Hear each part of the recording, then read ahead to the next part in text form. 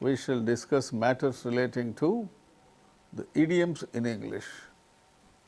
An idiom, also called idiomatic expression, is a word or a phrase that has a figurative meaning. This meaning is different from the literal meaning of the idiom's individual elements. That means, idiom or an idiomatic expression. What is this idiom? Idiom is a word or a phrase which has got a figurative meaning. What is figurative meaning?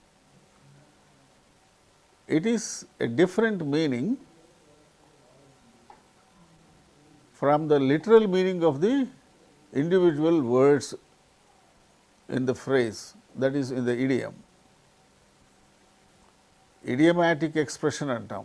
Idiomatic expression అనగా అది ఒక పదం కావచ్చు, లేకుంటే ఒక phrase కావచ్చు. కానీ అందులో ఉన్నటువంటి పదాల యొక్క భావానికి భిన్నంగా వేరొక అర్థం అక్కడ స్ఫురిస్తుంది. దాన్ని ఇడియం అంటాం. దాన్ని ఫిగరేటివ్ మీనింగ్ అని అంటాం. వేరే భావం అక్కడ స్ఫురించడం. సో అలాంటి ఎక్స్ప్రెషన్ని ఇడియమాటిక్ ఎక్స్ప్రెషన్ అంటాం. Idioms don't mean exactly what the words say. All the idioms have a hidden meaning in them. ప్రతి ఇడియం కూడా లోపల దానికి ఒక గుప్త అర్థం, అంటే ఒక సెపరేట్ భావం అక్కడ ఉంటుంది, నిక్షిప్తమై ఉంటుంది అన్నమాట. ఆ పదాలకు ఇడియంలో ఉండేటువంటి పదాల యొక్క భావానికి భిన్నమైనటువంటి భావం ఉంటుంది. అలా భిన్నమైన భావాన్ని వ్యక్తం చేసేటువంటి ఆ పదాలని లేకుంటే పదాల సముదాయాన్ని మనం ఇడియం అంటాం. So how these idioms function? Let us see. For instance, kick the bucket. Kick the bucket. Bucket ni tanadam. That is the external meaning. The meaning of these expressions is separate from the literal meaning. Spill the beans. Beans ante avi kayalu. Beans. Spill the beans. Aa kayalu valadam. కాయలు వలవడం ఏమిటి? Kick the bucket. బకెట్ను తానేయడం ఏమిటి? అవి these are all external meanings, but internal meanings are different. Their meanings are however used figuratively. They mean the first one, kick the bucket అంటే die. వాడు బాల్చి తన్నేసాడు అంటుంటారు తెలుగులో. బాల్చి తన్నేయడం అంటే చనిపోవడం. కిక్ ది బకెట్, ఆ బాల్చి తనేయడం అనేది కిక్ ది బకెట్ అనే ఇంగ్లీష్కు ట్రాన్స్లేషన్ అన్నమాట. అలాగే spill the beans,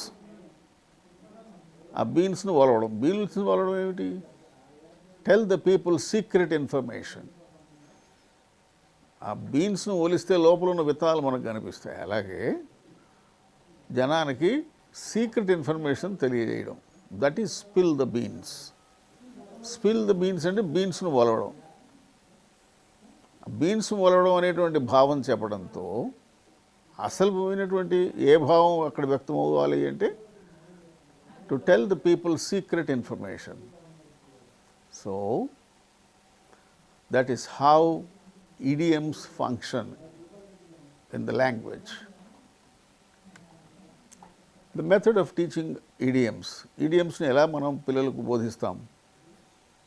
Through inductive method. This is the most suitable method to teach idioms because there are no proper rules to teach thousands and thousands of idioms. వేలాది idioms ఉన్నాయి ఇంగ్లీష్లో. వాటన్నిటిని నేర్పడానికి ప్రత్యేకమైనటువంటి rules regulations ఏమి లేవు. So only inductive method, అంటే through examples. Teacher has to give as many examples as possible for the idioms to enable them to understand and use them in their own sentences. వాటిని పూర్తిగా అర్థం చేసుకొని తమ సొంత మాటల్లో సొంత వాక్యాల్లో ప్రయోగించే విధానం నేర్చుకోవడం. అక్కడ టీచర్ ఎక్కువగా ఎగ్జాంపుల్స్ ఇవ్వడం ద్వారా ఈ ఇడియమ్స్ను నేర్పిస్తారు. ఇడియం గురించి avgahana. So, to give the students good idea relating to idioms is through examples, citing examples where the idioms are used. Okay? Then give opportunities to the students to express the same meaning in their own sentences. So, that is how we have to teach idioms to students and make them understand the figurative use of idioms and make them also use the idioms in their own sentences. For example, let us see some idioms, their actual meaning and usage. See the idiom, add fuel to the fire. అగ్నికి ఆజ్యం పోసినట్లు. ఆజ్యం అంటే నెయ్యి పోసినట్టు. నెయ్యి కనుక వేస్తే అది ఇంకా బాగా మండుతుంది కదా. Add fuel to the fire, that is the idiom. What's the actual meaning? అక్కడ మంట మండుతుంటే ఆ మంటకు ఫ్యూయల్ వేయడమా? No, that is the literal meaning. But actual meaning is to worsen the bad situation. Already is a bad situation and to worsen it. దాన్ని ఇంకా పాడు చేసేయడం. Let us see an example. Add fuel to the fire. That means it is not adding fuel to the fire actually. The actual meaning is worsening the situation. Already it is a bad situation and it is to be worsened. దాన్ని ఇంకా పాడు చేయడం. For instance, if it is used in the situation like this, Raghu was already upset. You were teasing him, just added fuel to the fire. Already వాడు upset అయి ఉన్నాడు, నువ్వు వాడిని teach చేస్తున్నావు. అది ఎట్లా ఉంది? It is just adding fuel to the fire. So ఇడియమ్స్ని ఆ సిచ్యువేషన్స్ని బట్టి ఇడియమ్స్ని మనము సెలెక్ట్ చేసుకోవడము, యూజ్ చేయడము చేయాల్సి ఉంటుంది. Okay, another idiom, a blessing in disguise.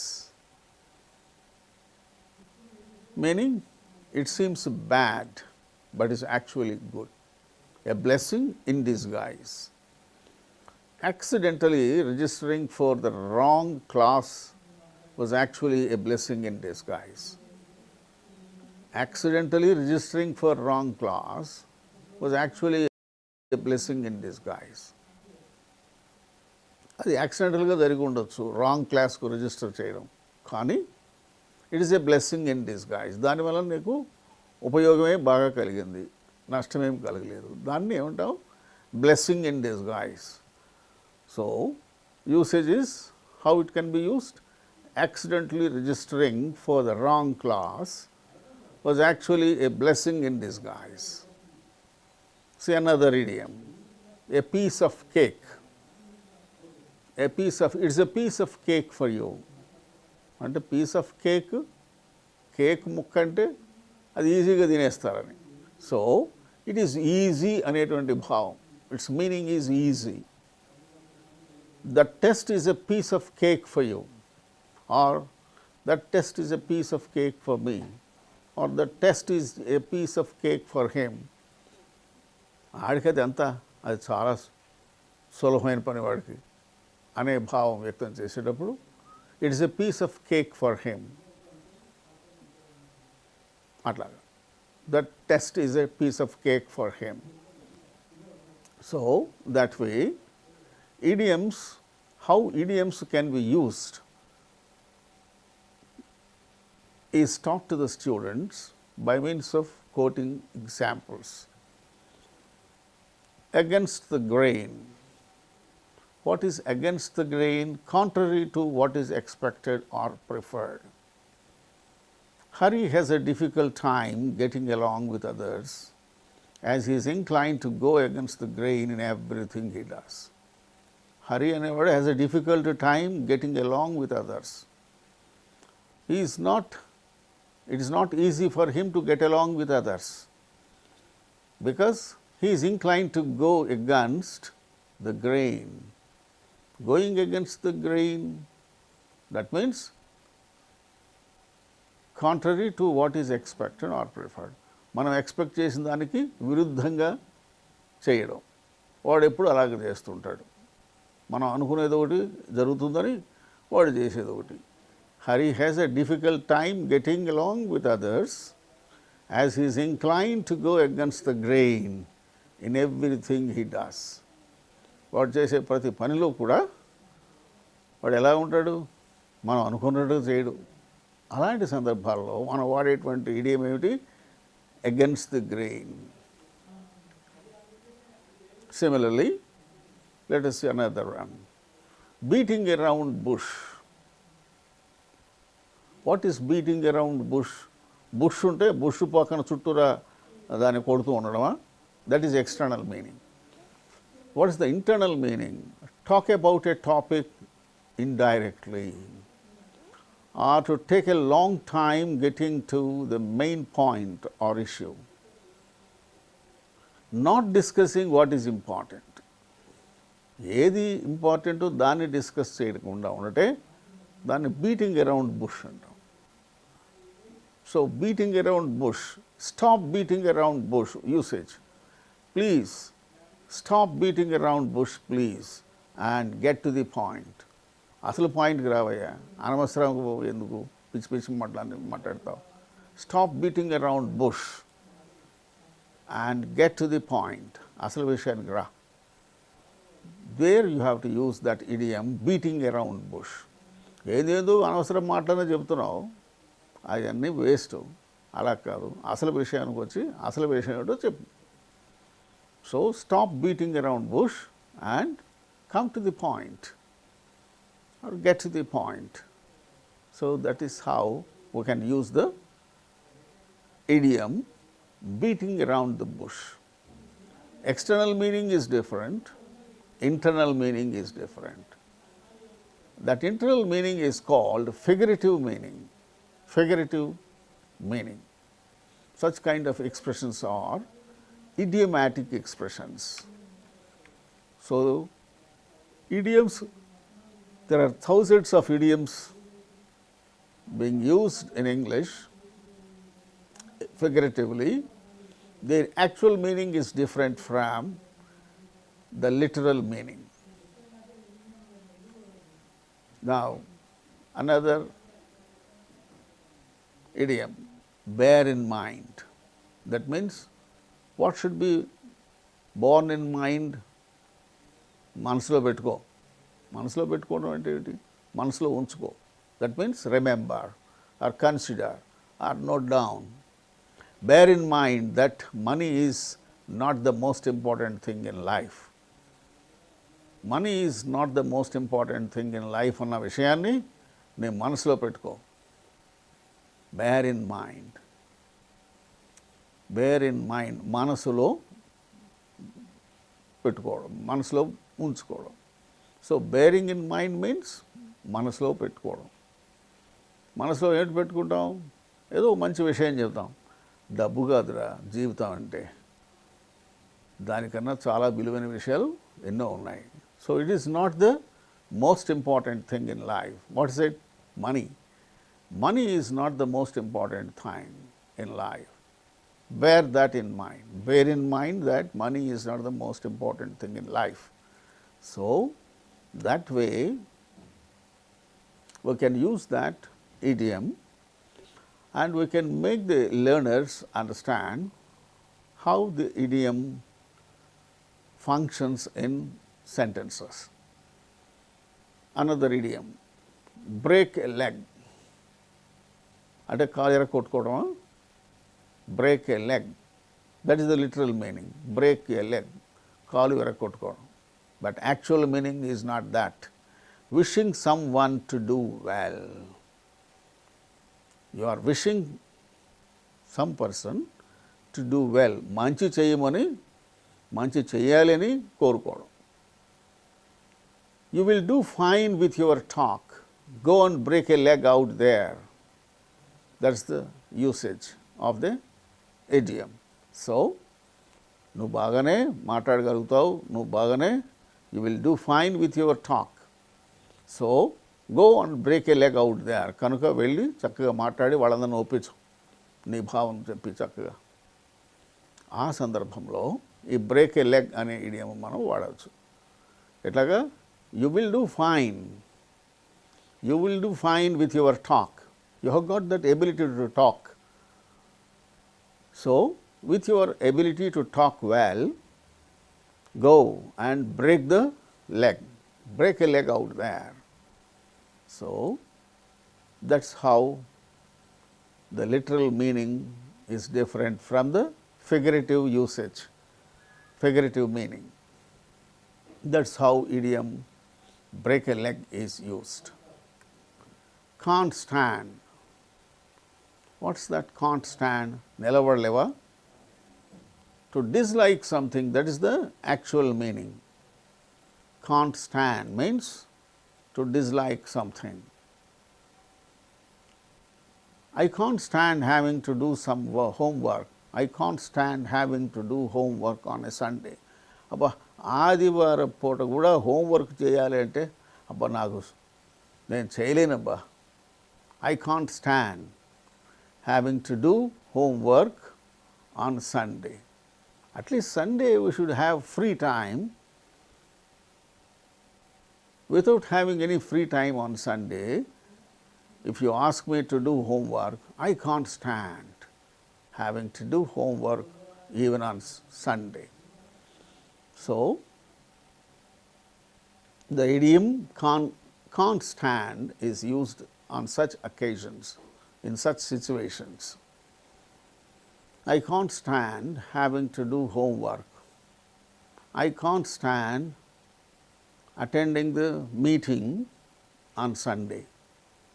I can't stand attending a meeting. ఆదివారం పూట ఏం మీటింగ్ రా బాబు, కాస్త విశ్రాంతిగా ఇంటి దగ్గర ఉండకుండా. ఆదివారం సెలవు ఇచ్చేది దానికోసరం కదా. ఆ భావంలో ఈ ఇడియం వాడతాం అన్నమాట. Can't stand, I can't stand. I can't stand attending a meeting on Sunday. Check out that. What's that check out that? దాన్ని చెక్ చేయి. ఏమిటి చెక్ చేయడం? Give that a look. అది దాని భావం. దాని గురించి కొంచెం ఆలోచన చేసి చూడు. Check out that very cool looking car. అది మంచిగా కనిపిస్తుంది ఆ కారు, దాన్ని ఒకసారి బాగా సరిగా చూడు, దాని గురించి కొంచెం ఆలోచన చేయి అనడంలో check out that car. That means give your look towards that particular car which looks decent. So check out that అనంటే గివ్ ఏ లుక్ అనేటువంటి భావంలో ఆ ఇడియం వాడతాం అన్నమాట. Can't stand, I can't stand attending a program on Sunday, attending a meeting on Sunday. అలాగే check out that cool car అంటే have a look at it. దాన్ని అసలు చూసావా ఎప్పుడన్నా? ఒకసారి చూడు, దాన్ని చూసి నీ అభిప్రాయం చెప్పు, దాన్ని కొనుక్కుందామా వద్దా. Likewise, in such situation we can use check out that. Don't sweat it. Don't worry about it. Don't sweat it means don't worry about it. దాని గురించి చింతపడవద్దు, ఆ విషయం గురించి చింతపడవద్దు. ఏమిటి చింతపడవద్దు? అది అసలు భావం. డోంట్ స్వెట్ ఇట్ అంటే చెమట గార్చొద్దు, ఆ విషయంగా చెమట గార్చొద్దు. చెమట స్వెట్ అంటే చెమట గార్చొద్దు. అక్కడ చెమట కార్చడం కాదు, that is literal meaning. Actual meaning is don't worry about it. So how do you use that idiom? You accidentally scratched my car but I don't care, don't sweat it. నువ్వేదో కావాలని నా కారుకు గీతలు గీయలేదు, ఏదో యాక్సిడెంటల్గా జరిగిపోయింది. Don't worry, don't sweat it. I don't care.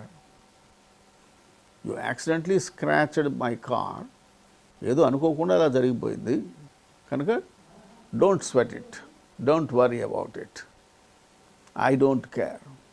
ఆ భావంలో don't sweat it అనేటువంటి ఆ ఇడియంని మనం వాడవలసి ఉంటుంది. So every idiom has got inner meaning, external meaning. A literal meaning, that is the external meaning. External meaning is different from the inner meaning. Inner meaning is the real meaning in which the idiom is being used.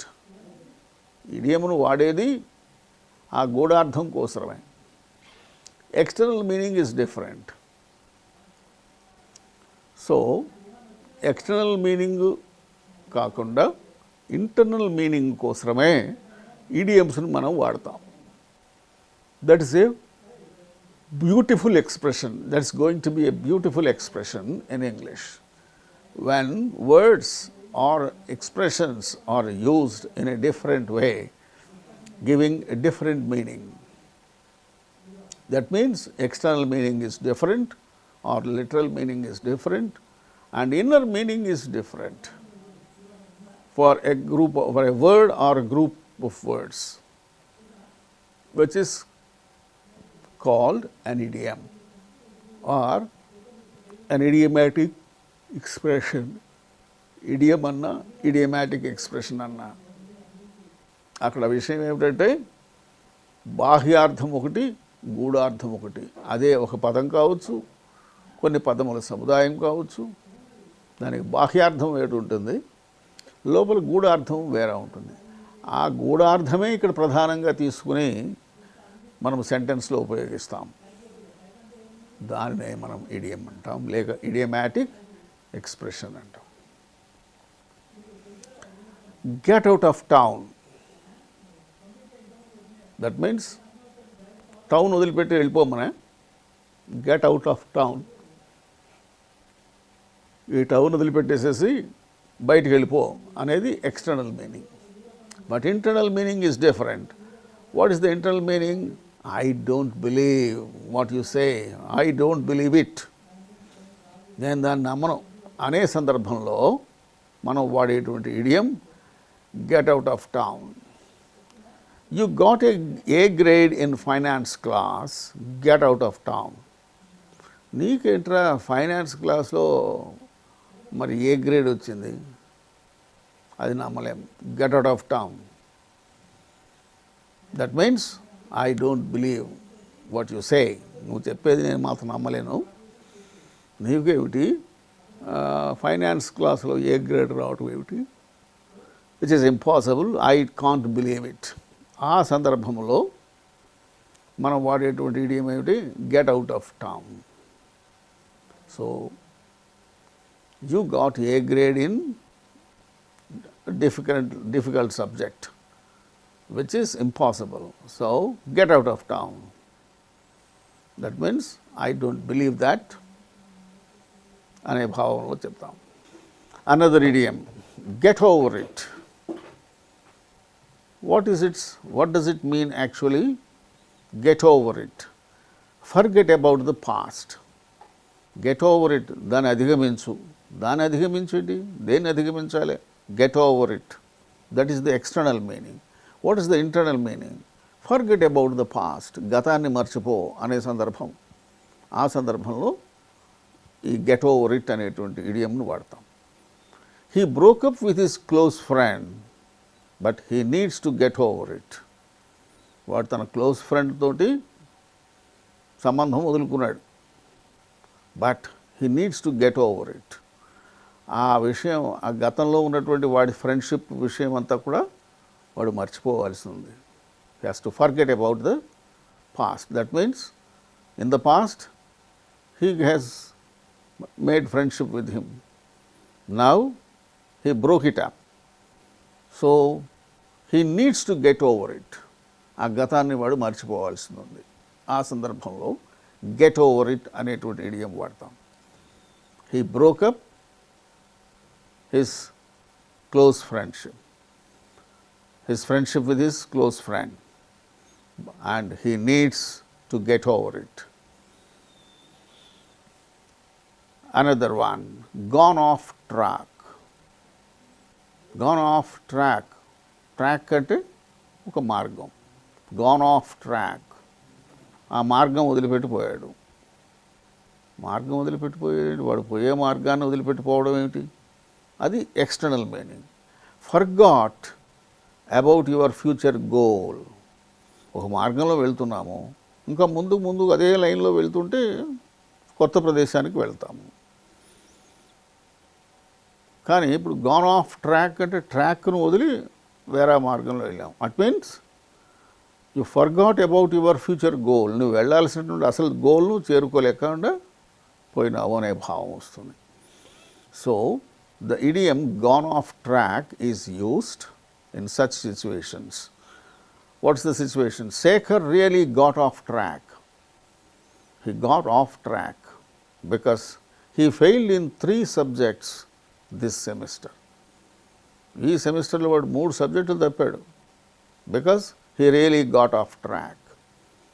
వాడు మంచిగా చదువుకునేవాడు, శ్రద్ధగా చదువుకునేవాడు, వాడికి ఏమైంది? ఈ సెమిస్టర్లో 3 subject తప్పాడు వాడు అనే సందర్భంలో మనం గాట్ ఆఫ్ ట్రాక్ అనేటువంటి ఇడియంను వాడవచ్చు. Shekhar really got off track because he failed in 3 subjects this semester. So ఈ సెమిస్టర్లో 3 సబ్జెక్టు తప్పాడంటే ఏదో జరిగిపోయింది, వాడేదో he really got off track. ఆ సందర్భంలో ఆ ఇడియం వాడతాం. Hang on a second. See, this is another idiom. Hang on a second. Second మీద వేలాడమా? Hang on a second. Literal meaning అది అలా వస్తుంది. Hang on a second. లేదు ఒక సెకండు వెయిట్ చేయడమా? Wait for a moment. That is the real meaning. Hang on a second. Hang on a second. I am going to finish my lunch. Lunch చేస్తున్నాను, ఇంకా అంతా 1 నిమిషంలో అయిపోతుంది, కొంచెం wait చేయి. ఆ సందర్భంలో you can use hang on a second.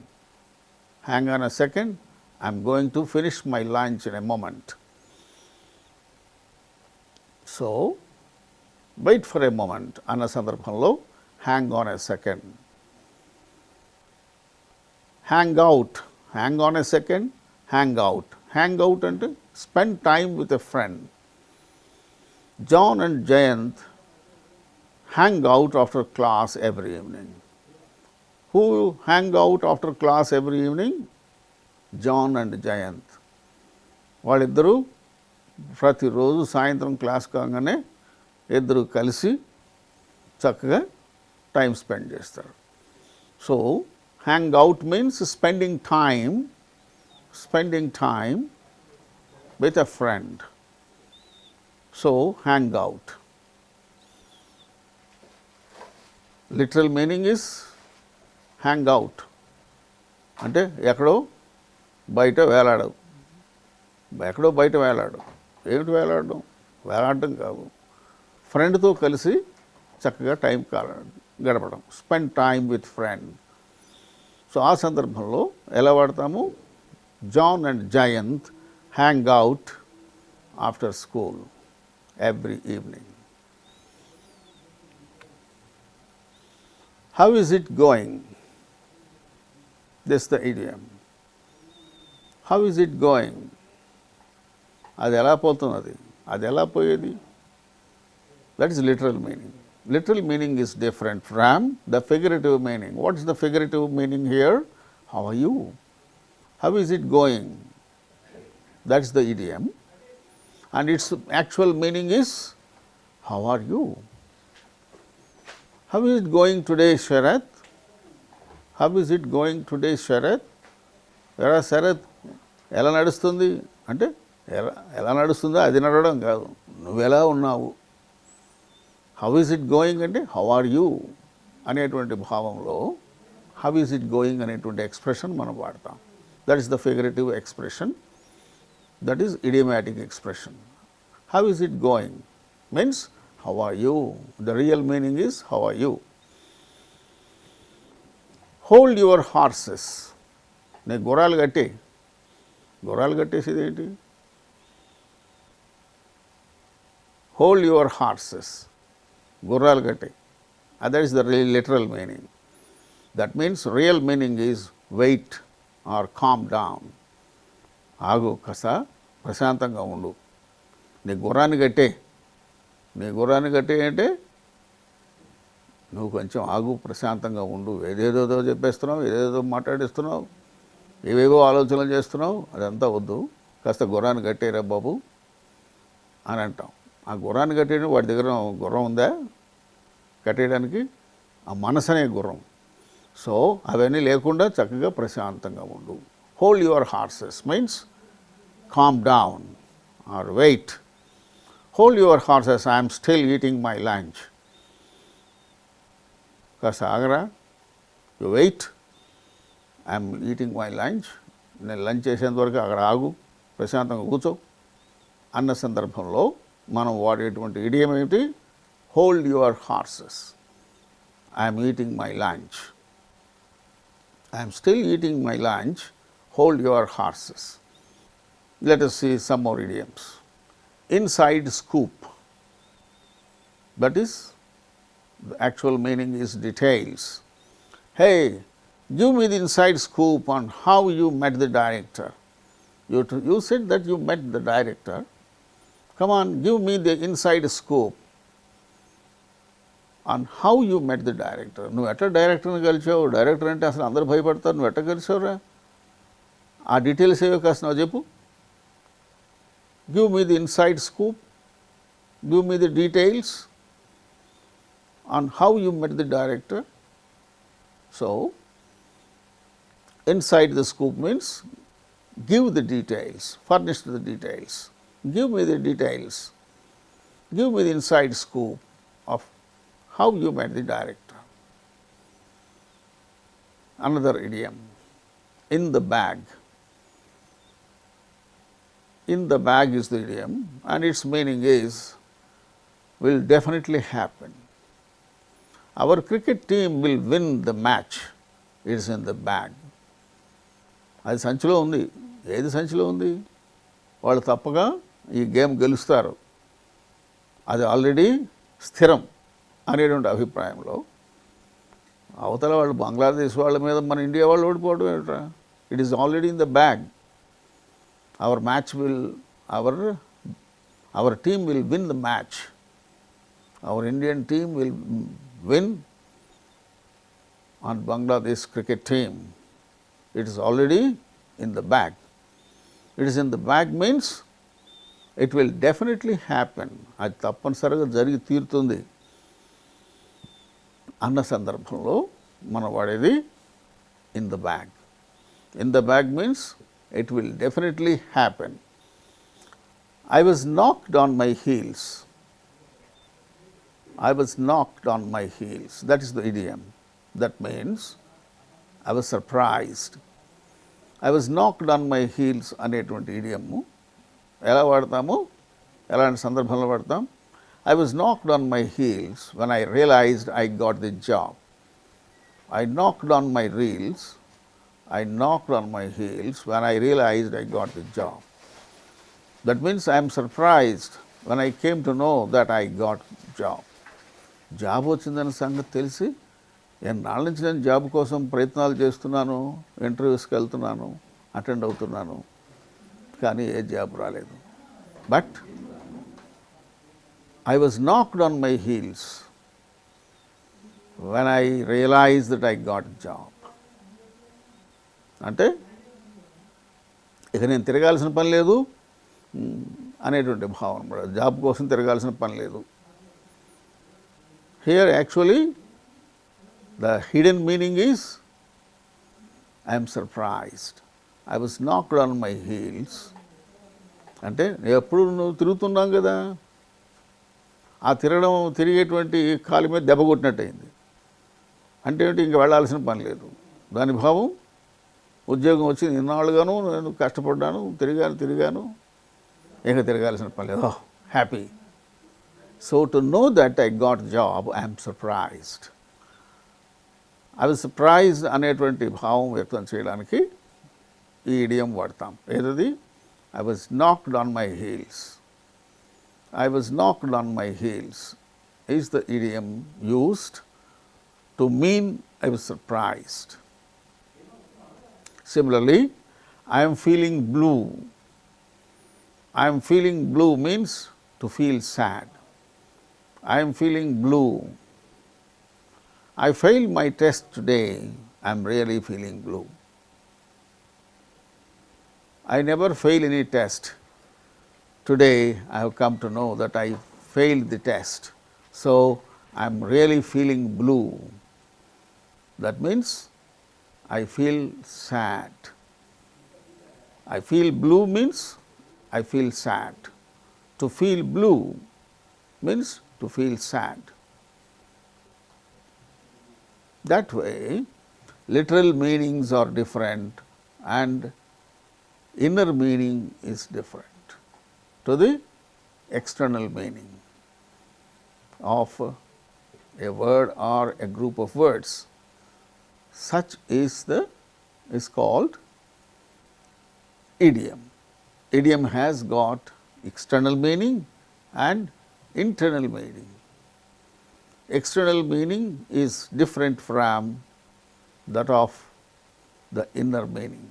The inner meaning is mainly figurative usage, figurative meaning. Let us see another idiom. In the nick of time, something happening at the last possible moment. Nick of the time వస్తావేరా నువ్వు అంతసేపు, ఎప్పటిదాకా ఏం చేసావు? Nick of the time. Nick of the time అంటే ఆ time యొక్క కొన భాగం. టైం కొన భాగం ఏమిటి? Something happening at the last possible moment. Something is happening at the last moment. The firefighter saved the child, that is the usage. The firefighter saved the child from the burning building in the nick of time. ఆడు వచ్చాడు fire fighter, వచ్చి ఆ burn అవుతున్న బిల్డింగ్లో నుంచి చిట్ట చివరి నిమిషంలో ఆ చిన్న బిడ్డను సేవ్ చేశాడు. ఎప్పుడు వచ్చాడు వాడు? In the nick of time, చిట్ట చివరి నిమిషంలో. ఆడు కనుక ఆ సమయం రాకపోతే ఇంకా పిల్ల దక్కేది కాదు అన్న సందర్భం. So the fire fighter saved the child from the burning building in the nick of the time. So, if you get any chance to do something at the last minute, then you can say it happened at the nick of the moment. ఆ nick of the మూమెంట్లో జరిగింది. What is the nick of the moment? Something happened at the last minute. Laid back, relaxed. See, relaxed, laid back. Joe is not excited, he is laid back. వాడు ఏం excite కాలేదు, చక్కగా రిలాక్స్డ్గా ఉన్నాడు. Joe is not excited, he is laid back. That means he is relaxed. ఆ సందర్భంలో వాడేమో హడావుడి పడడం లేదు, చక్కగా రిలాక్స్డ్గా ఉన్నాడు. పరీక్షలు వచ్చేసేసాయి, ఇంకా అంతా 2-3 రోజులు పరీక్షలు వచ్చాయి. ఇంతకుముందు అయితే 15 రోజులు 20 రోజులు టైం ఉంది, అదేదో ఎలక్షన్లు వస్తున్నాయని చెప్పి వాళ్ళు పరీక్షలు ప్రీపోన్ చేశారు. అయినా వీడు ముందు నుంచి బాగా చదువుకుంటాడు కదా. Therefore he is not excited, he is laid back. That means he is relaxed. ఆ రిలాక్స్ అనే సందర్భంలో మనం లైడ్ బ్యాక్ అనేటువంటి ఆ ఇడియము మనం వాడవచ్చు. he is not excited, he is laid back. Last shot, that means last chance. The final exam is my last shot to get a grade. అన్నింటిలో బాగానే మార్కులు వచ్చాయి. ఇప్పుడు ఈ లాస్ట్ ఎగ్జామినేషన్లో కూడా, ఫైనల్ ఎగ్జామినేషన్లో కూడా మంచి మార్కులు వచ్చేస్తే నాకు ఏ గ్రేడ్ వస్తుంది. So the final exam is my last shot. That means my last chance to get A grade. ఇదే లాస్ట్ ఛాన్సు.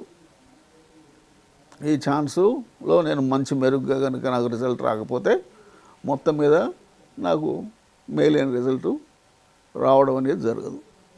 కాబట్టి the final exam is my last shot to get A grade.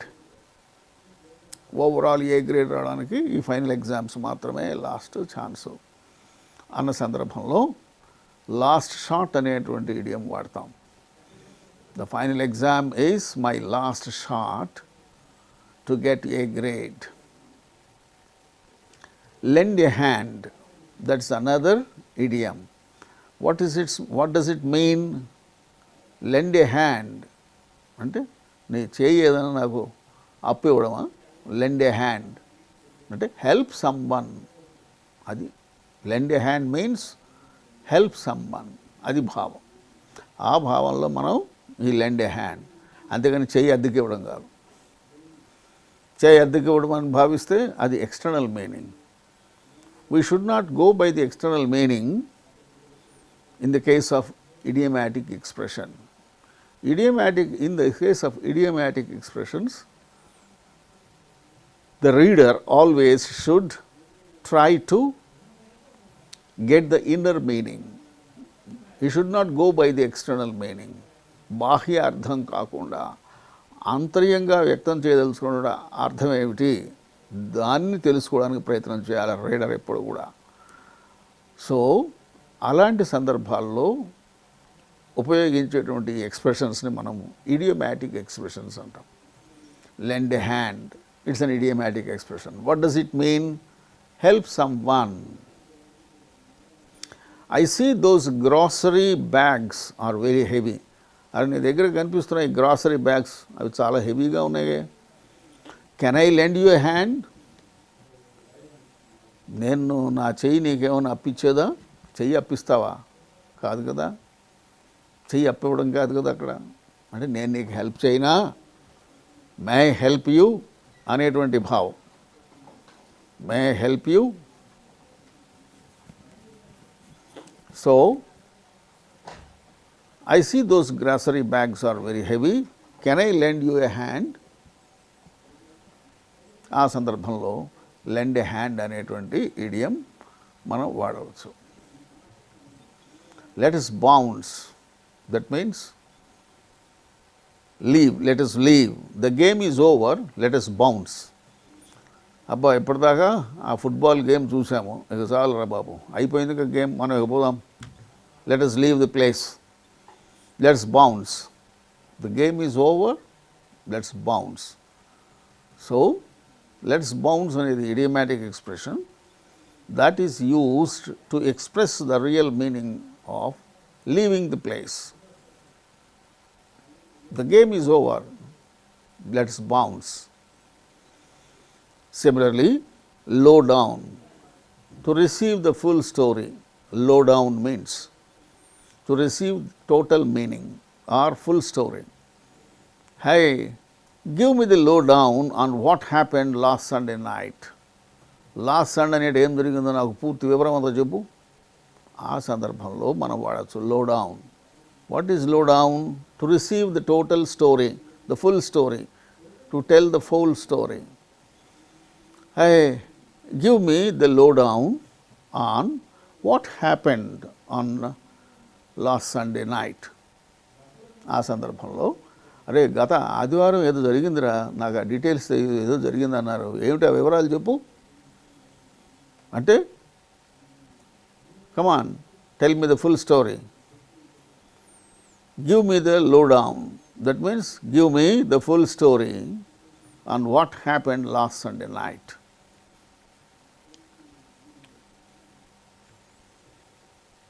Take a chill pill. That's the idiom. Take a chill pill. That means the real meaning is asking someone to calm down. That is the meaning. How is it used? I don't think the test will be too hard. Take a chill pill. ఏంటి అక్కడ అర్థం? To ask someone to calm down. That is the meaning. Take a chill pill అంటే I don't think the test will be too hard. ఆ పరీక్ష అంతా మరీ అంత కఠినంగా ఉంటుంది అనుకోను. కాస్త నువ్వు ప్రశాంతంగా ఉండు. Take a chill pill. That means you are asking that individual to calm down. I don't think the test is going to be that hard. So, take a chill pill. Chill pill అంటే ఏదైనా pillow తీసుకొని note వేసుకోవడమా? No. It's not that. But it means that you are asking that individual to calm down. That is, take a chill pill. Hit the books. Hit the books అంటే ఆ బుక్స్ని పట్టుకొని hit చేయడమా? Hit the books. It is not hitting the books. That is the literal meaning. But actual meaning is to study. పుస్తకాలు ఏం చేస్తాం? చదువుకొని అందులో విషయాన్ని గ్రహించడానికి ప్రయత్నం చేస్తాం. That is, we have to try to study, read and study. So, hit the books means study the books. To study. You can't go to the party tonight, you have to hit the books. ఏదో party అని బయలుదేరేవరా? No. You can't go to the party tonight because you have got exam tomorrow. So, you have to hit the books. రేపు పరీక్ష ఉందని చెప్పావు కదరా, మర్చిపోయావా? No, you should not go to attend the party and make enjoyment because tomorrow you have examination. You have to hit the books. ఈ పూటంతా కూర్చొని పుస్తకాలతో కుస్తీ పట్టాలి. పుస్తకాలతో కుస్తీ పడతామా? అది తెలుగులో ఇడియమాటిక్ ఎక్స్ప్రెషన్. కూర్చో, పుస్తకాలతో కుస్తీ పట్టు. పుస్తకాలతో కుస్తీ పడతారా అంటే దాని భావం ఏంటి? ఇంగ్లీష్లో హిట్ ది బుక్స్, పుస్తకాలతో కుస్తీ పట్టు. పుస్తకాలతో కుస్తీ పట్టరు. You have to study sincerely and seriously. You can't go to the party tonight. You have to hit the books. Hit the books means make good study. That's the real meaning. That way, the real meaning is different from the external meaning in the case of idiomatic expressions. See the idiom, to touch base.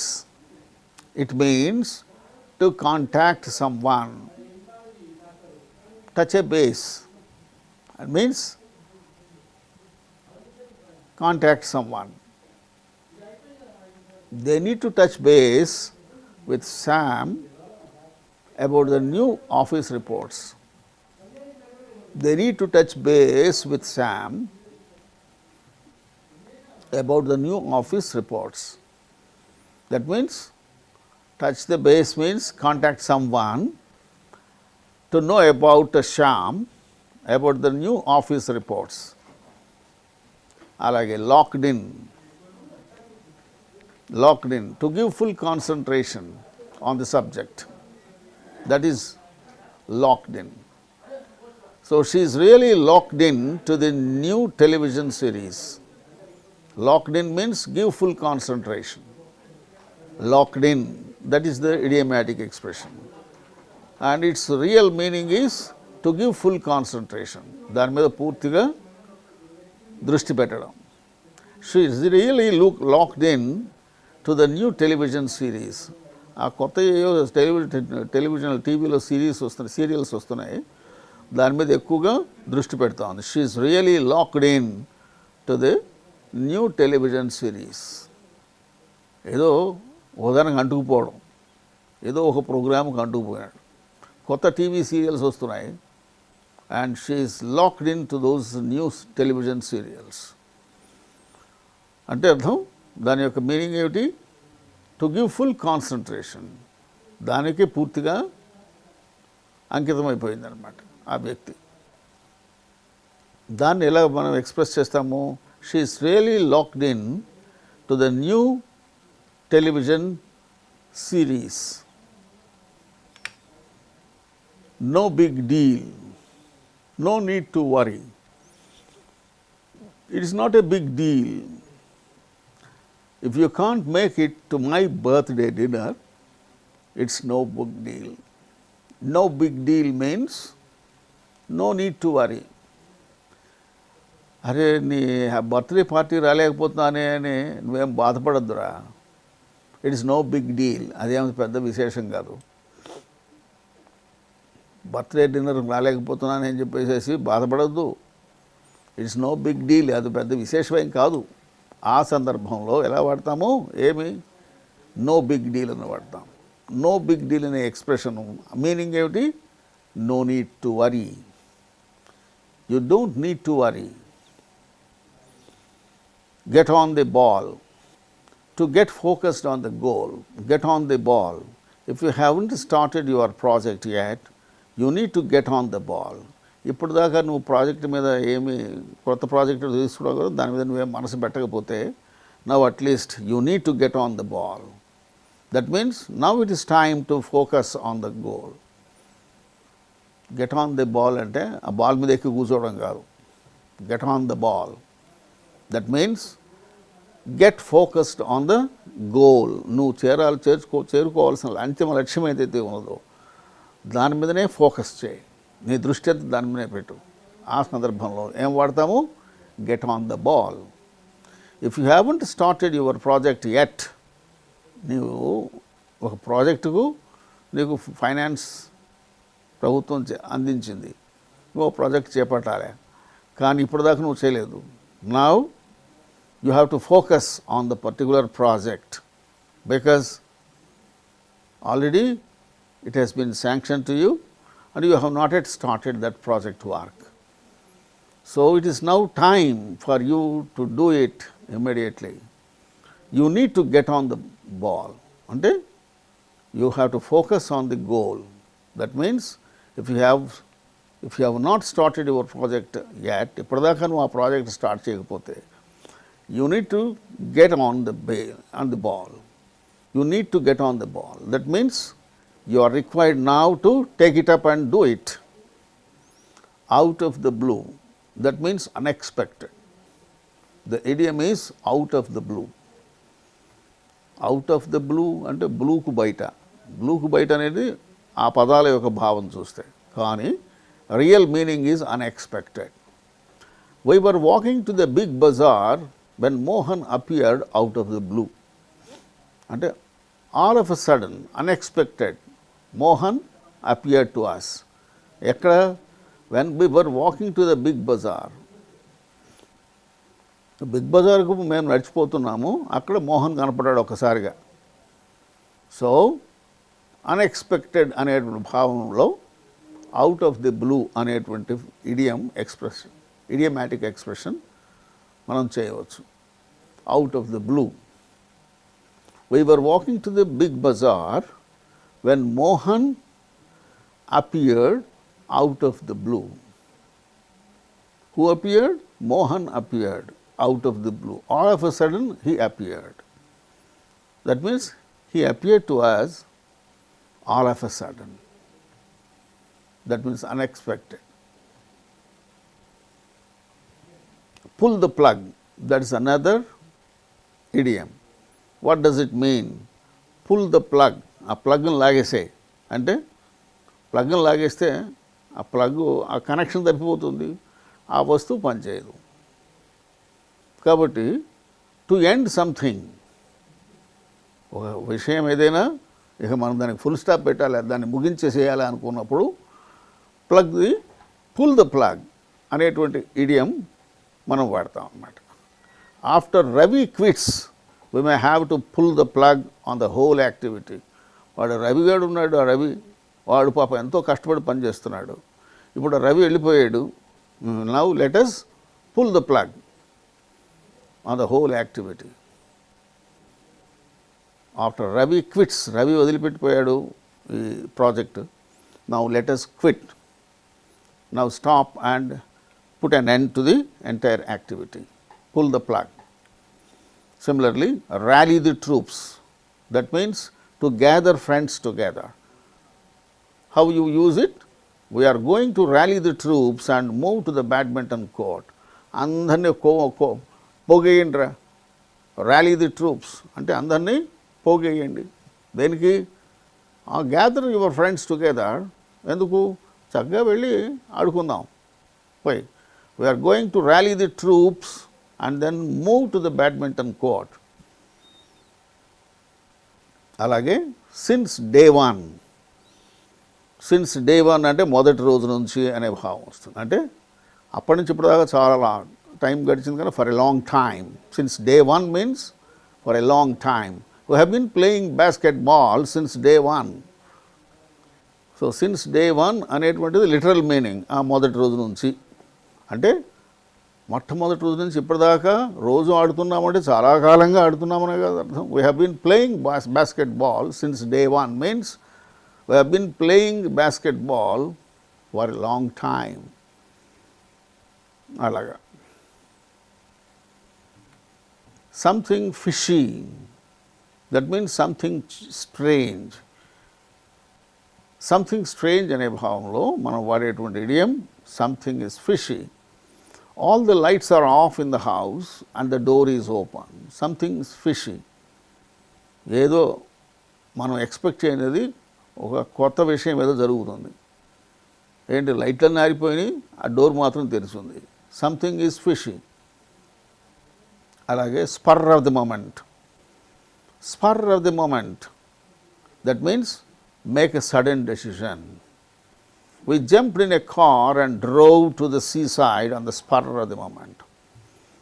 We jumped into the car and drove to the seashore on the spur of the moment. That means we took a sudden decision and then we moved out. ఆ సందర్భంలో the spur of the moment అనేటువంటి idiom వాడతాం. Stay on track, to stay focused on the goal. That's the real meaning. You should not watch TV right now. You need to stay on track and study. ఇప్పుడు నువ్వు TV చూసే పని కాదురా బాబు, పరీక్షల దగ్గరకు వచ్చినాయి, చక్కగా చదవాలి. You need to stay on track and study. Likewise, stick with your goal. That means continue to do something. You should stick with soccer because you are very good at it. That way, stick with goal. Take it easy, calm down. You failed only in first test. You will have many more tests. Take it easy. అంటే take it easy అంటే దాన్ని తేలిగ్గా తీసుకో. తేలిగ్గా తీసుకుంటే ఏమవుతుంది? నువ్వు ప్రశాంతంగా ఉండు అని అర్థం అనమాట. ప్రశాంతంగా ఉండు అనేటువంటి అర్థంలో మనం వాడేటువంటి idiom take it easy. Similarly, the stars have aligned. అంటే the moment is right. The stars have aligned because he won the lottery on his birthday. చూసావా, వాడికి స్టార్స్ అన్నీ అలైన్ అయినాయి. చక్కగా వాడి బర్త్డే నాడు వాడికి లాటరీ వచ్చేసేసింది. ఆ సందర్భంలో ద మొమెంట్ ఈజ్ రైట్ అనే భావంలో ద స్టార్స్ హ్యావ్ అలైన్డ్ అనేటువంటి ఇడియమాటిక్ ఎక్స్ప్రెషన్ మనం వాడవచ్చు. Throw an idea around. That means casually suggest an idea. I want to throw an idea around for tomorrow's event in our community. అలాగే ఇంకొక idea ఏమేంటి? Time flies. Time ఎగిరిపోద్దా? Time flies. Time ఎగిరిపోదు. Time won't fly. అంటే time passes very fast. I can't believe the weekend is already over. Time flies. అప్పుడే వారం గడిచిపోయిందా? వారాంతం కూడా గడిచిపోయిందా? I can't believe the weekend is already over. Time flies. ఆ సందర్భంలో టైమ్ ఫ్లైస్ అనేటువంటి అది వాడతాం. On the same page means having similar thoughts. I'm glad we're on the same page with our ideas for the project. What's up. What's up అంటే how are you అని అర్థం. Suman what's up means Suman how are you. That is the literal meaning and idiomatic expression. And as teachers, we have to keep these important things in view.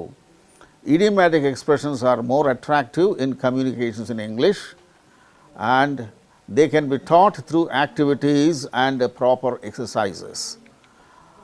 Suggested activities are teacher and the students should go through the prescribed reader and identify the idioms used there. Another activity is students may be asked to read out reputed English newspapers and trace out idioms used. Students may be asked to listen to radio or TV English news and find out idioms used over there. These are all suggested activities. And suggested exercises are fill in blank type, fill in blanks in the sentences with suitable idioms. Sentence ఇస్తాము, suitable idiom తోటి ఆ blank పూర్తి చేయాలి. Read the following sentences, underline the idioms used. Sentences ఇస్తాము, అక్కడ idiomatic expression ఉంటుంది, ఏది ఆ idiom ఏదో identify చేయమంటాం. Write your own sentences using the following idioms. Idioms ఇచ్చి వాటిని ఓన్ సెంటెన్సెస్లో రాయమని చెప్పడం, యూజ్ చేయమని చెప్పడం. These are all suggested exercises. By giving exercises and by involving students in different activities, we can make them aware of different idioms, how they are used and how they are to be used in different situations. Okay, wish you all the best.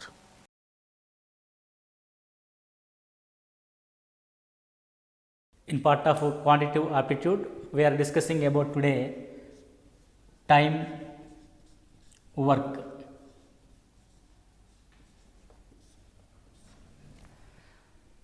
Time and work topic is very important. So, every competitive exams we can observe the time and work problems. The time and work is depends on the men working in the days. For example, if A working for 10 days, we are giving the work for the A, he has completed the work in 10 days. There is a just introduction about the 10 days of work, how it is completed. In one day, the work completed, and that means out of 10 days, 1 day work is completed. And that means out of 10, one part of work completed. This is completed work. In the same as 2 days. 2 days, in that means out of 10 days, 2 days of work completed. So, that was 2 by 10 work completed. 2 by 10, in that means that is finally 1 by 5 work is completed. In the same as from this example, we can form a rule. What is that rule? Now, before what we are observe the example, the A can complete the work in 10 days, but now it taken as A can complete the work in X days. So, in 1 day, 1 by X work completed. So, the any of the person is completed the work in X days, 1 day 1 by X of work completed in 3 days. Same as in 3 days, out of X days, 3 days of work completed, that is 3 by X work. So, if any person A can complete the work in X days in N days, N days means out of X days, N by X work completed. This is the basic for time and work. In how many days work is completed? In 1 day or in 2 days or in 3 days or N days. The work is completed out of X days, N day of work is completed if he is working for N days. So, from this basic scenario, we can formulate the another formulas also, the basic formulas for the time and work.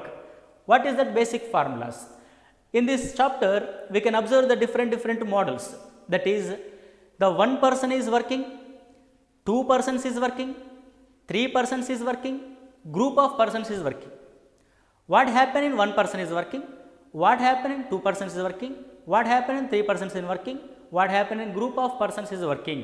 So, from that examples, we can go for the different types of models.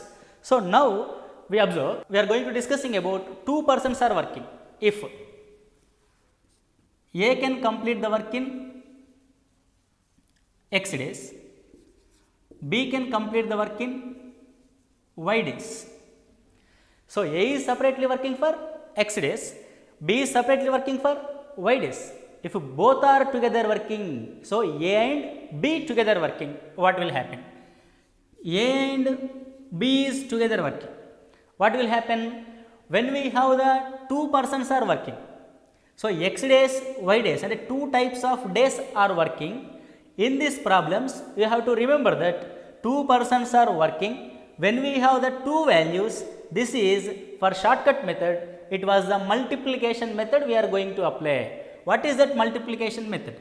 The X and Y both you multiply in the numerator and denominator. What will happen? The denominator will A and B together working. Together in that means they are adding to both of the work. So A work and B work is adding together, the work will be completed. A value is X, B value is Y, so that is X plus Y. That is the formula for A and B is working together, XY by X plus Y.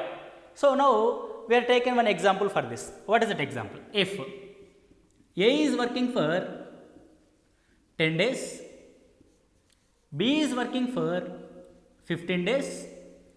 If both are working, A alone can complete the work in 10 days, B alone can complete the work in 15 days. If both together working, what will happen with both together working? The work will be completed in less than 10 days. The work will be completed in less than 15 days, because one person is complete the work in 10 days.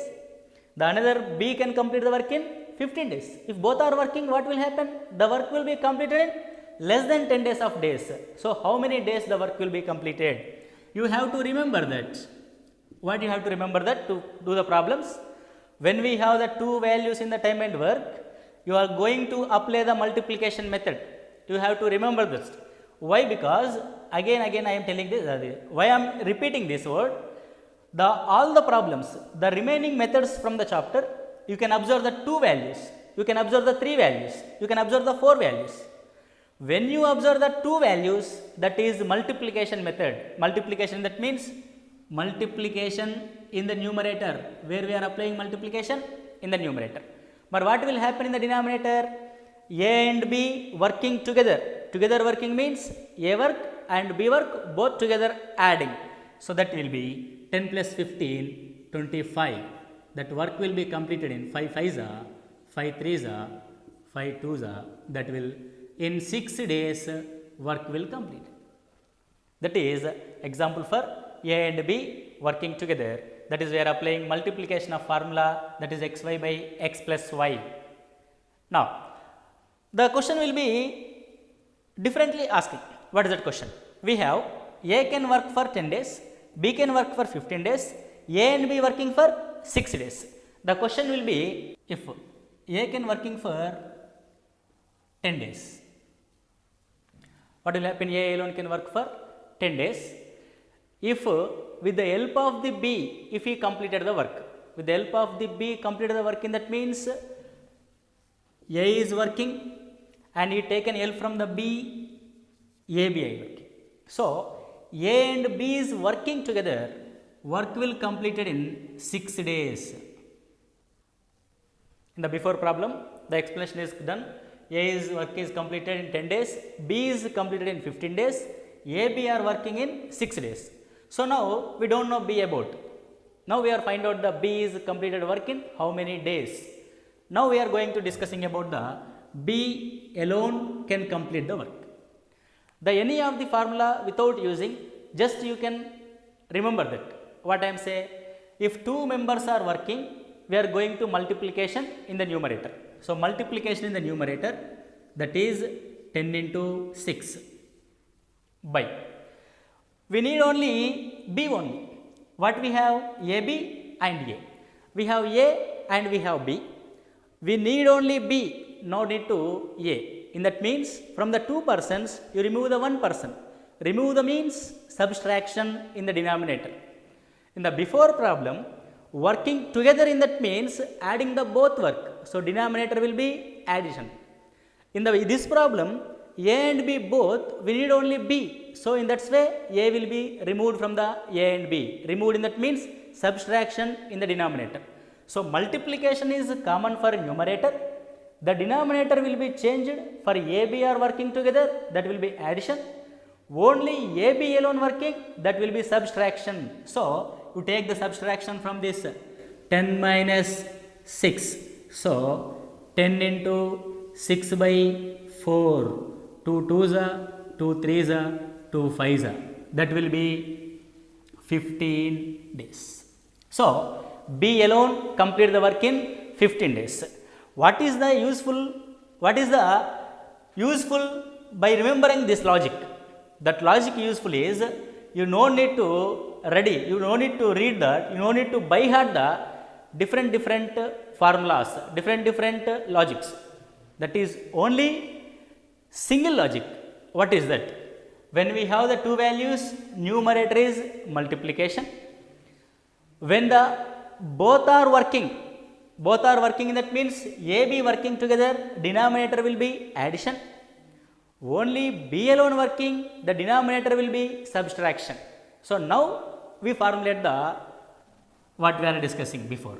A is X days, B is Y days, AB is working. When we have the two values, you take multiplication in the numerator. Next, denominator, what will happen? What will happen denominator? The denominator will be addition, because A and B both are working. That will be X plus Y. Same. A is working X days, AB together working in Y days. B alone can complete the work. B alone can complete the work in that means. Again you remember that when we have the two values multiplication, X into Y, the denominator only change. What is the denominator change? From AB, we need only B. In that means A is removed from the AB. Removed in that means subtraction. So, the logic is X minus Y. But you don't need to remember, you don't need to by heart the formulas. You only observe what is the logical statements I am giving. The logical statements are AB is working, denominator is addition, only B is alone working, subtraction in the denominator. That's it. This is the only AB are working. What will happen if C also joined with them? A is working X days, B is working Y days, C will join to him, the C can complete the work in Z days. So, we are going to discussing about A, B, C, 3 persons are working, what will happen? Now, if A, B, C, A, B, C, 3 persons are working together, what will happen? A can complete the work in 10 days alone. B can complete the work in 20 days.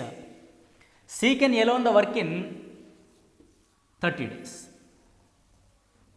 Before we are discussing about only AB is working, what we are logic? Multiplication by denominator will be addition or subtraction. When we have the three values, multiplication is not necessary. For that multiplication, we are using LCM for the three values. This is LCM. In the before AB is working, we are using only multiplication. M in that means multiplication.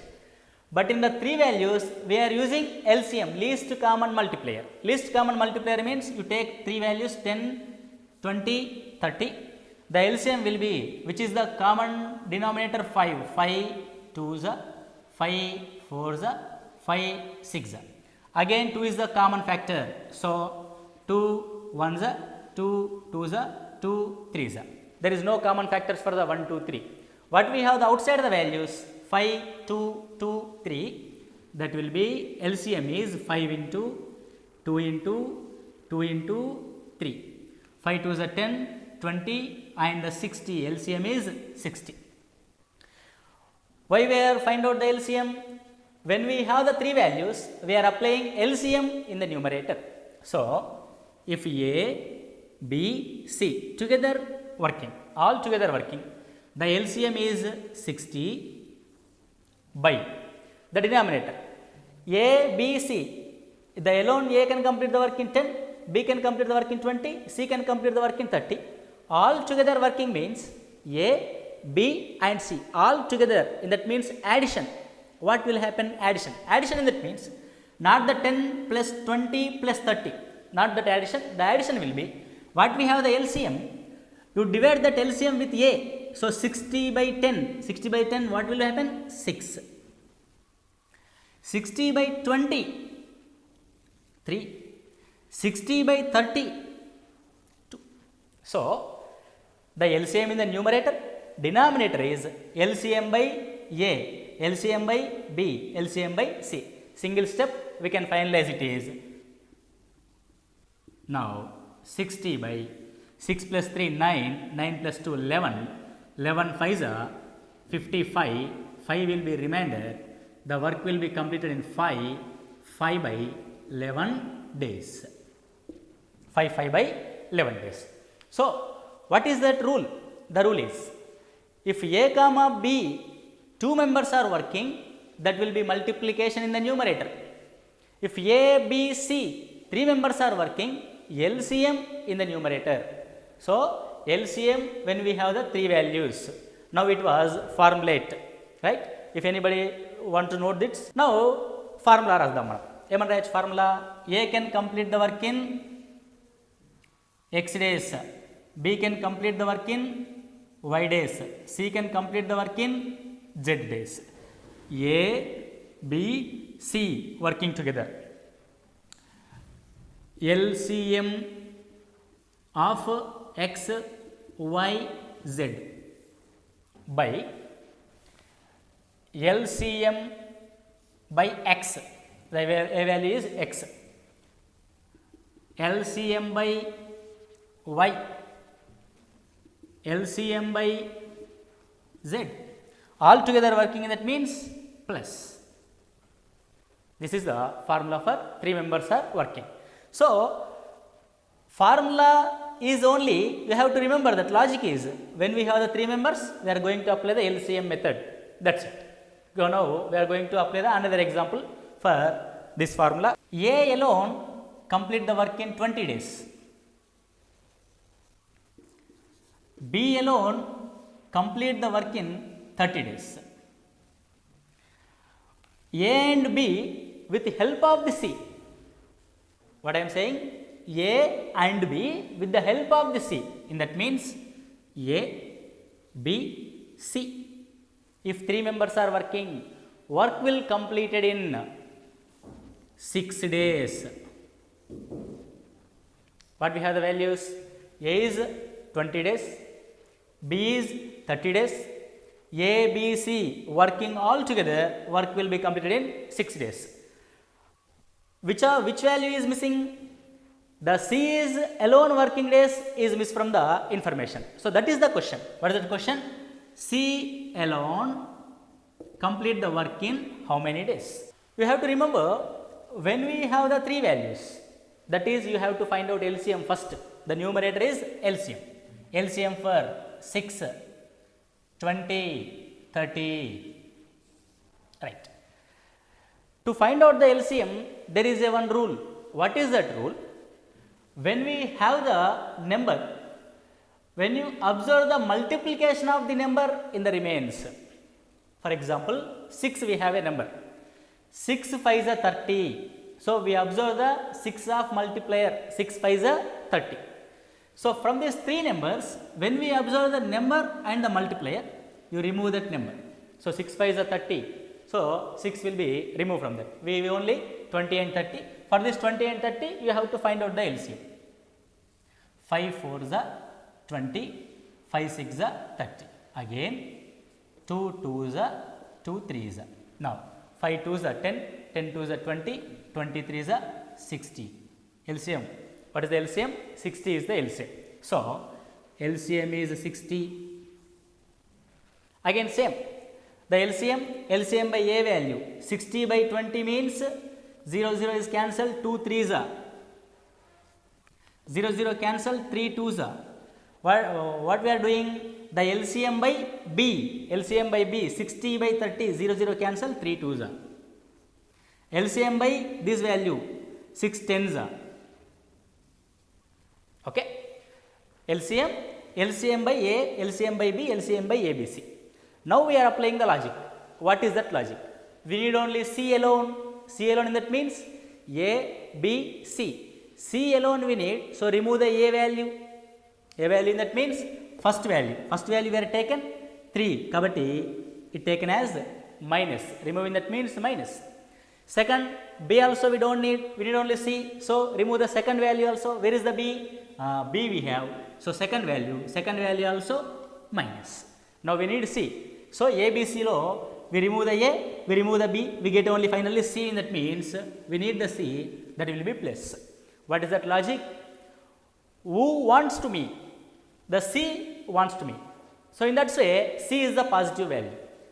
I don't want A, so I remove the A. I don't want B, so I remove the B. So that is the logic. 60 LCM is the common. LCM by A, LCM by B, LCM by C, that is also common. The question will be changed from one model to another model. You have to observe the logic. Which value we need? We need only C. So take C only positive, remains are negative. That's it. 60 minus 3 minus 2 minus 5, 10 minus 5, that will be 5. 5 12s.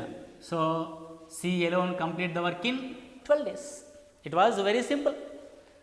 By remembering, you have to take logic.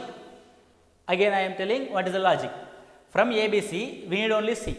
In that way, A value is negative. So A value is negative. First value is the A. B value is negative. So B value is negative. Second value is B. The third value is C is, that will be positive. Is it clear? Right. This is the ABC is working together. From the LCM, ABC all together working. All the values are addition. Only C is working, the remaining values are negative, C only positive. Now sometimes the question is, in the before question all the questions are A is alone working, B is alone working, C is alone working. In all the statements we have only one person. But some of the statements we observe A and B together working. In the question only we have A and B. B and C together working. A and C together working. And in all the statements we have two persons are working. A and B is working in 10 days. B and C is working in 15 days. C and A is working in 6 days. Is it clear? We have AB, we have BC, we have AC. In the before problem, we have A is separate value, B is separate value, C is separate value. But in this model, we have A, we don't have the A, we have A and B together. We don't have the B and C together. We don't have the C and A together, or A and C together. Okay?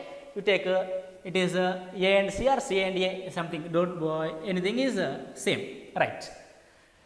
The question is, if A, B, C are working together, A, B, C all are working together, what will happen? What is the logic? When we have the 3 members, we are going to apply the LCM. LCM is 6, 15, 10. LCM. Right? What is the LCM? 15 and 20 is the common for the 5 multipliers. So 6 is not the common. So 6 is taken same. 5 3 is the 15. 5 2 is the 10. 6 and 3 is the common for 3. That is 3 2 is the 3 1 is the 2 is right. 2 and 2 is same for the 2 multiplier. 2 1 is the 1 is the 2 1 is the. Now taken LCM. 5 3 is the 15. 15 2 is the 30. So LCM is 30. So when we have the 3 values, whatever it is values, we have 3 types of values: 10 days, 15 days, 6 days. LCM is 30. The same LCM by value 30 by 10, 3, 30 by 15, 2, 30 by 6, 5. Right. What is the different from the before question to this question? In the before question we have only A 1%, we have B 1%, we have C only 1%. But in this problem, the 10 days of work belongs to AB, 15 days of work belongs to BC, 6 days of work belongs to CA, and in all the combinations we are observed 2 persons. So when we all the together are working in that means A, 2 A's we are observed, B, 2 B's we are observed, C, 2 C's are we observe. When we observe all the together are the person twice, you take the twice in the numerator. That is the change. The remaining all are the same. What is the change? When we have the 2 persons, 2 A's, 2 B's, 2 C's, for ABC only working, not the twice persons, A, B, C. Only single persons are working. The twice of the persons is multiplied with the value. Now all the together is working, and that means addition. What is that? All the together working, addition is only, that's it. 30 into 2 by 3 plus 2, 5, 5 plus 5, 10, 0 will be cancelled, 3 to the 6 days. And how many days they are working? 6 days they all together working. Is it clear? So that is very simple. The logic is when we are observe the 3 values, we are taken only LCM method only we are taken. The LCM is for all the 3 values. For all the 3 values LCM we are taken. LCM when we have the 2 persons we observe, that is multiplied with the 2 and the addition altogether 6 days. Is it clear? Right. In the same question, the question will be, we don't have the value of A can alone.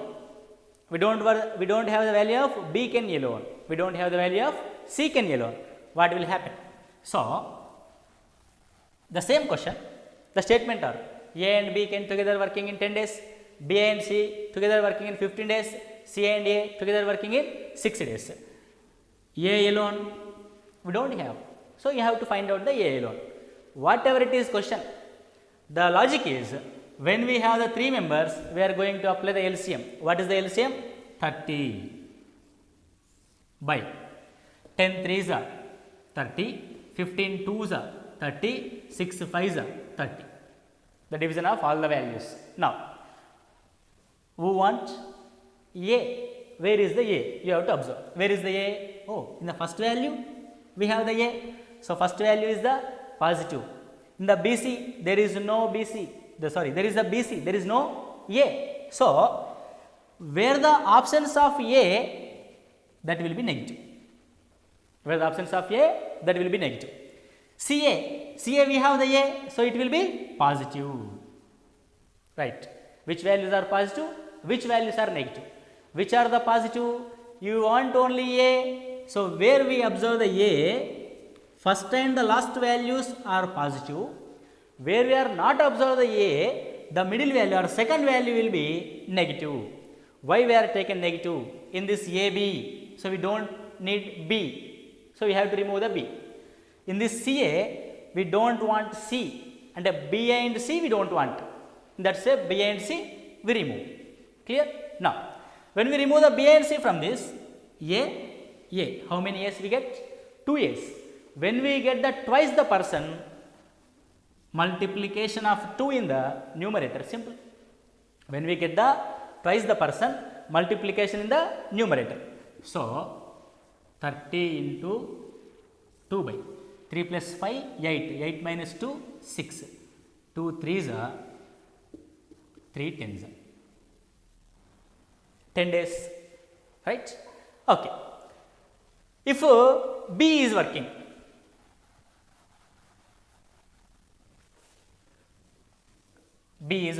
same. When we have the 3 values, LCM, and again LCM by 10, 3, LCM by 15, 2, LCM by 6, 5. B we need. B, where is the B? The first value, second value, we have the B. So, first and second value is the positive. Third value is the negative, because C and A is we don't need. That is the negative. And that means 30 by 3 plus 2, 5, 5 minus 5, 0. Why we get the 0 in the denominator? So B is, there is no working. How can you say that B is no working? A is already completed the work in 10 days. A is completed the work in 10 days. When you observe the question, A and B together can complete the work in 10 days. And that means there is without help of B, A can complete the work in 10 days only. Mari, what is the B of work?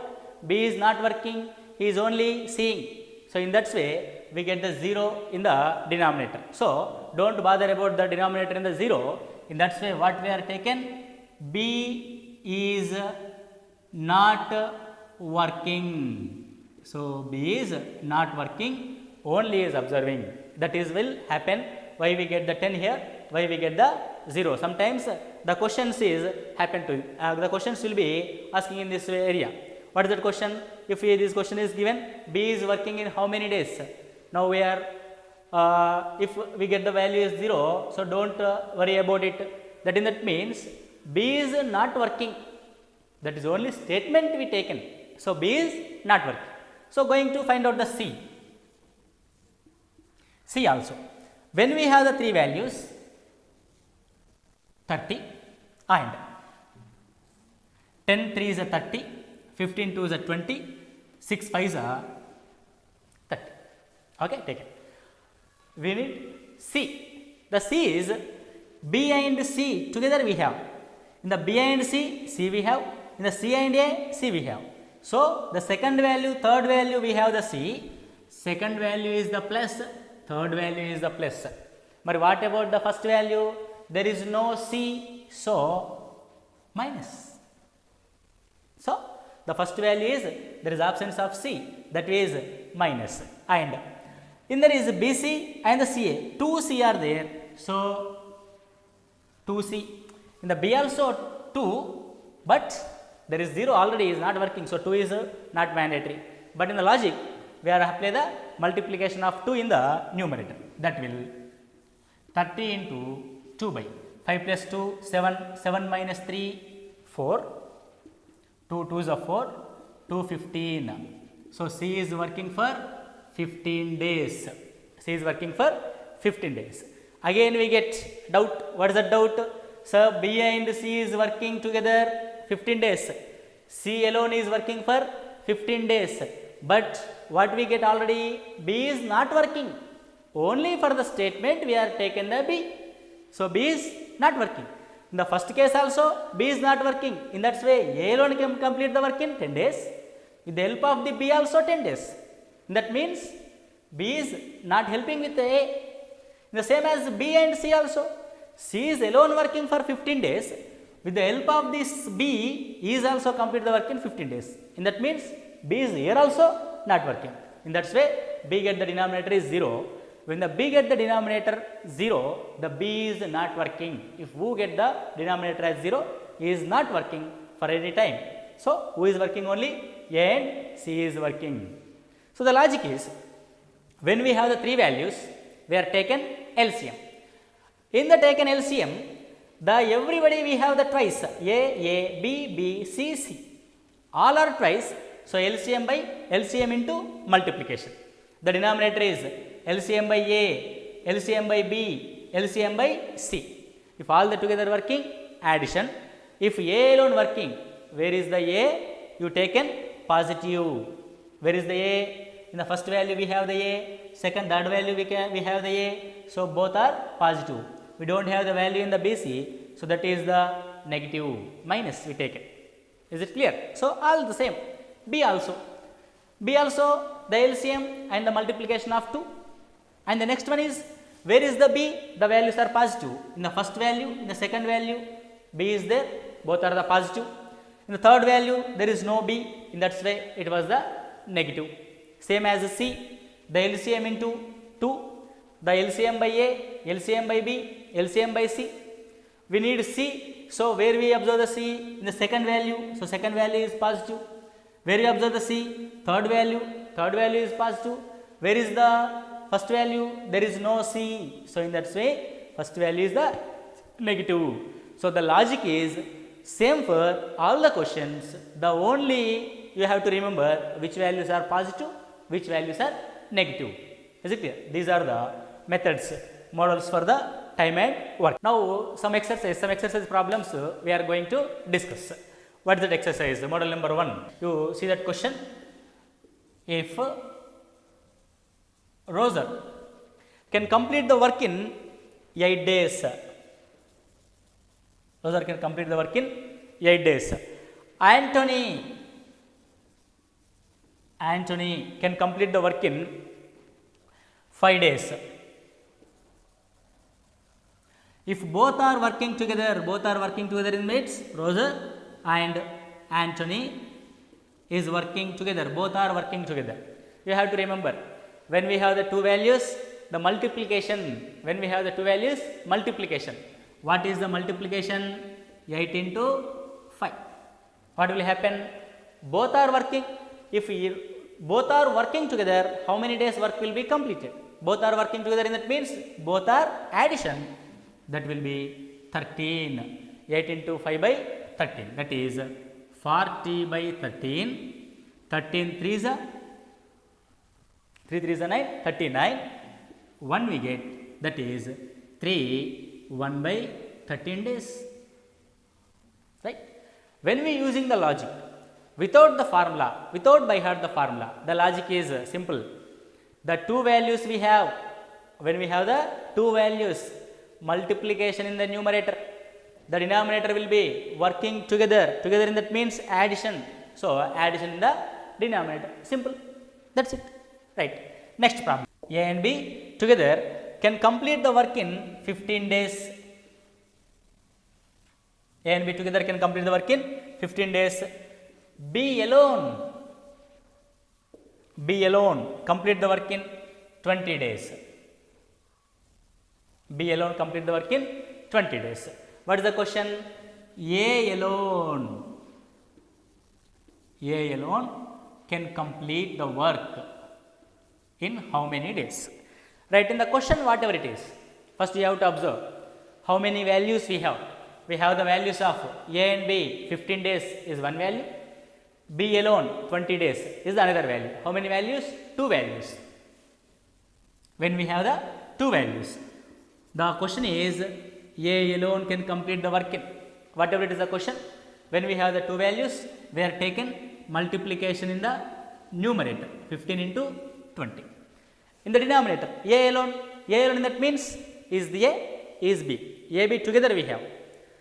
We need only A, so remove the B from it. In that means, remove that means subtraction from the both values. Subtraction, what is the subtraction?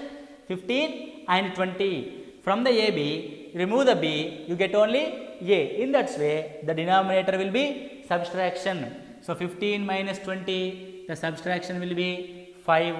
5 3 is 15, 23 is 60 days. Simple, it will be completed. By remember the logic, we can easily solve the problems without any formulas. Okay, the any of the examination, the time is very crucial. So in time you have to complete the questions.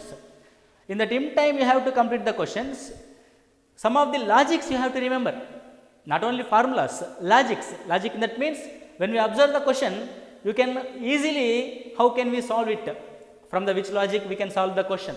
Like when we have the two values multiplication, when we need A only, in that means from the AB remove the B. Remove the B means minus, negative, subtraction. So subtraction in the denominator. Is it clear? A can complete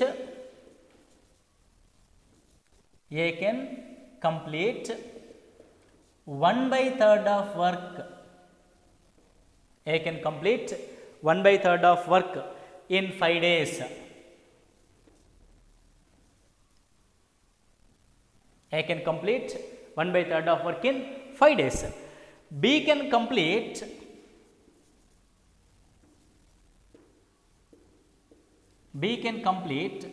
2/5 of work in 10 days. 2/5 of work in 10 days.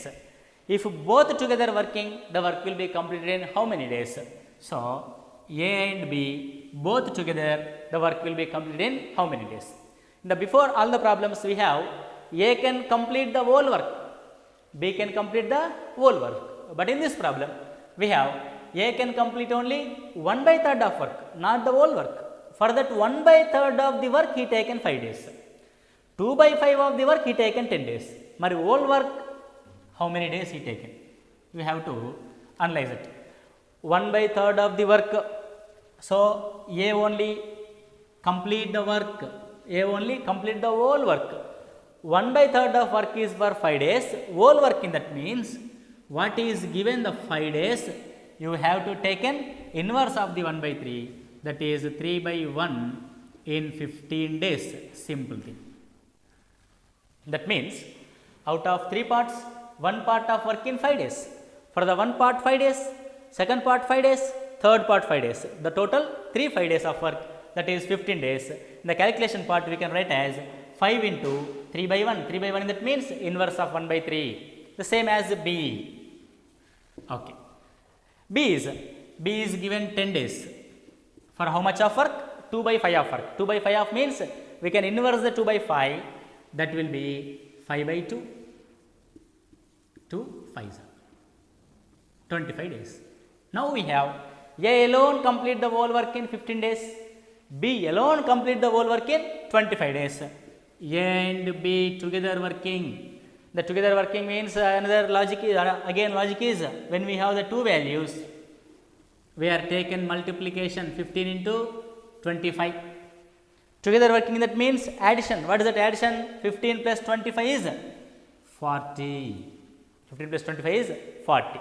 Now 5 8s are 5 3s are. That is 75/8. 8 8s are 64. 8 9s are 72. That 3 will remainder. The work will be completed in 9 3/8 days. Simple. So if A B together working for the whole work, we need the value of A can alone complete the whole work in, B can alone complete the whole work in. So the 1/3 of the work in 5 days, and that means whole work is 5 into 3/1. 1/3 is reverse 3/1. 2/5 of work in 10 days. Whole work in that means 10 into 5/2. So that is 15 days, 25 days. 15 and 25 days together working 9 and 3/8. Is it clear? Right. Amit and Sumit. Amit and Sumit can plow a field. Can plow a field in 4 days. And Amit and Sumit together plow the field in 4 days. Sumit alone can plow the field in 6 days. Sumit alone can plow the field in 6 days. How many days will Amit alone? Amit alone. Right. Now see the question. Amit and Sumit can plow the field in 4 days. Sumit alone can plow the field in 6 days. Amit alone can plow the field in how many days?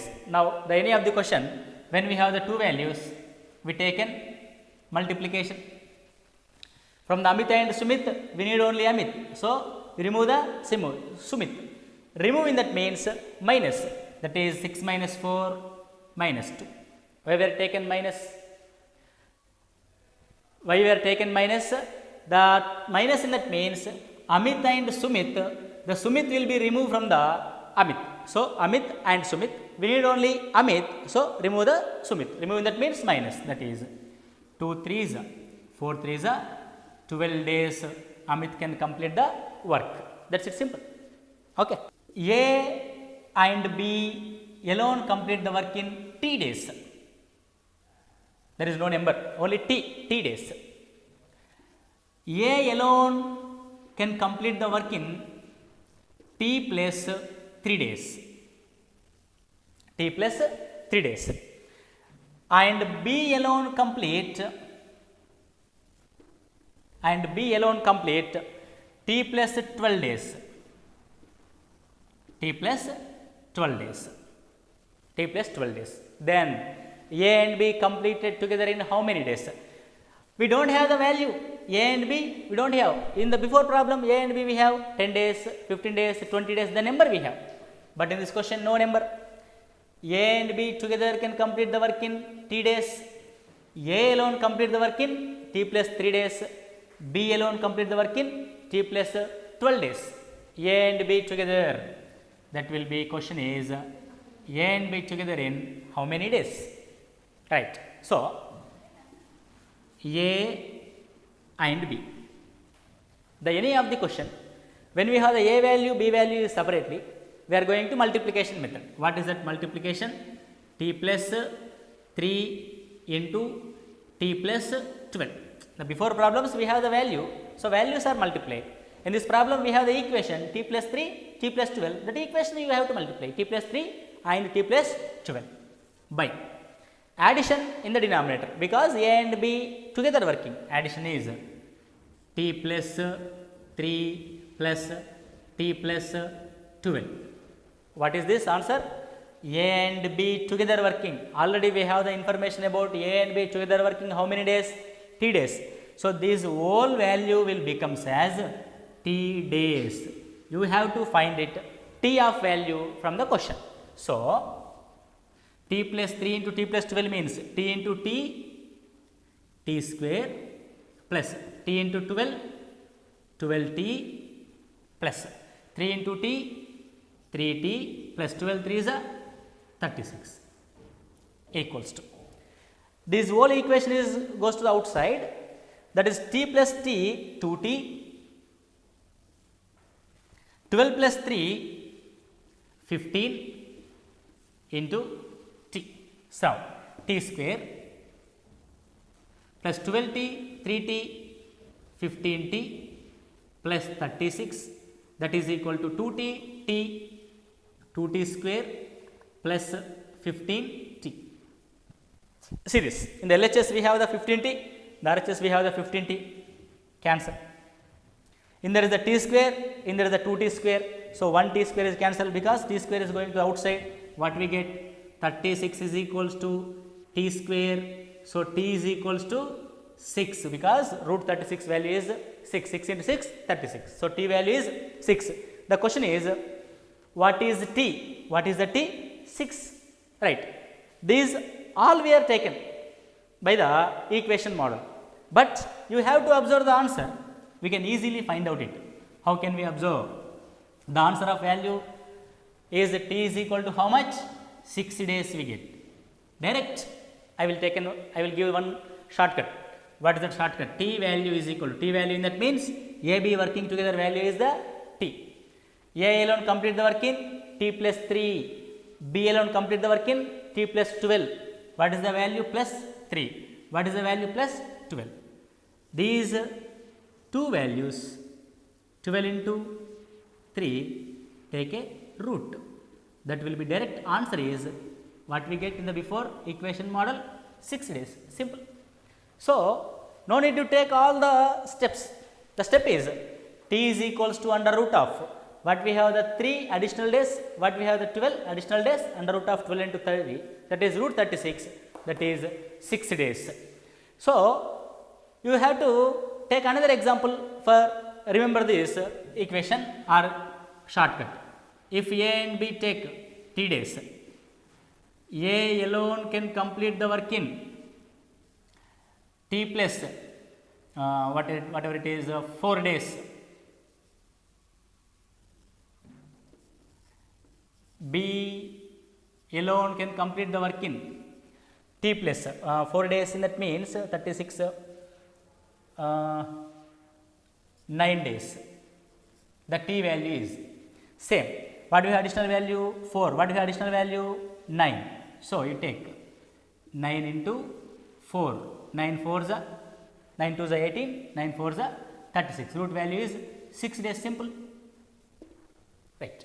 So, what we have the additional values of T above the 3, T above the 12. So, you take only these two values of root value, that is 6 days. These two values of root value, that is 6 days. Always the value is root of multiplication of the additional values, right. This is the important for the examination point of view, that is. Hello TSAT viewers, last క్లాస్లో మనం measures of central tendency గురించి discuss చేసాము. Today we will discuss about measures of dispersion. First of all, why we need to study the measures of dispersion? Last class మనం measures of center టెండెన్సీలో mean, median, mode, what applications, what uses అని discuss చేసాము. అలాగే geometric mean, harmonic mean గురించి కూడా discuss చేసాము. So అలాగే ఈ క్లాస్లో డిస్పర్షన్ అంటే ఏంటి, అసలు డిస్పర్షన్ మీనింగ్ ఏంటి, అసలు దానివల్ల యూజెస్ ఏంటి, అసలు మనం ఎందుకు స్టడీ చేస్తాం అనేది డిస్కస్ చేద్దాం. అలాగే డిస్పర్షన్స్లో ఏమేమి ఉంటాయి దాని గురించి కూడా డిస్కస్ చేద్దాం. First thing, dispersion. సో మనకి లాస్ట్ క్లాస్లో సెంట్రల్ టెండెన్సీ డిస్కస్ చేసినప్పుడు arithmetic mean, median and also mode గురించి చాలా ఎక్స్టెన్సివ్గా డిస్కస్ చేసాం. Now when I have the data, so data values x1, x2 so on up to xn data values ఉన్నాయనుకోండి, నేను ఈ డేటాకి arithmetic mean కనుక్కున్నాను, అలాగే median కనుక్కున్నాను and అలాగే mode కనుక్కున్నాను. Now అక్కడ మనకి మెజర్స్ ఆఫ్ సెంటర్ టెండెన్సీ అక్కడ వరకే ఆగిపోయింది. ఇప్పుడు మన మెజర్స్ ఆఫ్ డిస్పర్షన్లో ఈ అర్థమెటిక్ మీన్ చుట్టూ డేటా వాల్యూస్ ఎలా డిస్పర్స్ అయ్యాయి, అలాగే ఈ మీడియన్ చుట్టూ డేటా వాల్యూస్ ఎలా డిస్పర్స్ అయ్యాయి, అలాగే ఈ మోడ్ చుట్టూ వాల్యూస్ ఎలా డిస్పర్స్ అయ్యాయి అనే దాని గురించి డిస్కస్ చేద్దాం. ఒక ఎగ్జాంపుల్ చూడండి. ఇక్కడ there are two students, student 1 and student 2, and here are the 5 subject totals. So student 1కి 68, 75, 65, 67, 70 మార్క్స్ వచ్చాయి. అలాగే స్టూడెంట్ 2కి 85, 90, 80, 25, 65 వచ్చాయి. మన student 1 total, student 2 total count చేస్తే సేమ్ ఉంటుంది 345. సో యావరేజ్ కూడా సేమ్ ఉంది 69. సో అలాగని ఇప్పుడు student 1 and student 2 both are equal అని చెప్పగలుగుతామా, అంటే they are like equal capable అని కానీ ఈక్వల్ ఇంటెలిజెంట్ అని చెప్పగలుగుతామా, లేదు. సో ఎందుకంటే స్టూడెంట్ 2 చూడండి, ఇక్కడ స్టూడెంట్ 2 ఒక సబ్జెక్ట్లో ఫెయిల్ అయ్యాడు, 25 మార్క్స్. స్టూడెంట్ 2 ఒక సబ్జెక్ట్లో ఫెయిల్ అయ్యాడు. సో ఇది how we deal with this. So మనం దీని గురించి ఎలా చదువుకుంటామంటే, ఫస్ట్ మనం డిస్పర్షన్, ఇక్కడ ఒక స్టూడెంట్ సబ్జెక్ట్లో ఫెయిల్ అయ్యి 25 మార్క్స్ వచ్చాయి. సో ఇలాంటి కేసెస్ని మనం డిస్పర్షన్లో డీల్ చేస్తాం అనమాట. సో ఇప్పుడు మనకి యావరేజ్ సేమ్ ఉంది కదా, టోటల్ సేమ్ ఉంది కానీ ఇద్దరు స్టూడెంట్స్ సేమ్ అని చెప్పలేము. సో మనం అందుకనే ఇలాంటి కేసెస్లో మనం డిస్పర్షన్ ఫైండ్ అవుట్ చేసి who is more capable or who is more intelligent అనేది డిస్కస్ చేస్తాం. సో మన డిస్పర్షన్ ఫైండ్ అవుట్ చేసినప్పుడు basically we will find standard deviation for this kind of situations. We will find the deviation, and whichever has the most standard deviation, which that data values will have more variability. So manadi topic lo continue avutunnappudu adi meeku clear ga ardham avutundi. So measures of dispersion lo manaki enni rakalu unnai. See here, first one is range, quartile deviation, mean deviation, standard deviation. So these are also called as absolute measures of dispersion. So వీటికి exact values ఉంటాయి, values and units ఉంటాయి. So data values ఏ అయితే units consider చేస్తుందో ఈ range, quartile deviation, mean deviation, standard deviation కూడా same units తీసుకుంటాయి. ఇప్పుడు suppose data values సెంటీమీటర్స్లో ఉందనుకోండి, సో ఇది కూడా మనకి సేమ్ సెంటీమీటర్ యూనిట్సే తీసుకుంటుంది. అలాగే డేటా వాల్యూస్ మీటర్స్లో ఉందనుకోండి, సేమ్ మీటర్స్లోనే తీసుకుంటుంది. సపోజ్ డేటా వాల్యూస్ కేజీలో ఉందనుకోండి, సో ఈ absolute measures will also take the kg units. అలాగే relative measures. So relative measure is a pure number. It is a pure number. It won't have any units అనమాట. Suppose ఇప్పుడు data value centimetre అయినా తీసుకొని, metre అయినా తీసుకొని, KG అయినా తీసుకొనివ్వండి, కానీ మనకి రిలేటివ్ మెజర్స్ ఫైండ్ అవుట్ చేసినప్పుడు దానికి యూనిట్స్ అనేది ఉండదు. It is a pure number. So we'll discuss each and everything in detail. Range, quotient of range, quartile deviation, quotient of quartile deviation, mean deviation, quotient of mean deviation, standard deviation and quotient of standard deviation. First, range.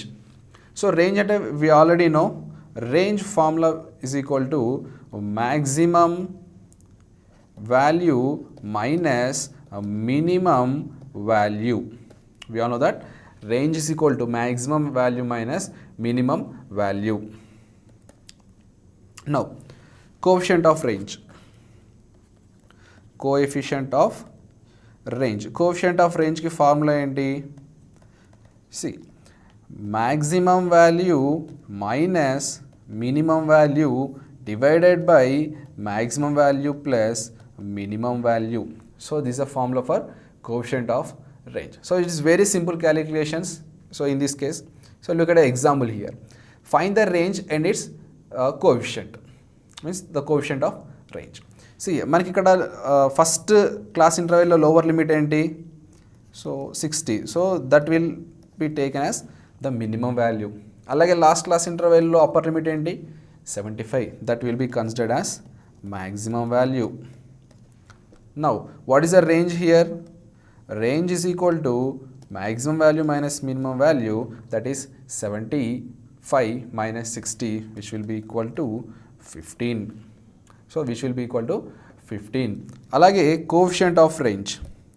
Coefficient of range formula is, we know that maximum value minus minimum value divided by maximum value plus a minimum value, which is equal to, so this is nothing but the range, 15 divided by 60 plus 75, that is 15 divided by 135. So that is the coefficient of range, which will be equal to 0.11. Quartile deviation and coefficient of quartile deviations. See, what is quartile deviation? First thing. So in the last class we have discussed Q1, Q2 and Q3. They have quartile 1, quartile 2 and quartile 3. So this is quartile 1, quartile 2 and quartile 3. So quartile 2 is also known as median. Now quartile deviation generally we represent with QD, which is given by Q3 minus Q1 divided by 2. Quartile deviation is given by Q3 minus Q1 divided by 2. Alage coefficient of quartile deviation. Coefficient of quartile deviation is given by Q3 minus Q1 divided by Q3 plus Q1. Q3 minus Q1 divided by Q3 plus Q1. This will be the coefficient of quartile deviation. This is a very simple calculations and very easy to find the values. Look at an example here. So here it is given the weekly wages and the number of weeks. So 100, 200, 400, 500, 600, number of weeks are 5, 8, 21, 12 and 6. First, now we have to find the quartile deviation, coefficient of quartile deviation for this data. So first we need to find quartiles. First we need to find quartiles. So quartiles find out cheyalante enti? We have to find the cumulative frequency, that is 5, 13, 34, 46 and 52. That is the cumulative frequency. Now how many observations are there here? N is equal to 52.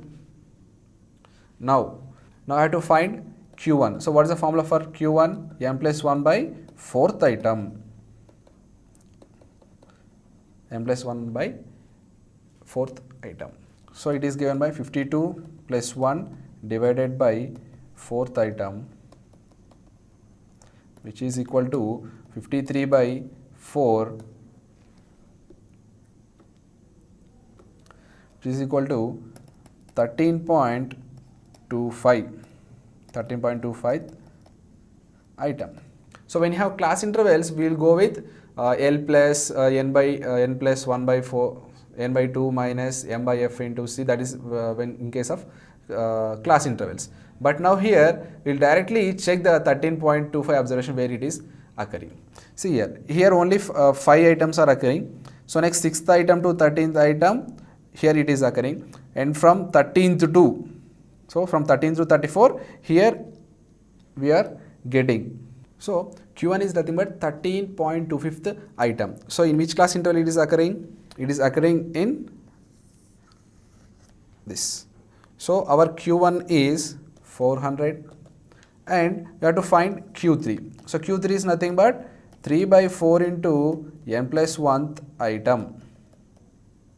So which will be equal to 3 by 4 into 53, which is equal to 39.75th item. So 39.75th item ekkada occur avutundi manaki? Here we are getting. So our Q3 is 500. Now we have to find the quartile deviation, which is nothing but Q3 minus Q1 divided by 2, that is equal to 500 minus 400 divided by 2, which is 50. So our quartile deviation is 50. So how next we have to find the coefficient of quartile deviation. So what is the formula for coefficient of quartile deviation? It is about Q3 minus Q1 divided by Q3 plus Q1. So coefficient of quartile deviation is nothing but 100 divided by 900, which is 1 by 9, which is equal to 0.11. So that is the coefficient of quartile deviation. So this is how we proceed when the quartile deviation, coefficient of quartile deviation is asked. But most probably మనకి ఎగ్జామ్లో ఇంత లెంతీగా అడిగే chance ఎక్కువగా లేదు. Mean deviation and coefficient of mean deviation. Mean deviation and the coefficient of mean deviation. So this is very very very important. See మనకి means ఎన్ని ఉన్నాయి మొత్తం? arithmetic mean, median and mode. These are the three simple means, and we have two more, harmonic mean and geometric mean. This is special. Harmonic mean, geometric mean are special averages. These are simple averages, which I have discussed in the last class. Now whenever I have the data items x1, x2, so on up to xn, so మనకి data items ఉన్నాయి అనుకోండి, first arithmetic mean. So arithmetic mean find out చేస్తాం. So arithmetic mean find out చేశాక, so first arithmetic mean find out చేస్తాం. arithmetic mean find out చేశాక I will denote it with x bar. Now I will find deviation of each and every item from x bar. So అంటే x1 minus x bar, అలాగే x2 minus x bar, so అలాగే x3 minus x bar, so on xn minus x bar. So ఇలా deviations find out చేస్తాను. Now what I do is I will take modulus. Then I will add everything.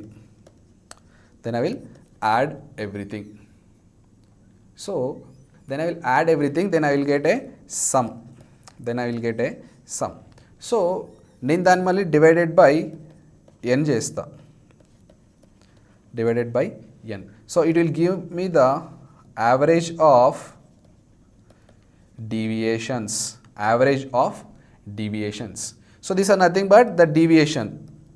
So when you are taking difference of the observation and the mean, it will give you the deviation. So d is equal to x1 minus x bar, x2 minus x bar, x3 minus x bar, so on. So I am taking the modulus and I am adding everything, I am getting a sum, and again I am dividing it with n. So it will give the average of the deviation.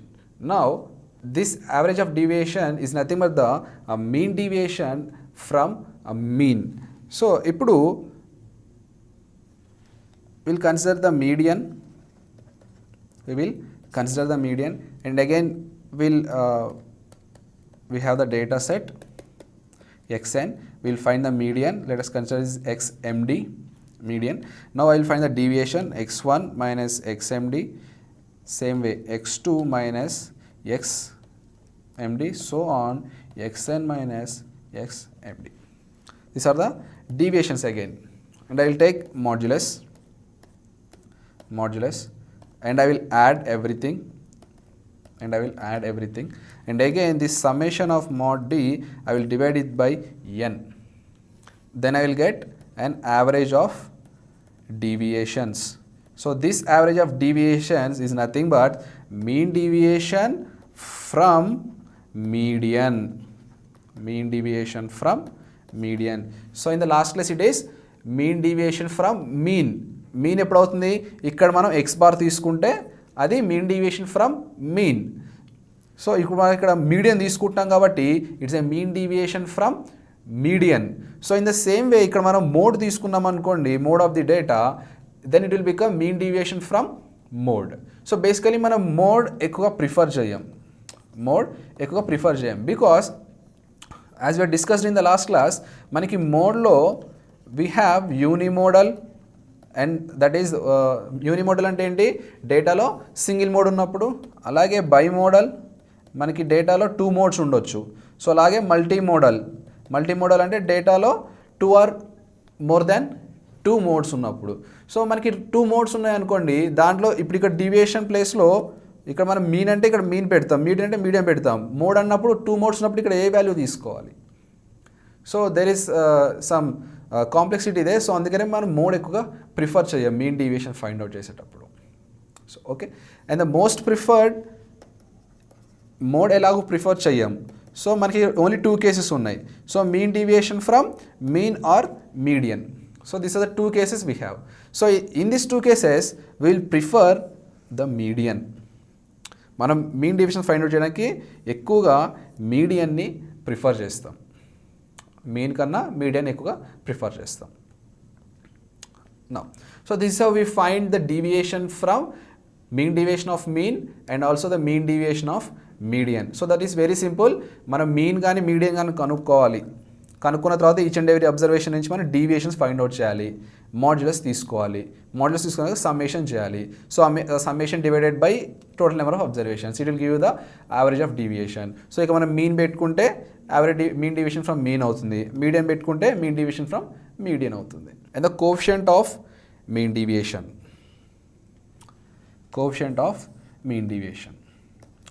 So this coefficient of mean deviation which is given by mean deviation. So మనం ఏదైతే find out చేస్తామో ఇప్పటివరకు mean deviation divided by mean or median. So mean or median అంటే ఏంటి? ఇప్పుడు ఇక్కడ mean deviation మనం with respect to mean కనుక్కున్నాం అనుకోండి, అంటే మనం డేటా నుంచి మీన్ ఫైండ్ అవుట్ చేసి మీన్ నుంచి డీవియేషన్స్ ఫైండ్ అవుట్ చేసి దాని యావరేజ్ తీసుకున్నట్లయితే that is a mean deviation from mean. అప్పుడు కోఎఫిషియంట్ ఆఫ్ మీన్ డీవియేషన్ ఏమవుతుంది? That mean deviation divided by mean అవుతుంది. అలాగే మీన్ డీవియేషన్ మనం విత్ రెస్పెక్ట్ టు మీడియన్ చేసామనుకోండి, సో అప్పుడు mean deviation divided by median consider చేస్తాం. So మన mean deviation ఏ value అయితే యూజ్ చేస్తున్నామో డినామినేటర్లో ఇక్కడ కోఎఫిషియంట్ ఆఫ్ మీన్ డీవియేషన్ డినామినేటర్లో అదే వాల్యూ ఉండాలి. సో అలాగే మనం కోఎఫిషియంట్ ఆఫ్ మీన్ డీవియేషన్ని పర్సంటేజెస్ వాల్యూస్లో కూడా డినోట్ చేయొచ్చు. పర్సంటేజ్ వాల్యూస్ అంటే ఏం లేదు, సింపుల్గా ఇక్కడ మనం 100/100 చేసుకోవాలి, then it will convert into percentages. So find mean deviation and coefficient of mean deviation. So మనకి ఒక డేటా సెట్ ఇచ్చాడు, X values they are taking 100, 150, 200, 250 up to 671 values ఇచ్చాడు, కింద టోటల్ కూడా ఇచ్చాడు 3321. So we have to find mean deviation for the mean deviation and coefficient of mean deviation for this data. So first మనకి mean deviation కావాలంటే ఏం చేయాలి? We have to find x bar mean. So mean deviation with respect to mean కావాలన్నప్పుడు x bar find out చేయాలి. అలాగే mean deviation to with respect to median కావాలన్నప్పుడు median find out చేసుకోవాలి. Now first we'll find mean deviation with respect to x bar and then we'll find mean deviation with respect to median. So first mean find out చేయాలి. Mean is equal to 3321 divided by number of observations are 9 here. So 3321 divided by 9, which will give you 369. So it is 369, that is a mean. Now what we have to find after finding the mean here? We have to find the deviation from each and every observation. So mean నుంచి ఎంత deviate అవుతుంది? So in that too modulus of D, మన data plus minus సింబల్ని consider చేయకూడదు. So ఏ valuation మనం positive తీసుకోవాలి. ఎందుకు? బికాస్ మనకి మన అర్థమెటిక్ మీన్ ప్రాపర్టీస్లో డిస్కస్ చేసాము. సో మీన్ నుంచి డీవియేషన్స్ ఫైండ్ అవుట్ చేసినప్పుడు సమ్మేషన్ చేస్తే అది ఈక్వల్ టు 0 అవుతుంది. So that is the first property we have discussed in arithmetic mean. So that's why we will take modulus of D. మనకి plus symbol ఉన్నా minus symbol ఉన్నా will convert it to plus. Now find the deviations. So 100 to 369 deviation anta 369 minus 100 it is 269 and 150 it is 219 and 200 169 250 119 alage 360 it is 9 alage 490 it is 121 500 ante 131 అవుతుంది. 600 అన్నప్పుడు 231, 671 అన్నప్పుడు 302. So these are the deviations. Now what I have to do, I have to find the sum of the deviations. I have to find the sum of the deviations. Sum find out, 1 2 3 4 5 9 45. So 1570 is the sum of the deviations. Now what I have to find, mean deviation with respect to mean. Mean deviation with respect to mean, which is equal to summation of deviations divided by number of observations. So which will be equal to 1570 divided by 9.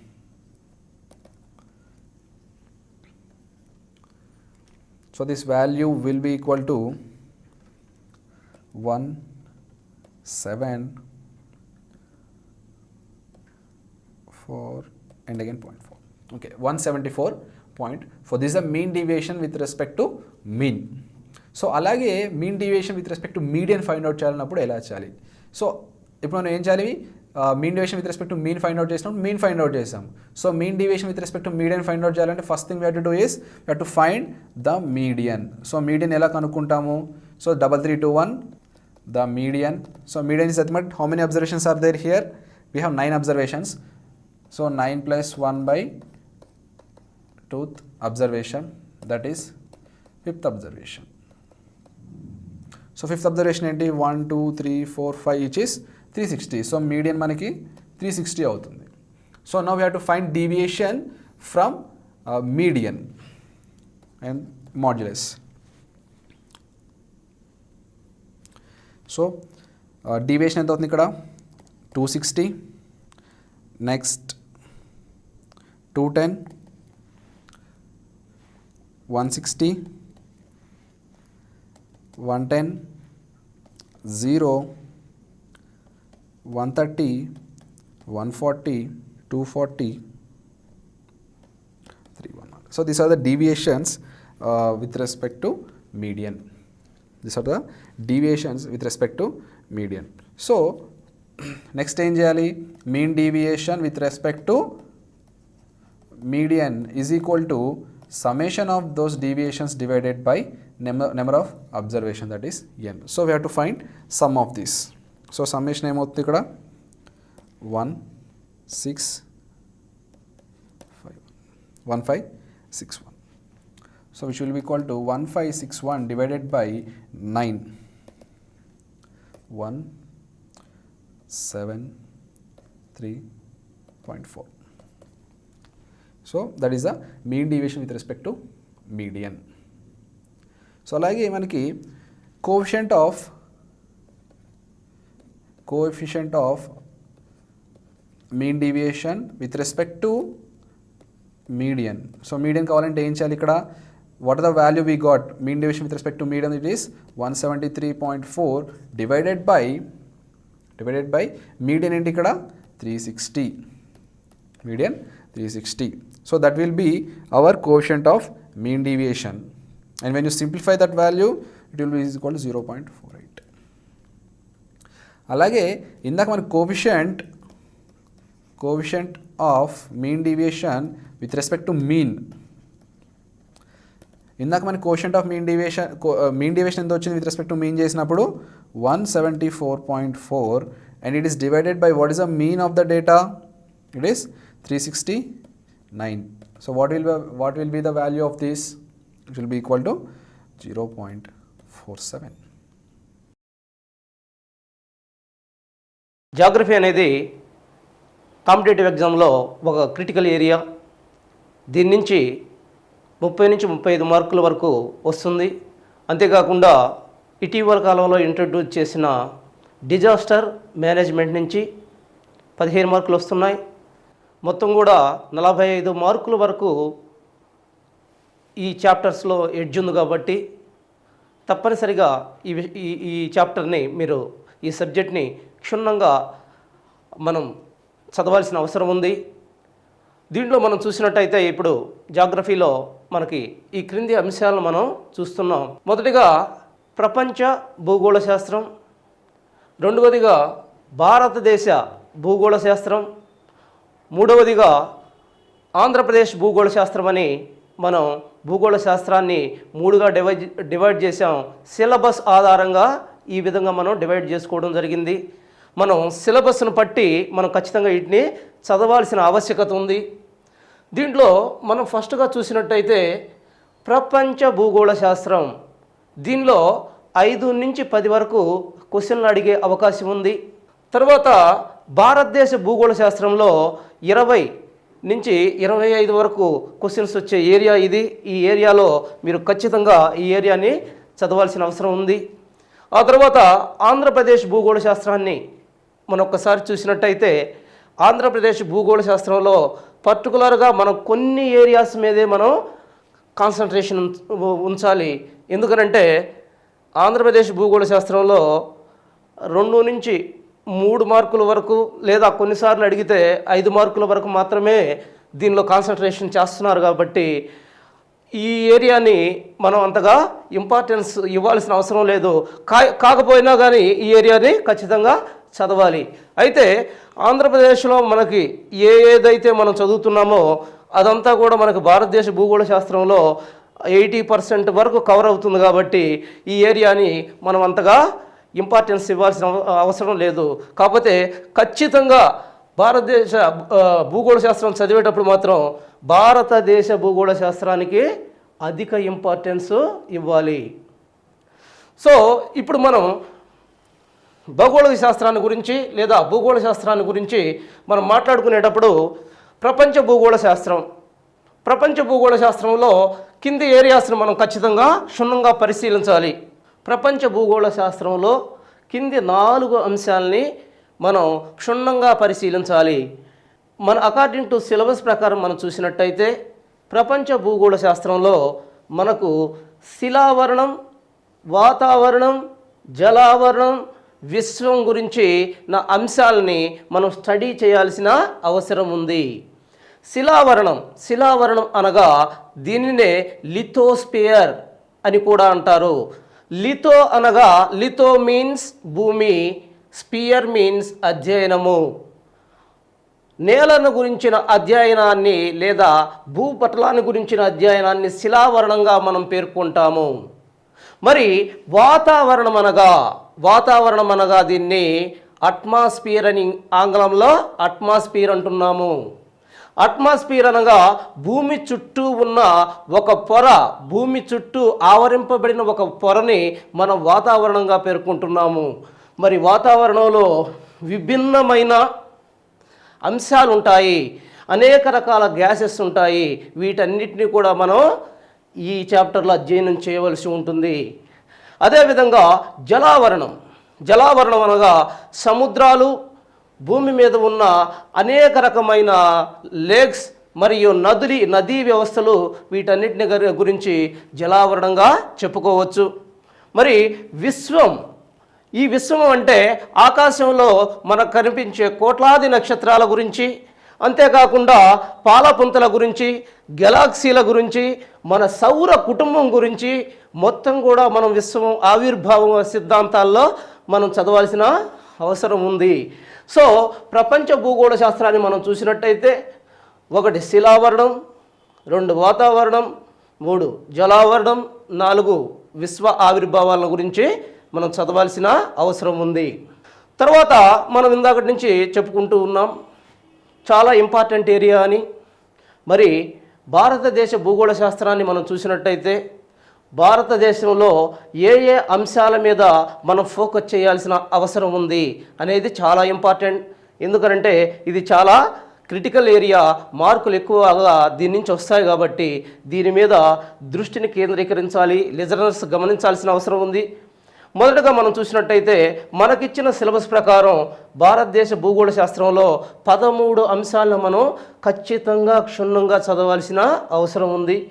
1 క్షేత్రీయ అమరిక, భారతదేశ క్షేత్రీయ అమరిక అంటే భారతదేశం ఏ అక్షాంశాల మధ్య ఉంది, ఏ రేఖాంశాల మధ్య ఉంది, మరి భారతదేశం యొక్క సరిహద్దులు ఏంటి, భారతదేశం యొక్క చివరి ప్రాంతాలు ఏంటి, వీటన్నిటిని కూడా మనం క్షేత్రీయ అమరికలో చదువుకుంటాం. మరి నైసర్గిక నైసర్గిక స్వరూపాన్ని మనం చూసినట్టయితే భారతదేశంలో ఉన్న నైసర్గిక స్వరూపాలు ఏ విధంగా ఉన్నాయి? 4 భిన్నమైన నైసర్గిక స్వరూపాలుగా భారతదేశాన్ని విభజించడం జరిగింది. హిమాలయాలు అంటున్నాం, దాని కిందనే ఉన్న మహా మైదానాలు అంటున్నాం, దాని కింద ఉన్న ద్వీపకల్ప పీఠభూమి ప్రాంతం అంటున్నాం. అంతేకాకుండా దాని చుట్టూ ఉన్న తూర్పు కనుమలు, పశ్చిమ కనుమలుగా 4 రకాలుగా మనం భారతదేశాన్ని విభజించి చదువుకోవలసిన అవసరం ఉంది. దానినే నైసర్గిక స్వరూపంగా మనం పేర్కొంటున్నాం. తర్వాత నదీ వ్యవస్థలు. నదీ వ్యవస్థలు మనం చూసినట్టయితే భారతదేశంలో ఎన్ని రకాల నదీ వ్యవస్థలు ఉన్నాయి? మరి నదీ వ్యవస్థల గుండా వనగూరే లాభాలేంటి?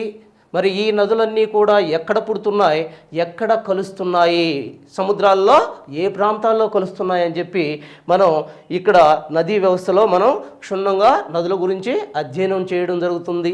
ఇక శీతోష్ణ స్థితి, భారతదేశం యొక్క శీతోష్ణ స్థితిని మనం చూసినట్టయితే భిన్నమైన శీతోష్ణ స్థితిలతో కూడి ఉంది భారతదేశం. భారతదేశంలో ఒకే రకమైన శీతోష్ణ స్థితి లేదు, భిన్నమైన శీతోష్ణ స్థితిని కలిగి ఉంది. ఒక్కసారి మనం గమనించామంటే భారతదేశాల్లో ఉత్తరంగా మనం చూసినట్టయితే ఉత్తరంగా హిమాలయ పర్వతాల వద్ద అతి చల్లనైన వాతావరణం మనకు కనిపిస్తుంది. అదే ఎడారి ప్రాంతంలో, పక్కనే ఉన్న ఎడారి ప్రాంతంలో అత్యధిక ఉష్ణోగ్రతలు నమోదవుతున్నాయి. ఇలాంటి భిన్నమైన శీతోష్ణ స్థితి పరిస్థితుల గురించి మనం ఈ ప్రాంతంలో, అంతేకాకుండా వర్షపాతం, పీడనం, వీటన్నిటిని కూడా మనం శీతోష్ణ స్థితిలో అధ్యయనం చేయవలసి ఉంటుంది. ఆ తర్వాత భారతదేశంలో అడవులు. భారతదేశంలో అడవులు ఎన్ని రకాల అడవులు ఉన్నాయి? ఏ బేసిస్ మీద అడవుల్ని వర్గీకరించడం జరిగింది? ఎవరు అడవులను వర్గీకరించారు? మరి ఈ అడవుల నుంచి వచ్చే అటవీ సంపద భారతదేశంలో జీడిపిలో అంటే గ్రాస్ డొమెస్టిక్ ప్రోడక్ట్లో ఎంతగా ఉంది అనేది మనం ఈ అడవుల్ని స్టడీ చేసేటప్పుడు ఈ ఏరియాస్ మొత్తాన్ని కూడా దీంట్లో చదవాల్సి ఉంది. తర్వాత చాప్టర్ చూసినట్టయితే మనకి వన్యమృగాలు చూస్తున్నాం. వన్యమృగాలంటే సమాజానికి దూరంగా అడవుల్లో బతుకుతూ కొంచెం క్రూర స్వభావం కలిగిన జీవులను మనం వన్యమృగాలుగా చెప్పుకుంటున్నాం. మరి ఈ వన్యమృగాలను మనం చూసినట్టయితే భారతదేశంలో విభిన్నమైన వన్యమృగాలను మనం గమనించవచ్చు. అనేక రకమైన వన్యమృగాలు భారతదేశంలో ఉన్నాయి. మరి ఈ వన్యమృగాల పరిస్థితి ఏంటి, ప్రస్తుత పరిస్థితి ఏంటి, ఎన్నున్నాయి, మరి వీటిని ఏ విధంగా వేటాడబడుతున్నాయి, ఏ విధంగా అంతరించిపోయే దశకు వచ్చాయి, కొన్ని అంతరించిపోయిన జీవులేంటి, వీటన్నిటిని కూడా మరి ఈ రకంగా అంతరించిపోతున్నప్పుడు ప్రభుత్వం తీసుకుంటున్న చర్యలేంటి, ఈ విషయాలన్నీ కూడా మనం వన్యమృగాలు అనే చాప్టర్లో మనం క్షుణ్ణంగా పరిశీలిస్తాం. తర్వాత చాప్టర్ నేలలు. మరి భారతదేశం యొక్క నేలలు 8 రకాలుగా వర్గీకరించడం జరిగింది. మరి ఏ బేసిస్ మీద నేలల వర్గీకరణ జరిగింది, ఎవరు ఈ నేలల్ని ఈ విధంగా వర్గీకరించారు, మరి ఈ నేలల్లో ఉన్న వివిధ రకాల మూలకాలేంటి, వీటన్నిటిని కూడా మనం నేలలు అనే చాప్టర్లో అధ్యయనం చేయవలసి ఉంటుంది. ఆ తర్వాత నెక్స్ట్ చాప్టర్ వ్యవసాయము. భారతదేశం భిన్నమైన వ్యవసాయ పద్ధతులకు ఆలవాలమై ఉన్నది. వివిధ రకాల పంటలు, అనేక రకాల పంటలు భారతదేశంలో పండించబడుతున్నాయి. మరి ఈ పంటలు భారతదేశంలో ఏ ఏ ప్రాంతాల్లో పండించబడుతున్నాయి, మరి ఆ పంటలకు కావలసిన వివిధ శీతోష్ణ స్థితి పరిస్థితులు ఏమేంటి, వీటన్నిటిని కూడా మనం వ్యవసాయం అనే చాప్టర్లో క్షుణ్ణంగా అధ్యయనం చేయాలి. తరువాత నీటిపారుదల. ఎందుకంటే నీటిపారుదల అనే చాప్టర్ చాలా ఇంపార్టెంట్. ఎందుకంటే భారతదేశంలో కొంత శాతం మాత్రమే నీటిపారుదల కలిగి ఉంది, తక్కినదంతా కూడా వర్షాధారమే. వర్షం మీద ఆధారపడి భారతదేశం యొక్క వ్యవసాయం ఎప్పుడైతే ఆధారపడి ఉందో, దాంతో కరువు కాటకాలతో కొంత ప్రాంతాలు విలవిలలాడిపోయే పరిస్థితులు వచ్చాయి. కాబట్టి మరి నీటి పారుదల అనగా కృత్రిమంగా నీటిని పొలాలలోకి లేదా ఫీల్డ్స్లోకి సరఫరా చేసి తద్వారా పంటల్ని పండించడమే నీటిపారుదల యొక్క ముఖ్య ఉద్దేశం. కాబట్టి భారతదేశంలో అనేక ప్రాంతాల్లో కాలువల ద్వారాను, చెరువుల ద్వారాను, బావుల ద్వారాను నీటిపారుదలని అందిస్తున్నారు. మరి ఏ ఏ ప్రాంతాల్లో ఇవి ఎక్కువగా అందించబడుతున్నాయి, ఏ ఏ ప్రాంతాల్లో వీటిని ఎక్కువగా గవర్నమెంట్ వీటి విషయంలో శ్రద్ధ తీసుకుంటుందనే విషయాలను మనం నీటిపారుదల అనే చాప్టర్ ద్వారా మనం క్షుణ్ణంగా అధ్యయనం చేయవలసి ఉంటుంది. తర్వాత ఖనిజ వనరులు, తర్వాత చాప్టర్ మనకి ఖనిజ వనరులు. ఖనిజ వనరులను చూసామంటే భారతదేశంలో విభిన్నమైన ఖనిజ వనరులకి ఇది ఆలవాలమై ఉన్నది. భారతదేశంలో చాలా అనేక రకాల ఖనిజ వనరులు ఉన్నాయి. మరి ఇంత ఖనిజ వనరులు వీటిల్లో వివిధ రకాల ఖనిజ వనరులు ఉన్నాయి.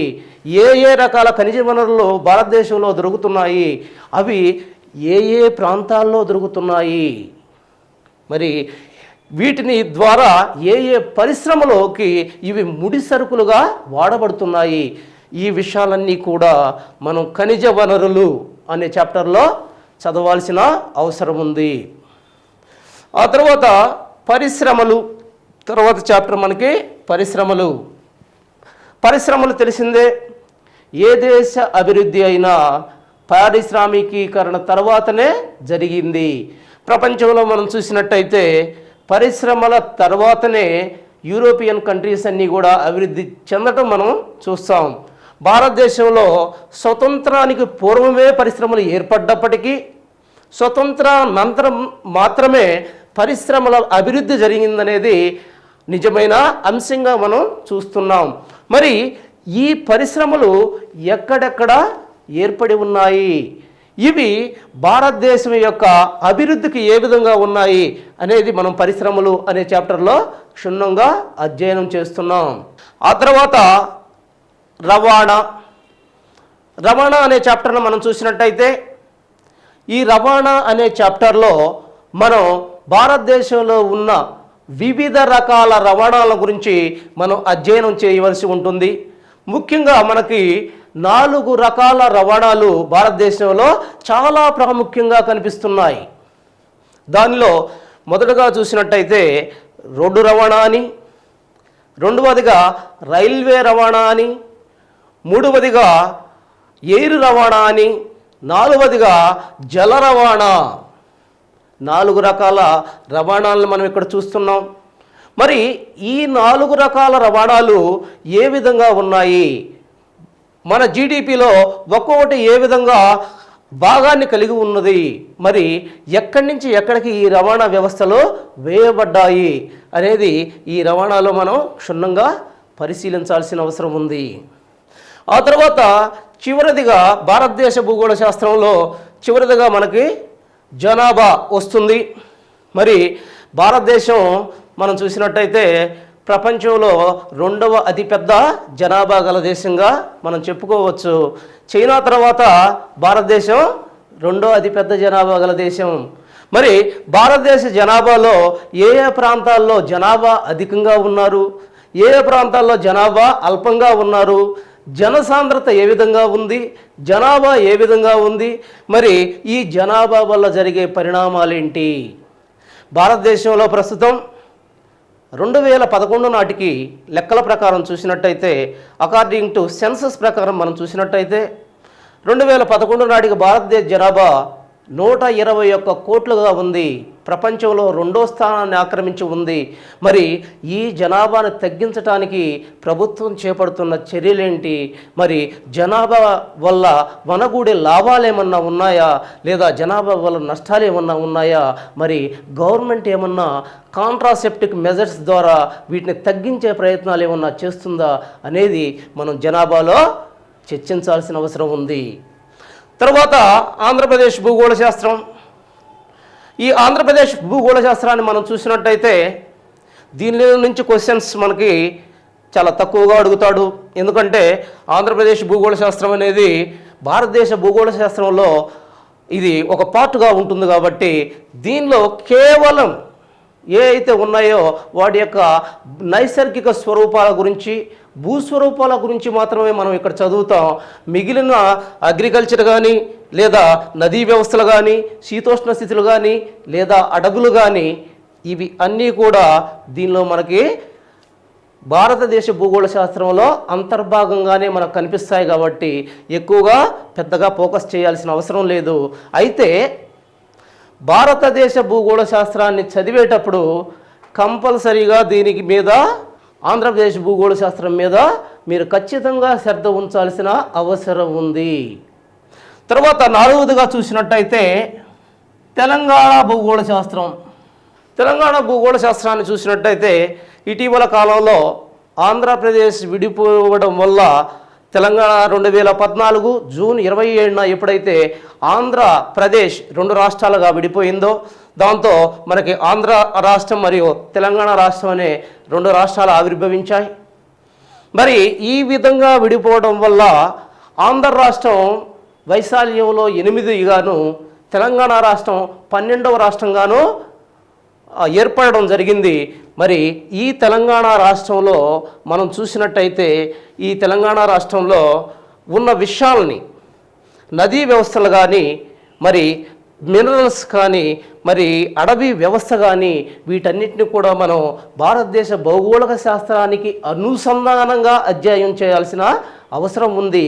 కాకపోతే ఫిజికల్ తెలంగాణ రాష్ట్రం యొక్క ఫిజికల్ యాటిట్యూడ్స్ని ఏ అయితే ఫిజికల్ సిచ్యువేషన్స్ ఉన్నాయో వాటిని మాత్రమే, ఫిజికల్ సిచ్యువేషన్స్ అంటే వీటి యొక్క నైసర్గిక స్వరూపాలు, రాష్ట్రాలేంటి, రాష్ట్రాల్లో ఉన్న వనరులు ఏంటి, మరి రాష్ట్రాలకు ఉన్న బౌండరీస్ ఏంటి, వీటిని మాత్రమే మనం స్పెషల్గా ఇక్కడ అధ్యయనం కంపల్సరీగా చేయాల్సిన అవసరం ఉంది. మరి తక్కిన వాటన్నిటిలో కూడా భారతదేశ భూగోళ శాస్త్రాన్ని చదివేటప్పుడే మనం దీనిలో అంతర్భాగంగా వీటిని చదవాల్సిన అవసరం ఉంది. సో ఇది భూగోళ శాస్త్రం ఏదైతే మనకి సిలబస్లో ఇచ్చాడో కంప్లీట్ సిలబస్ని మనం ఇక్కడ చూస్తున్నాము. ఇప్పుడు మొదటిగా మనం భారతదేశ భౌగోళిక శాస్త్రాన్ని గురించి అధ్యయనం చేద్దాము. ఎందుకనంటే ఇది 2వ పాయింట్గా మనం రాసి తీసుకున్నప్పటికీ మరి భారతదేశ భౌగోళిక శాస్త్రం నుంచే 20 నుంచి 25 మార్కులుగా చాలా పెద్దగా అంటే అధిక మొత్తంలో మార్కులు అడిగే అవకాశం ఉన్న ఏరియా కాబట్టి ఈ ఏరియా నుంచి ఎక్కువ మార్కులు వస్తున్నాయి కాబట్టి దీన్ని మనం మొదటగా అధ్యయనం చేద్దాం. ఆ తర్వాత ప్రపంచ భూగోళ శాస్త్రాన్ని, ఆ తర్వాత ఆంధ్రప్రదేశ్ భూగోళ శాస్త్రం, తర్వాత తెలంగాణ భూగోళిక శాస్త్రం అని మనం వరుసగా అధ్యయనం చేద్దాము. మొదటగా ఇప్పుడు భారతదేశ భూగోళ శాస్త్రాన్ని గురించి మనం మొదటగా చెప్పుకుందాం.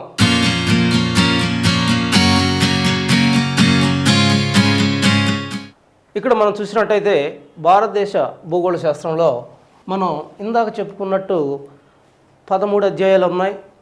ఈ 13 లెసన్స్లో మనకి మొదటిగా భారతదేశ ఉనికి, క్షేత్రీయ అమరిక, భారతదేశ ఉనికి మరియు క్షేత్రీయ అమరిక ఈ అధ్యాయం గురించి మనం ఇప్పుడు క్షుణ్ణంగా చదవవలసి ఉంటుంది.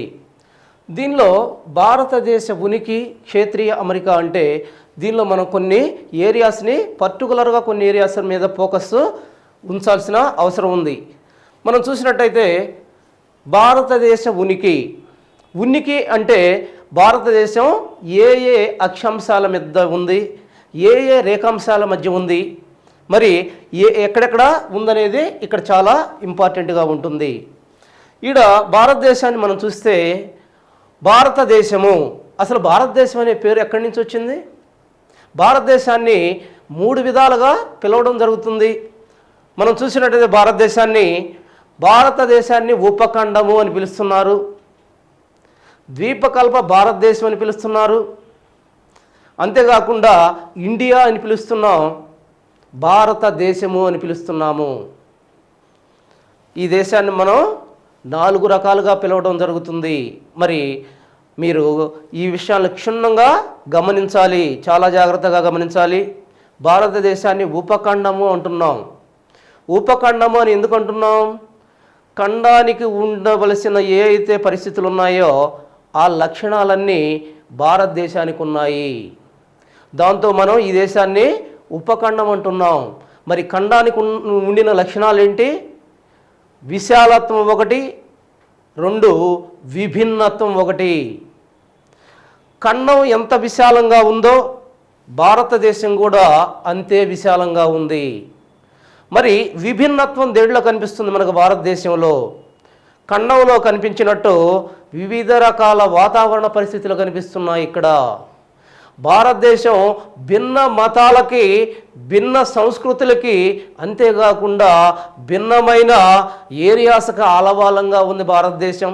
భారతదేశంలో విభిన్నమైన పంటలు పండుతున్నాయి, విభిన్నమైన ప్రజలు నివసిస్తున్నారు, విభిన్నమైన మతాలకు పుట్టినిల్లుగా ఉంది.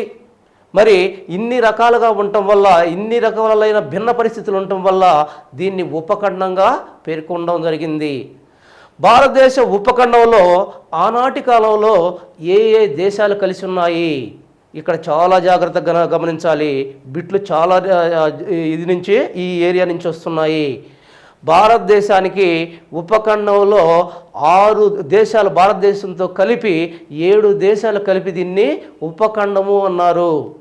మరి ఆ 6 దేశాలు భారతదేశం కాకుండా తక్కిన 6 దేశాలు ఏమిటి? భారతదేశాన్ని ఉపఖండము అన్నాం. మరి ఈ ఉపఖండంలో ఎన్ని దేశాలు ఉన్నాయి?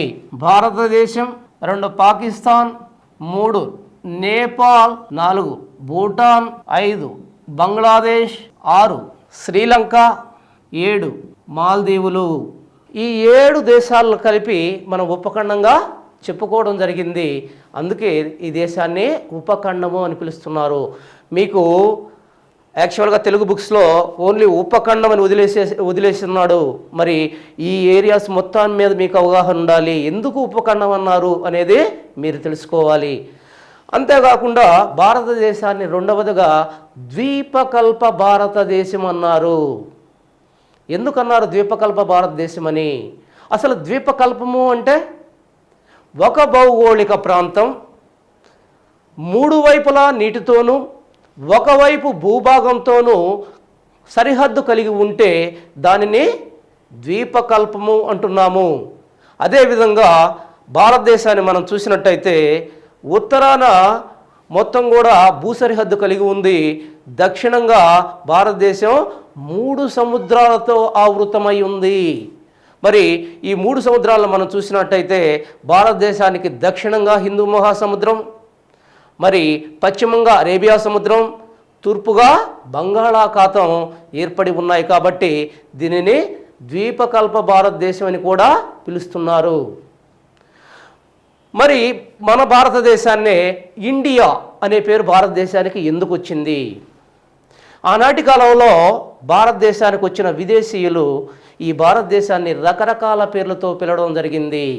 దానిలో భాగంగా భారతదేశాన్ని పటాన్ని ఒక్కసారి మీరు గమనించినట్టయితే భారతదేశం యొక్క పశ్చిమ ప్రాంతంలో సింధు నది ప్రవహిస్తూ ఉంటుంది. మరి ఈ సింధు నది అనేది ఒక జీవనది, భారతదేశాన్ని సస్యశ్యామలం చేసే ఒక జీవనదిగా మనం పేర్కొనవచ్చు. మరి ఈ నదీ పరివాహక ప్రాంతంలో జీవిస్తున్న మనుషులు ఎవరైతే ఉన్నారో వాళ్ళని గ్రీకులు ఆనాటి కాలంలో ఇండోయిలు అని పిలవడం జరిగింది. కాలక్రమేణా ఇండోయిలు అనే పేరు ఇండియాగా మార్పు చెందటానికి కారణమయ్యింది. కనుక తర్వాత కాలంలో వచ్చిన ఆంగ్లేయులు భారతదేశాన్ని ఆక్రమించిన తర్వాత ఈ భారతదేశాన్ని ఇండియాగా వాళ్ళు పిలవడం జరిగింది.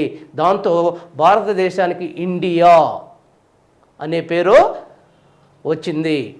సో ఈ రకంగా మనకి భారతదేశాన్ని మనం చూసినట్టయితే 3 రకాలుగా మనం పిలవడం గమనిస్తాము. అయితే ఇటీవల కాలంలో, ఆనాటి కాలంలో భారతదేశానికి 3 పేర్లు వచ్చాయి.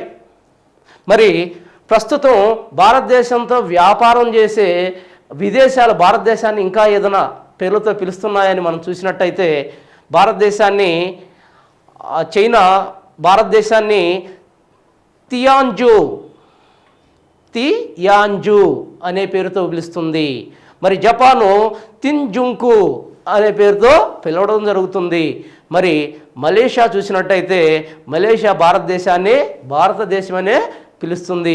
ఈ రకంగా మీరు కరెంట్ అఫైర్స్ మీద కూడా దృష్టిని సారించాలి. జాగ్రఫీ అంటే ఒక్క భౌగోళిక శాస్త్రంగానే మీరు చూడకూడదు. దీనిలో హిస్టరీ వస్తుంది, దీంట్లో సైన్స్ ఉంటుంది, దీంట్లో కరెంట్ అఫైర్స్ ఉంటాయి. ఇన్ని రకాల సమాహారమే జాగ్రఫీ. కాబట్టి ఖచ్చితంగా మీరు ఒక ఏరియానే ఏదో జాగ్రఫీ అంటే ఒక భౌగోళిక స్వరూపాల గురించి చదివితే సరిపోదు. ఇక్కడ భారతదేశంతో వ్యాపారం ఇక్కడ చూడాలి మీరు. యాక్చువల్గా టెక్స్ట్ బుక్స్లో మనకి ఈ 3 నేమ్స్ గురించే ఉంటుంది. మనం ఇక్కడ ఏం చెప్తున్నాం, చైనా ఏమంటుంది అంటున్నాం, మరి జపాన్ ఏమంటుంది అంటున్నాం, మరి మలేషియా ఏమంటుంది అంటున్నాం. ఇవి మనకు కరెంట్ ఏరియాస్లో లభించే సమాచారం. దీన్ని కూడా ఇక్కడ మీరు నిక్షిప్తం చేసుకోవాలి. తర్వాత మనం చూసినట్టయితే భారతదేశం యొక్క ఉనికి, రెండో పాయింట్ ఉనికిగా మనం చూస్తాం. అసలు ఉనికి అంటే ఏంటి, భారతదేశం ఎక్కడ ఉంది? ప్రపంచ పటాన్ని మనం ఒక్కసారి చూసినట్టయితే ప్రపంచ పటంలో ఆసియా ఖండం యొక్క దక్షిణ ప్రాంతంలో భారతదేశం విస్తరించి ఉంది. భారతదేశం విస్తరించి ఉండటం మనం చూస్తాం. ఆ తర్వాత మనం చూసినట్టయితే అలా కాకుండా అక్షాంశ రేఖాంశాల పరంగా భారతదేశం ఏ ప్రాంతంలో ఉంది అని చూసినప్పుడు భారతదేశాన్ని చూస్తే ఖచ్చితంగా ఇక్కడ మనం మ్యాప్ వేయవలసిన అవసరం ఉంది. మీరు మ్యాప్తో కంపల్సరీగా మ్యాప్తో మీరు చదవాలి. మ్యాప్ లేకుండా ఎప్పుడు కూడా మీరు చదవటానికి ప్రయత్నించవద్దు. మనం మ్యాప్ను చూసినట్టయితే భారతదేశం మనం చూసినట్టయితే దీనిలో ఇది అక్షాంశాలు, ఇది రేఖాంశాలు. భారతదేశంలో ఏ ఏ అక్షాంశాలు చాలా ఇంపార్టెంట్ ఏరియా, చాలా క్షుణ్ణంగా గమనించాలి, చాలా డెప్త్ గల ఏరియా. కాబట్టి మొదటగా మనం చూసినట్టయితే 8 డిగ్రీల 4 సెకండ్ల ఉత్తర అక్షాంశము నుండి 37 డిగ్రీల 6 సెకండ్ల ఉత్తర అక్షాంశం మధ్య ఉత్తర అర్ధగోళంలో భారతదేశం ఉంది. చూడాలి ఒక్కసారి ప్రపంచ పటాన్ని మనం ఒకసారి భూమిని చూసినట్టయితే, భూమిని మనం 2 అర్ధగోళాలుగా చూసినట్టయితే దీన్ని ఉత్తరార్ధగోళమని, దీన్ని దక్షిణార్ధగోళమని మనం చెప్పుకుంటున్నాం. భూమధ్య రేఖ భూగోళాన్ని 2 అర్ధ భాగాలుగా విభజిస్తుంది. ఈ అర్ధ భాగాలలో పై ఉన్నదాన్ని ఉత్తరార్ధగోళం అని, కింద ఉన్నదాన్ని దక్షిణార్ధగోళం అంటున్నాం. మరి భారతదేశం ఎక్కడున్నది? భారతదేశం ఈ ప్రాంతంలో ఉన్నది. భారతదేశం ఈ ప్రాంతంలో ఉన్నది. మరి ఇదే భూగోళాన్ని మనం తూర్పు పడమరలుగా విభజించినట్టయితే ఈ భాగాన్ని పూర్వార్ధగోళం అని, ఈ భాగాన్ని పశ్చిమార్ధగోళం అంటున్నాము. మరి భారతదేశం ఎక్కడున్నది మీరు క్షుణ్ణంగా అధ్యయనం చేయాల్సిన అవసరం ఉంది. భారతదేశం ఎక్కడుందో చెప్పండి. ఇప్పుడు 1 ఉత్తరార్ధగోళంలో ఉంది, 2 పూర్వార్ధగోళంలో ఉంది. 1 ఉత్తరార్ధగోళంలో బాగా చూడండి, 1 ఉత్తరార్ధగోళంలో ఉంది, 2 పూర్వార్ధగోళంలో ఉంది. ఖచ్చితంగా బిట్టి ఈ విధంగా అడుగుతాడు, భారతదేశం ఏ అర్ధగోళాల్లో ఉన్నది? సో ఇక్కడ అక్షాంశాల పరంగా మనం చూసినట్టయితే 8 డిగ్రీల 4 సెకండ్ల ఉత్తర అక్షాంశం నుండి 37 డిగ్రీల 6 సెకండ్ల ఉత్తర అక్షాంశం మధ్య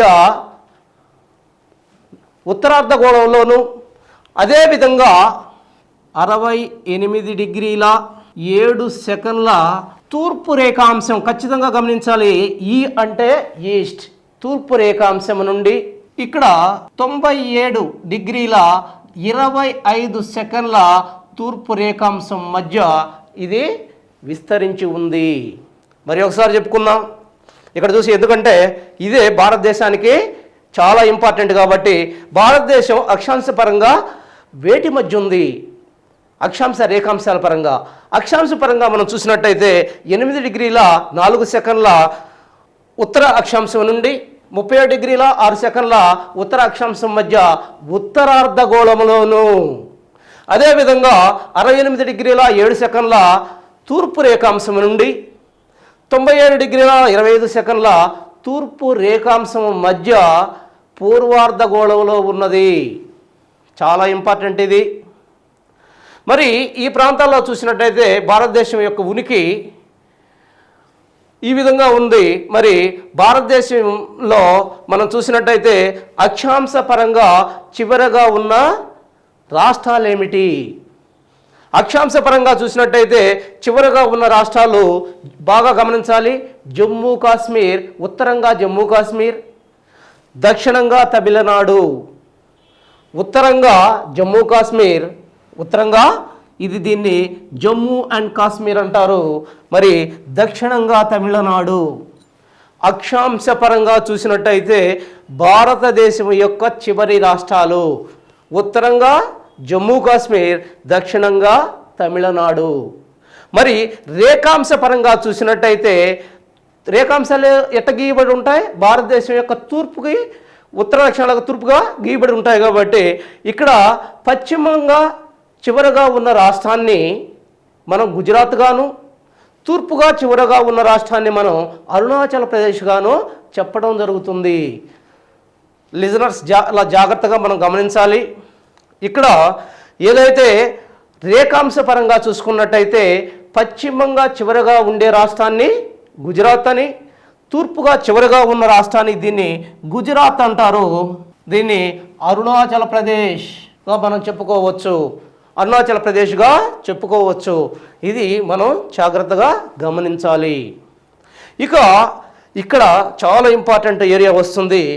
అక్షాంశాల్లో భారతదేశాన్ని అనేక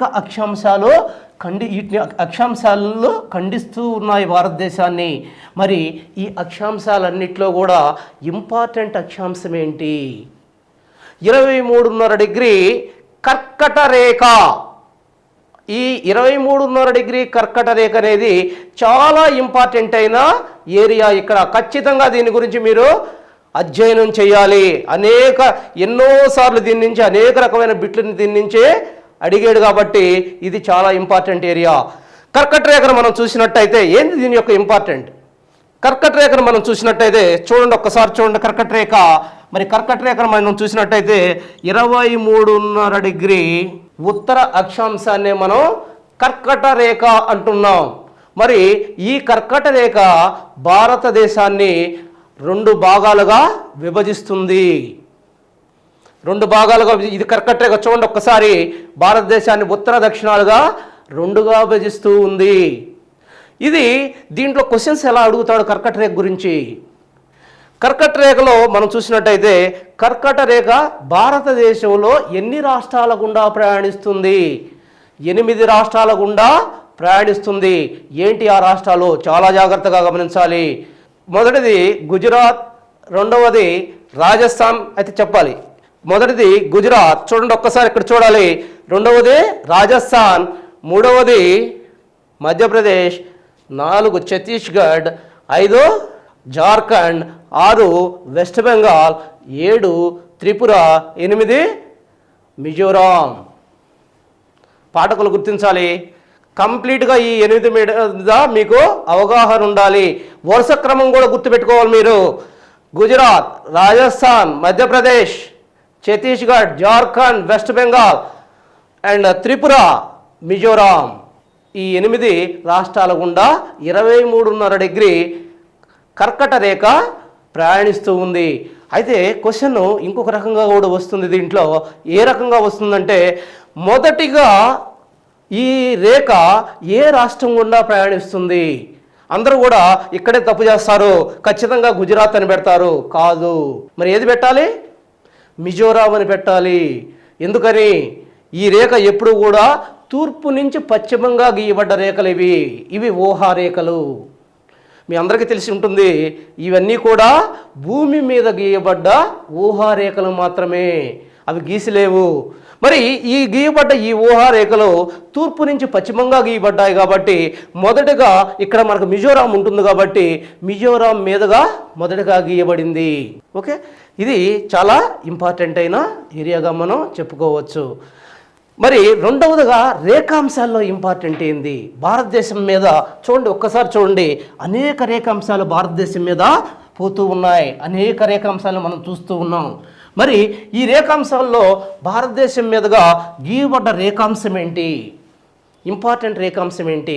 అసలు రేఖాంశాలు అంటే ఫస్ట్ మీకు దీని మీద అవగాహన రావాలి. రేఖాంశం అంటే అయితే ఉత్తర దక్షిణాలుగా గీయబడ్డ రేఖల్ని ఊహారేఖల్ని రేఖాంశాలు అంటున్నాం మనం. ఏవైతే ఉత్తర ధ్రువాన్ని నుంచి దక్షిణ ధ్రువాన్ని కలుపుతూ గీయబడ్డ ఊహారేఖల్ని మనం రేఖాంశాలు అంటున్నాం. మరి ఈ రేఖాంశాలు భారతదేశంలో మొత్తం 30 రేఖాంశాలను మనం చూస్తున్నాం. ఎందుకంటే ఒక్కసారి చూడండి, ఇటు పాఠకులు చూడండి, 68 డిగ్రీల నుంచి 97 డిగ్రీల వరకు, అంటే దరిదాపులో 30 డిగ్రీల రేఖాంశాలు భారతదేశం మీద గీయబడ్డాయి. మరి ఈ రేఖాంశాల్లో ఇంపార్టెంట్ రేఖాంశాల గురించి మనం స్టడీ చేయాలి. రేఖాంశాలు మనం చూసినట్టయితే వీటిని కాలమాన మెరిడియన్స్ అని కూడా అంటారు. కాలమాన రేఖాంశాలు ఎందుకంటున్నారు కాలమాన రేఖాంశాలని? సూర్యుడి కిరణాలు వీటి మీద నిట్ట నిలువుగా పడినప్పుడు ఏదైతే టైం ఉంటుందో ఆ టైంని తెలియచేసే రేఖాంశాలు కాబట్టి, గీతలు కాబట్టి వీటిని కాలమాన రేఖాంశాలని కూడా అంటారు. భారతదేశంలో ఇంపార్టెంట్ కాలమాన రేఖాంశం ఏంటి? ప్రామాణిక రేఖాంశంగా మనం దేన్ని తీసుకుంటున్నాం ఒక్కసారి చూడాలి. ఇటు దీనిలో మనం తీసుకుంటుంది 82.5 డిగ్రీ తూర్పు రేఖాంశాన్ని మనం భారతదేశ ప్రామాణిక కాలమాన రేఖాంశంగా మనం తీసుకుంటున్నాము. ప్రామాణిక కాలమాన రేఖాంశము అంటే సూర్యకిరణాలు మధ్యాహ్నం పూట నిట్ట నిలువుగా ఈ ప్రాంతంలో పడినప్పుడు ఎంతైతే టైం ఉంటుందో ఆ టైం మొత్తాన్ని భారతదేశం అనుసరించటం జరుగుతుంది. ఇది యాక్చువల్గా సివిల్ సిలబస్ ఉంటుంది. ఈ సిలబస్ అంతా మీరు ఈ ఏరియాస్ మీకు పెద్దగా టచ్ కావు, జస్ట్ ఒక పాయింట్ ఇస్తున్నాడు, కానీ వాటిని గురించి మీరు క్షుణ్ణంగా తెలుసుకోవాలి. ఎందుకంటే డెప్త్లోకి వెళ్తున్నాడు ఈ మధ్యకాలంలో, కాబట్టి దీని గురించి క్షుణ్ణంగా తెలుసుకోవాలి. 82.5 ఈస్ట్ రేఖాంశం యొక్క ఇంపార్టెన్స్ ఏంది భారతదేశానికి ఒక్కసారి గమనించాలి. ఏ టైం అయితే ఇక్కడ ఉంటుందో భారతదేశంలో ఉన్న మొత్తం ఏరియాస్ అన్నీ కూడా ఈ టైంను ఫాలో అవుతాయి. ఇదే ప్రామాణిక కాలమాన రేఖాంశంగా మనం తీసుకుంటున్నాం. చాలా జాగ్రత్తగా గమనించండి. మరి ఈ రేఖాంశం భారతదేశంలో ఏ రాష్ట్రాల గుండా ప్రయాణిస్తుంది? ఏదైనా కేంద్రపాలిత ప్రాంతంలో ప్రయాణిస్తుందా? ఒక్కసారి చూసినట్టయితే ఒక్కసారి ఇక్కడ చూడండి.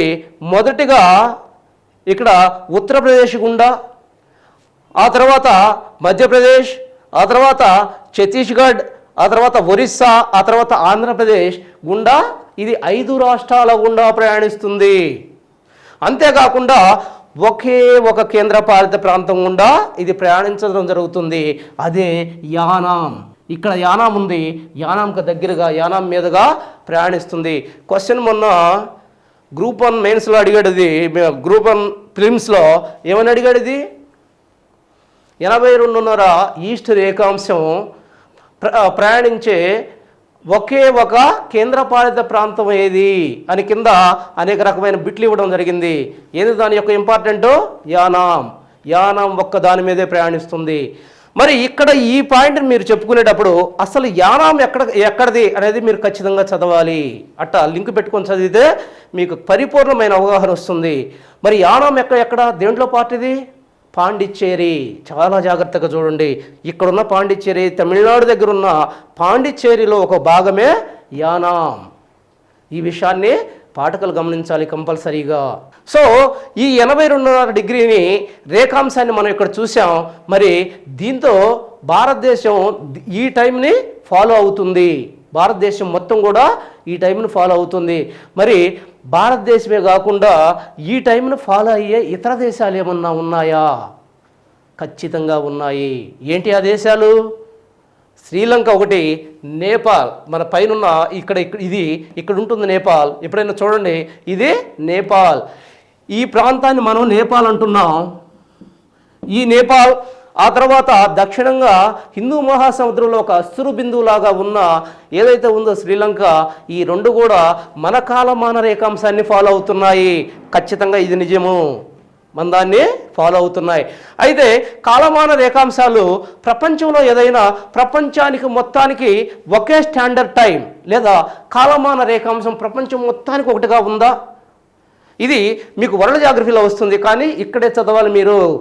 మరి ప్రపంచానికి మొత్తానికి కాలమాన రేఖాంశం ఏదన్నా ఉందా? ఉంది. ఏంటిది? గ్రీన్విచ్ రేఖాంశం అంటారు దాన్ని 0 మెరిడియన్ అంటారు, 0 మెరిడియన్ అని అంటారు, 0 రేఖాంశం అంటారు. ఈ సున్నా రేఖాంశం అనేది లండన్కి దగ్గరగా ఉన్న గ్రీన్విచ్ అనే ప్రాంతం మీదుగా వేయబడింది కాబట్టి దాన్నే గ్రీన్విచ్ మెరిడియన్ అంటున్నారు. ఈ గ్రీన్విచ్ మెరిడియన్ మీద ఏదైతే సూర్యకిరణాలు మధ్యాహ్నం పూట నిట్ట నిలువుగా పడ్డప్పుడు ఎంత సమయం అయితే ఉంటుందో ఆ సమయాన్ని ప్రపంచం మొత్తం కూడా ప్రామాణిక సమయంగా తీసుకుంటుంది. ఎందుకు తీసుకోవాలి? ప్రామాణిక సమయంగా దాన్ని ఎందుకు తీసుకోవాలి ప్రపంచం మొత్తం? ఎందుకనంటే ప్రపంచంలో రకరకాల కాలాలు ఉంటున్నాయి. అమెరికాలో చీకటి అయితే రాత్రిపూట అయితే మనకి పగలవుతుంది. దీంతో టైం డిఫరెన్స్ వస్తుంది, కాలంలో వ్యత్యాసం కలుగుతుంది. దీంతో అంతర్జాతీయంగా జరిగే వ్యాపారాలకు ఆటంకాలు కలుగుతున్నాయి. దీన్ని అవాయిడ్ చేయటం కోసం ప్రపంచం మొత్తం కూడా ఒకే కాలమానాన్ని తీసుకుంటుంది. దాన్నే మనం ఏమంటున్నాం? గ్రీన్విచ్ మీన్ టైం అంటున్నాము. ఆ గ్రీన్విచ్ మీన్ టైంకి మనది అంటే భారతదేశం యొక్క ప్రామాణిక కాల రేఖాంశం ఎంత ముందుగా ఉంది? చాలా ఇంపార్టెంట్ బిట్టు, మీరు గమనించాలి. 5:30 గంట ముందున్నాము. ఎంత ముందున్నాం? 5:30 గంట ముందున్నాం. చాలా జాగ్రత్తగా చాలాసార్లు అడిగాడు ఇది. ప్రపంచ ప్రామాణిక రేఖాంశానికి భారతదేశ రేఖాంశం ఎంత ముందుగా ఉందని చాలాసార్లు క్వశ్చన్లు అడగడం జరిగింది. మీరు చాలా జాగ్రత్తగా ఉండాలి. 5:30 గంట ముందున్నాం మనం. ఎందుకని? ఇది ఒక్కసారి ఇక్కడ మీరు ప్రపంచాన్ని కూడా ఒక్కసారి చూడాలి. ఇది ప్రపంచం, భూగోళం. ఈ ప్రపంచంలో మనం చూసినట్టయితే దీన్ని ఏమంటున్నాం? మధ్యగా గీయబడ్డ ఈ రేఖని మనం ఏమంటున్నాం? ప్రామాణిక రేఖాంశం, ప్రపంచ ప్రామాణిక రేఖాంశం. దీన్నే GMT, గ్రీన్విచ్ మీన్ టైం అంటున్నాం. మరి గ్రీన్విచ్ మీన్ టైంకి మనం ఎక్కడున్నాం? జస్ట్ 82.5 డిగ్రీ దగ్గర ఈస్ట్ రేఖాంశం దగ్గర ఉన్నాం. కాబట్టి దీనికి మధ్య దరిదాపులు 30 డిగ్రీలు ఉన్నాయి కాబట్టి 30 డిగ్రీల కన్నా ఎక్కువ ఉంది కాబట్టి మరి 5:30 గంట మనం ముందున్నాము. 5:30 గంట ముందున్నాం. సో అంతేకాకుండా ప్రపంచంలో మనకేనా కాలమాన రేఖాంశాలు ఉన్నాయి? ప్రపంచంలో ఇంకా ఏమైనా కాలమాన రేఖాంశాలు ఉన్నాయా అంటే మొత్తం 24 కాలమాన రేఖాంశాలు ఉన్నాయి ప్రపంచంలో. ఈ 24 కాలమాన రేఖాంశాల్లో మొదటిది అతి ఎక్కువగా రష్యాలో ఉన్నాయి. 11 కాలమాన రేఖాంశాలు ఉన్నాయి. కానీ ఇటీవల కాలంలో ఇది చాలా జాగ్రత్తగా గమనించండి. ప్రతి దాంట్లో 11 అని ఇచ్చాడు. మీరు గమనించాల్సింది రీసెంట్గా దాన్ని 9కి తగ్గించారు. 9 కాలమాన రేఖాంశాలుగా తగ్గించారు. అదే కెనడాలో 6 కాలమాన రేఖాంశాలు ఉన్నాయి. అమెరికాలో 5 కాలమాన రేఖాంశాలు ఉన్నాయి. మరి భారతదేశంలో ఒకే ఒక కాలమాన రేఖాంశం ఉంది. ఒకే ఒక ప్రామాణిక కాలమాన రేఖాంశం ఉంది. ప్రపంచంలో మొత్తం 24 ప్రామాణిక కాలమాన రేఖాంశాలు ఉన్నాయి. ఆ విషయాన్ని మనం గమనించాలి. సో ఈ రకంగా భారతదేశం యొక్క ఉనికిని మనం ఇక్కడ చూసాం. క్షుణ్ణంగా భారతదేశం యొక్క ఉనికిని మనం చూసాం. ఆ తర్వాత భారతదేశం యొక్క వైశాల్యము, 3వ పాయింట్. భారతదేశం యొక్క వైశాల్యం ఏ విధంగా ఉంది? భారతదేశాన్ని మనం చూసినట్టయితే విశాలమైన భౌగోళిక ప్రాంతం మన భారతదేశం. మొత్తం 3 చూడండి, ఇది చాలా జాగ్రత్తగా గుర్తుపెట్టుకోవాలి మీరు. మొత్తం వైశాల్యం భారతదేశాన్ని చూసినట్టయితే 3.28 మిలియన్ స్క్వేర్ కిలోమీటర్ల విస్తీర్ణం కలిగి ప్రపంచంలో 7వ అతిపెద్ద దేశంగా ఉంది. అంతేకాకుండా ప్రపంచం మొత్తం భూవైశాల్యంలో 2.4%తోనూ, అంతేకాకుండా మొత్తం భూగోళంలో 0.57%తోనూ ఉన్నది. ఈడ మీరు ఒక విషయాన్ని గమనించాలి. ఏది డిఫరెన్స్? 2.4 ఏంటి, 0.57 ఏంటి? ఇక్కడ ఒక్క భూభాగాన్ని తీసుకుంటేనే, భూగోళంలో ఉన్నవా ప్రపంచంలో ఉన్న ఒక భూభాగాన్ని తీసుకుంటే భారతదేశం భూభాగం మొత్తం భూభాగంలో ఎంత ఉంది? 2.4%గా ఉంది. మొత్తం భూగోళంలో ఎంత ఉంది? 0.57%గా ఉంది. That is the most important. ఈ 2 ఏరియాస్ని మీరు ఖచ్చితంగా గమనించాలి. సో ఆ తర్వాత అసలు దీని భూ వైశాల్యం ఎంత అన్నప్పుడు 3.28 మిలియన్ స్క్వేర్ కిలోమీటర్లుగా మనం చెప్పుకోవచ్చు. ఇంత విశాలంగా ఉంది. మరి ఇంత విశాలంగా ఉన్న భారతదేశం ప్రపంచంలో ఎన్నో స్థానంలో ఉంది, 7వ స్థానంలో ఉంది.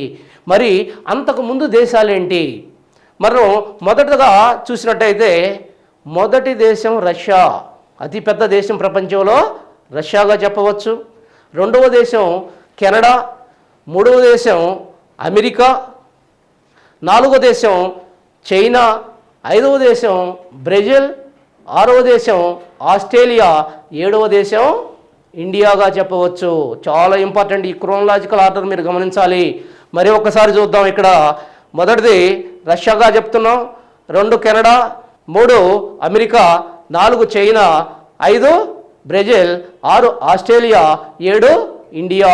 ఇక్కడ ఒక విషయం మీకు క్షుణ్ణంగా ఇంతకుముందు చదివిన విద్యార్థులు ఎవరైనా నా క్లాస్ చూస్తున్నప్పుడు మీకు ఒక డౌట్ వస్తుంది. ఇక్కడ యాక్చువల్గా 3వ ప్లేస్లో చైనా ఉండాలి. ఇప్పుడు నేను 4వ ప్లేస్లో చెప్పాను చైనా. ఎందుకంటే రీసెంట్గా చైనా నుంచి తైవాను వేరు చేయబడింది. రీసెంట్గా చైనా నుంచి తైవాన్ వేరు చేయబడటం వల్ల చైనా యొక్క విస్తీర్ణం తగ్గిపోయి 3వ ప్లేస్లోకి అమెరికా పోయింది. 3వ ప్లేస్లో ఉన్న చైనా 4వ ప్లేస్లోకి వచ్చింది. ఈ విషయాన్ని మీరు ఖచ్చితంగా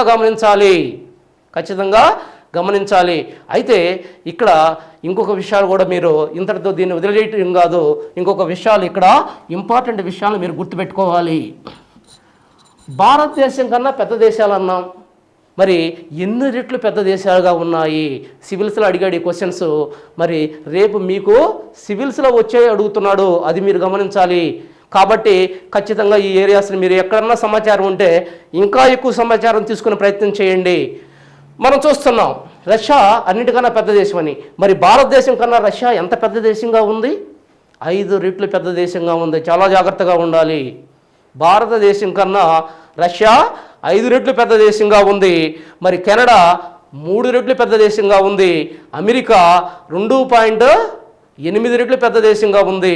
మరి ఆస్ట్రేలియా చూస్తే 2.4 రెట్లు పెద్ద దేశంగా ఉంది. ఇవన్నీ మీరు గమనించాలి. మళ్ళీ చెప్తున్నాను వినండి.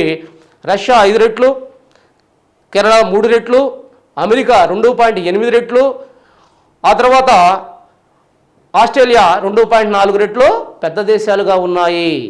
మరి ఆ తర్వాత మనం చూసినట్టయితే భారతదేశానికన్నా అనేక చిన్న దేశాలు ఉన్నాయి. మరి మన చుట్టూ ఉన్న భారతదేశానికన్నా చిన్న దేశాలు భారతదేశ వైశాల్యంలో ఎన్నో వంతు ఉన్నాయి అని అడుగుతున్నాడు.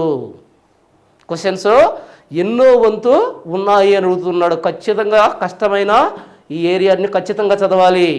మొదటగా చూసినట్టయితే జపాన్ తీసుకుంటే భారతదేశంలో 1/8 వంతుగా ఉంది. ఎంతగా ఉంది జపాను? 1/8 వంతుగా ఉంది. ఆ తర్వాత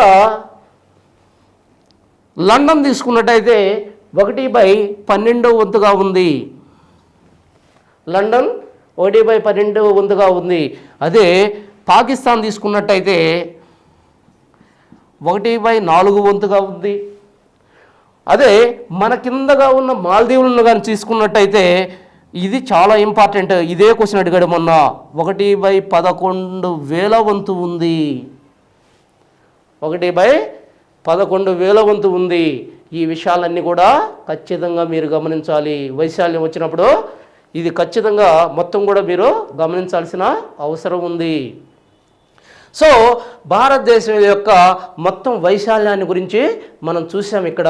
అంతేకాకుండా భారతదేశాన్ని ఉత్తర దక్షిణాలుగా మనం కానీ లెక్కించినట్టయితే, జాగ్రత్తగా చూడండి, ఉత్తర దక్షిణాలుగా లెక్కించినట్టయితే భారతదేశం యొక్క పొడవు 3,214 కిలోమీటర్లుగా ఉంది. మరి తూర్పు పడమరలుగా చూసినట్టయితే దీని పొడవు 2,933 కిలోమీటర్లుగా ఉంది. ఈ 2 విషయాలను మీరు జాగ్రత్తగా గమనించాలి. తర్వాత ఇక్కడ భారతదేశం యొక్క వైశాల్యాన్ని గురించి చూసాం. ఆ తర్వాత భారతదేశ రాజకీయ విభాగాలు. భారతదేశ రాజకీయ విభాగాలు మీకు తెలుసు. ప్రస్తుతం భారతదేశాన్ని 29 రాష్ట్రాలు, 7 కేంద్రపాలిత ప్రాంతాలు, మొత్తం 36 రాజకీయ విభాగాలుగా విభజించడం జరిగింది. మరి చారిత్రకంగా దీనికి ఏమన్నా ఉన్నాయా? జస్ట్ బిట్టు చదివినట్టు చదవకుండా కాన్సెప్ట్ ఓరియంటెడ్లో ఖచ్చితంగా చదవాలి మీరు. మరి ఇక్కడ చూసినట్టయితే ఇది కాకుండా అసలు చారిత్రకంగా ఏమన్నా ఉందా అన్నప్పుడు ఇక్కడ ఖచ్చితంగా చరిత్రను చదవాలి. మనం ఇక్కడ చరిత్రను చదవాల్సి ఉంటుంది. బ్రిటిష్ వారి కాలంలో చారిత్రకంగా చూస్తే బ్రిటిష్ వారి కాలంలో భారతదేశాన్ని 11 బ్రిటిష్ ప్రావిన్స్గాను 562 ప్రిన్స్లీ స్టేట్స్ అంటే స్వతంత్ర రాజ్యాలుగాను విభజించారు. బాగా చూడండి, 11 బ్రిటిష్ ప్రావిన్స్గాను 562 స్వతంత్ర రాజ్యాలుగాను ఉండేవి. ఏంటి 562 స్వతంత్ర రాజ్యాలంటే? 11 బ్రిటిష్ ప్రావిన్స్లో అక్కడ బ్రిటిష్ పాలన ఉండేది. 562 ప్రిన్స్లీ స్టేట్స్ అంటున్నాం. వాటిల్లో సార్వభౌమాధికారం అనేది రాజులకు ఉండేది, కానీ కప్పం కట్టేవాళ్ళు బ్రిటిష్ వాళ్ళకి. ఈ స్వతంత్ర రాజ్యాలే కానీ బ్రిటిష్ వాళ్ళకి కప్పం కట్టాల్సి వచ్చేది, కానీ స్వతంత్రంగా పరిపాలించుకునేవాళ్ళు. అందుకనే వీటిని స్వతంత్ర రాజ్యాలు అన్నారు. 562ని స్వతంత్ర రాజ్యాలు అనడం జరిగింది. మరి ఆ తర్వాత స్వతంత్రానంతరం మనం చూసినట్టయితే మొట్టమొదటిగా భాషా ప్రయుక్త రాష్ట్రంగా, మనందరికీ తెలిసిందే, భాషా ప్రయుక్త రాష్ట్రంగా 1956లో ఆంధ్రప్రదేశ్ ఏర్పడింది. 1953లో ఆంధ్ర రాష్ట్రం ఏర్పడింది. 1956లో పెద్ద మనుషుల ఒప్పందం వల్ల 1956లో ఆంధ్రప్రదేశ్ ఏర్పడింది. తెలంగాణ ఆంధ్ర కలిసి ఆంధ్రప్రదేశ్ అనేది ఏర్పడడం జరిగింది. మరి 1956లో ఆంధ్రప్రదేశ్ ఏర్పడ్డప్పుడు మొత్తం రాష్ట్రాల సంఖ్య 14, కేంద్రపాలిత ప్రాంతాలు 6గా ఉన్నాయి. ఆ తర్వాత 1957 నుంచి 1987 మధ్యలో మొత్తం 30 సంవత్సరాల కాలంలో 25 రాష్ట్రాలుగా 7 కేంద్రపాలిత ప్రాంతాలుగా భారతదేశాన్ని విభజించారు. ఈ 25 రాష్ట్రాలలో 25వ రాష్ట్రంగా మనకి గోవా ఏర్పడింది. మరి 7 కేంద్రపాలిత ప్రాంతాల్లో మన ఢిల్లీకి జాతీయ హోదానిచ్చారు. అంటే మన భారతదేశ రాజధానిగా దానికి ఉన్నత స్థానం కల్పించడం జరిగింది. ఆ తర్వాత ఎప్పుడైతే 2000 కాలంలో 2000 సంవత్సరంలో 3 కొత్త రాష్ట్రాలు ఏర్పడ్డాయి. ఎక్కడి నుంచి ఏర్పడ్డాయి? మొత్తం 3 కొత్త రాష్ట్రాలు. ఉత్తరప్రదేశ్ నుంచి ఉత్తరాఖండ్, మధ్యప్రదేశ్ నుంచి ఛత్తీస్గఢ్ అండ్ బీహార్ నుంచి జార్ఖండ్. ఈ రాష్ట్రాలు ఏర్పడటంతో మొత్తం 28 రాష్ట్రాలు 7 కేంద్రపాలిత ప్రాంతాలుగా మొత్తం 35 రాజకీయ విభాగాలుగా భారతదేశం విభజించబడింది. ఆ తర్వాత కాలంలో మనం చూసినట్టయితే రీసెంట్గా 2014 జూన్ 27వ తేదీన ఆంధ్రప్రదేశ్ 2 రాష్ట్రాలుగా విభజించబడింది. ఆంధ్ర రాష్ట్రంగాను తెలంగాణ రాష్ట్రంగాను విభజించబడటం వల్ల మొత్తం 29 రాష్ట్రాలుగా 7 కేంద్రపాలిత ప్రాంతాలుగా మొత్తం 36 రాజకీయ విభాగాలుగా భారతదేశం విభజించబడింది. సో ఈ సమాచారాన్ని మీరు తెలుసుకున్న తర్వాత ఇక్కడ చాలా ఇంపార్టెంట్గా మీరు గుర్తుపెట్టుకోవాల్సిన అంశాలు ఏంటి అంటే, ఈ రాష్ట్రాలలో పెద్ద ఏమిటి చిన్న ఏమిటి చాలా జాగ్రత్తగా గుర్తుపెట్టుకోండి. ఇది చాలా ఇంపార్టెంట్ ఏరియా. దీన్ని మనం ఇక్కడ ప్రస్తుతం తుడిపేస్తున్నాం. ఈ రాజకీయ విభాగాలుగా మనం 36 రాజకీయ విభాగాలుగా ఇక్కడ చూసాం. మరి 36 రాజకీయ విభాగాల్లో మనం 3 ఏరియాస్ని మనం జాగ్రత్తగా గమనించాలి. ఒకటి, ఈ 36 రాజకీయ విభాగాల్లో వైశాల్యం పరంగా పెద్దదేంటి? 2, జనాభా పరంగా పెద్దవేంటి చిన్నవేంటి? వైశాల్యం పరంగా పెద్దవి చిన్నవి, జనాభా పరంగా పెద్దవి చిన్నవి. 3, జనసాంద్రత పరంగా పెద్దవి చిన్నవి. చాలా జాగ్రత్తగా గమనించాలి. ఇక్కడ భారతదేశంలో వైశాల్యం పరంగా రాష్ట్రాల్లో పెద్దవేంటి, రాష్ట్రాల్లో చిన్నవేంటి, అదే రకంగా కేంద్రపాలిత ప్రాంతాల్లో పెద్దవేంటి, కేంద్రపాలిత ప్రాంతాల్లో చిన్నవేంటి, జనాభా పరంగా రాష్ట్రాల్లో పెద్దవేంటి చిన్నవేంటి, కేంద్రపాలిత ప్రాంతాల్లో జనాభా పరంగా పెద్దవేంటి చిన్నవేంటి, అదేవిధంగా జనసాంద్రత పరంగా రాష్ట్రాల్లో పెద్దవేంటి చిన్నవేంటి, కేంద్రపాలిత ప్రాంతాల్లో పెద్దవేంటి చిన్నవేంటి. ఈ విషయాలను మనం ఖచ్చితంగా క్షుణ్ణంగా గమనించాలి. ఇక్కడ జాగ్రత్తగా ఉండాలి. ఫస్ట్ చూసినట్టయితే వైశాల్య పరంగా అంటే ఏ రాష్ట్రం అధిక విస్తీర్ణమైన వైశాల్యాన్ని కలిగి ఉన్నది, ఎక్కువ ఏరియాని కలిగి ఉన్నది అని మనం చూసినట్టయితే వైశాల్యపరంగా పెద్ద రాష్ట్రాలు మొదటిది భారతదేశంలో అతిపెద్ద రాష్ట్రం వైశాల్యపరంగా చూసినట్టయితే రాజస్థాన్, రెండవది మధ్యప్రదేశ్, మూడవది మహారాష్ట్ర, నాలుగవదిగా ఆంధ్రప్రదేశ్ ఉండింది. ఈ విషయం జాగ్రత్తగా గమనించాలి మీరు. నాలుగవదిగా ఆంధ్రప్రదేశ్ ఉండింది.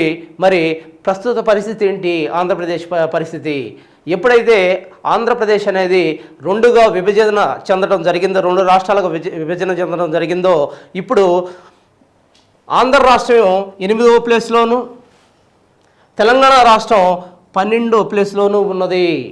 ఇది రీసెంట్గా వచ్చిన ఇన్ఫర్మేషన్. అయితే జనాభా గురించి కానీ జనసాంద్రత గురించి కానీ ఇంకా మనకి ఇన్ఫర్మేషన్ లేదు. ఆంధ్ర రాష్ట్రం గురించి, ఈ రెండింటి గురించి జస్ట్ వైశాల్యాన్ని గురించి మాత్రమే ఇన్ఫర్మేషన్ తెలిసింది రీసెంట్గా. When we talk about the direct speech and indirect speech in English, first we should be thorough with the knowledge relating to the sequence of tenses. So first let us talk about the sequence of tenses. The different aspects relating to the sequence of tenses are to be kept in view when we transform sentences from direct speech to indirect speech. So, let us see how this transformation of sentences tense is very essential. When the verb in the principal clause is past tense, the verb in the subordinate clause should also be in the past tense. For instance, he told, this is the principal clause, that he was not guilty. This is subordinate clause. So, in the principal clause, the verb is in past tense, he told. Then, similarly, same tense is to be maintained in the subordinate clause also, that he was not guilty. He asked if he might go home. May I go home? అని అడిగాడు. దాన్ని ఇప్పుడు ఇలా చెప్తున్నాం అనుకో. He asked if he may go home. May I go home అన్నాడు ఆయన. He asked if he may go home అంటే కుదరదు. ఎంచేత? In the principal clause, the tense is in past tense, the verb is in past tense, and in the subordinate clause, if the verb is in present tense, it will be mismatching. So, again in subordinate clause also, it should be, the verb should be in the past tense. So, he might go. She was so weak that she could not stand. Was here in the principal clause, was, it is in past tense. Again in the subordinate clause, could not, past tense, same past tense we have to use. But there are two exceptions to this rule. That means, if the verb is in past tense or future tense, same tense is to be maintained again in subordinate clause also. But if it is in present tense, in subordinate clause also, same tense, present tense is to be maintained. But there are two exceptions to this particular rule.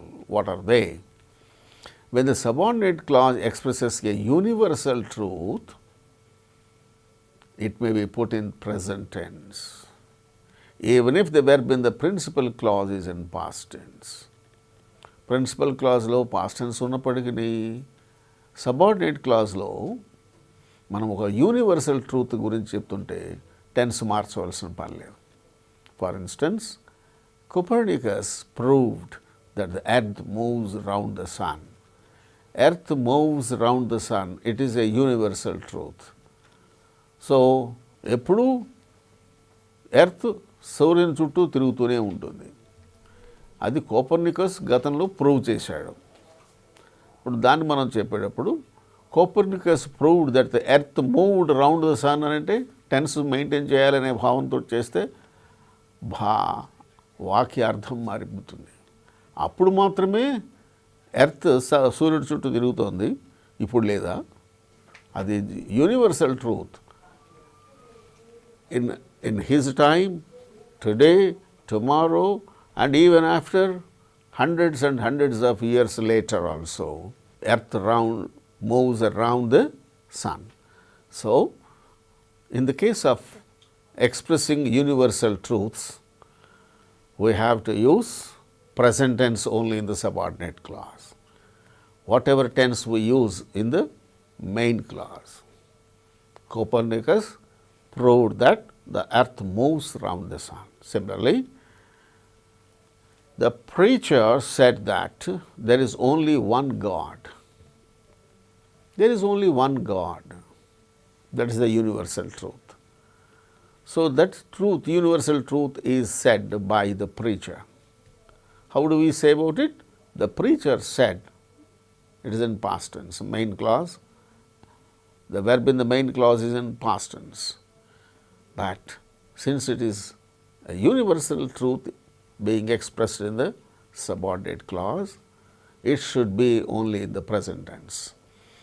As such, the sentence is like this.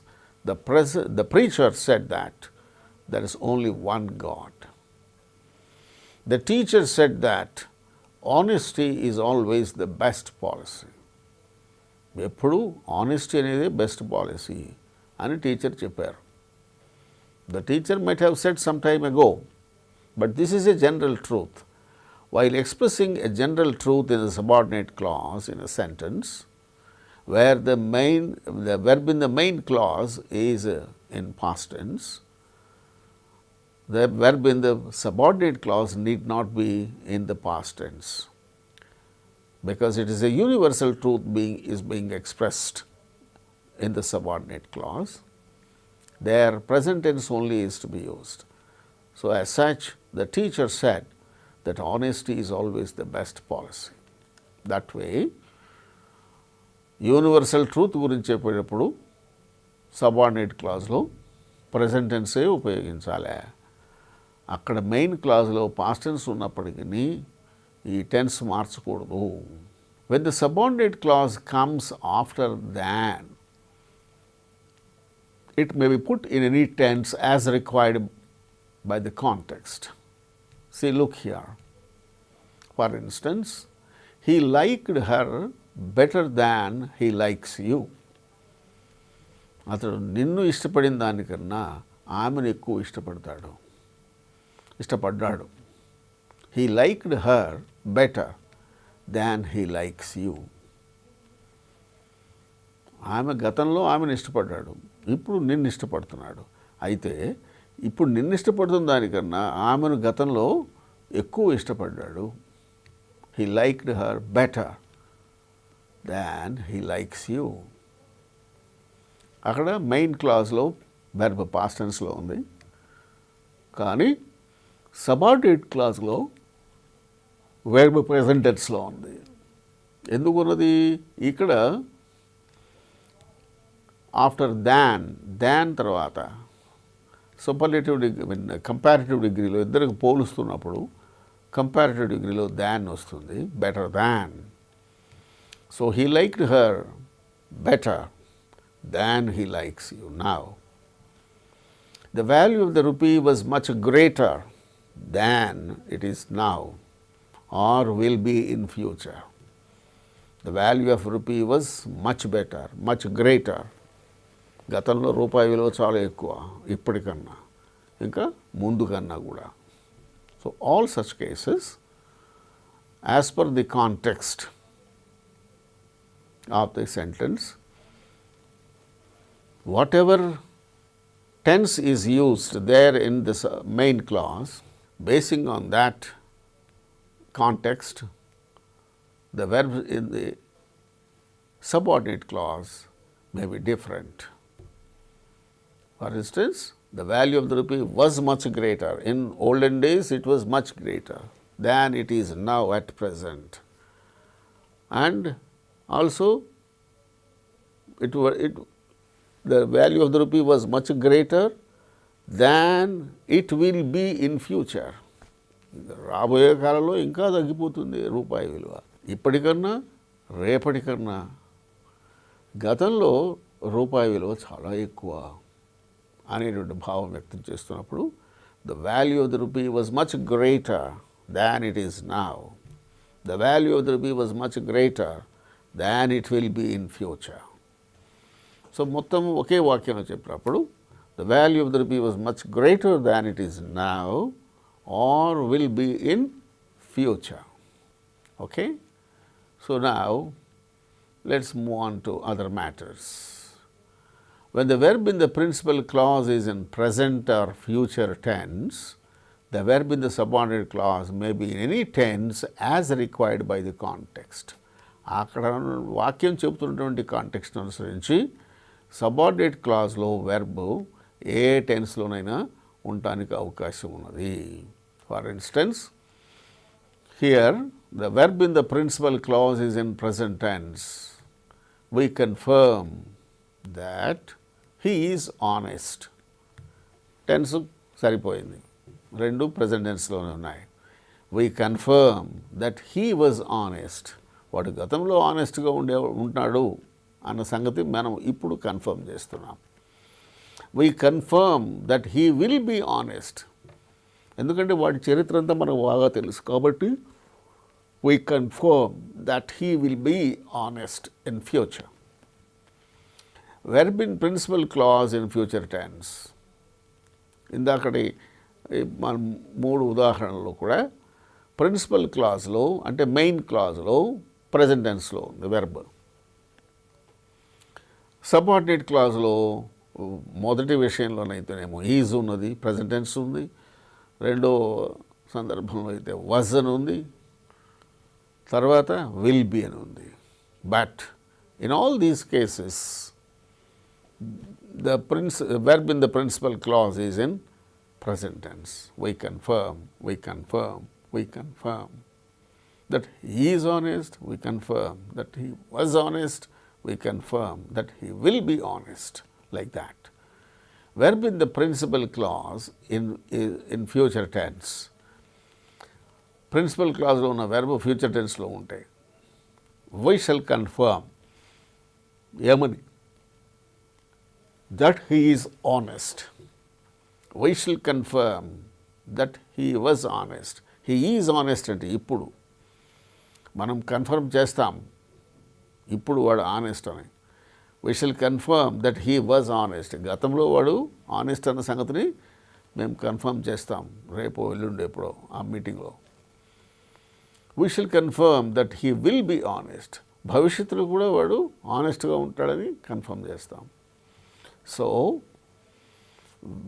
here the verb in the principal clause is in future tense, but the verb in the subordinate clause is in present tense, is in past tense, and it may be even in future tense.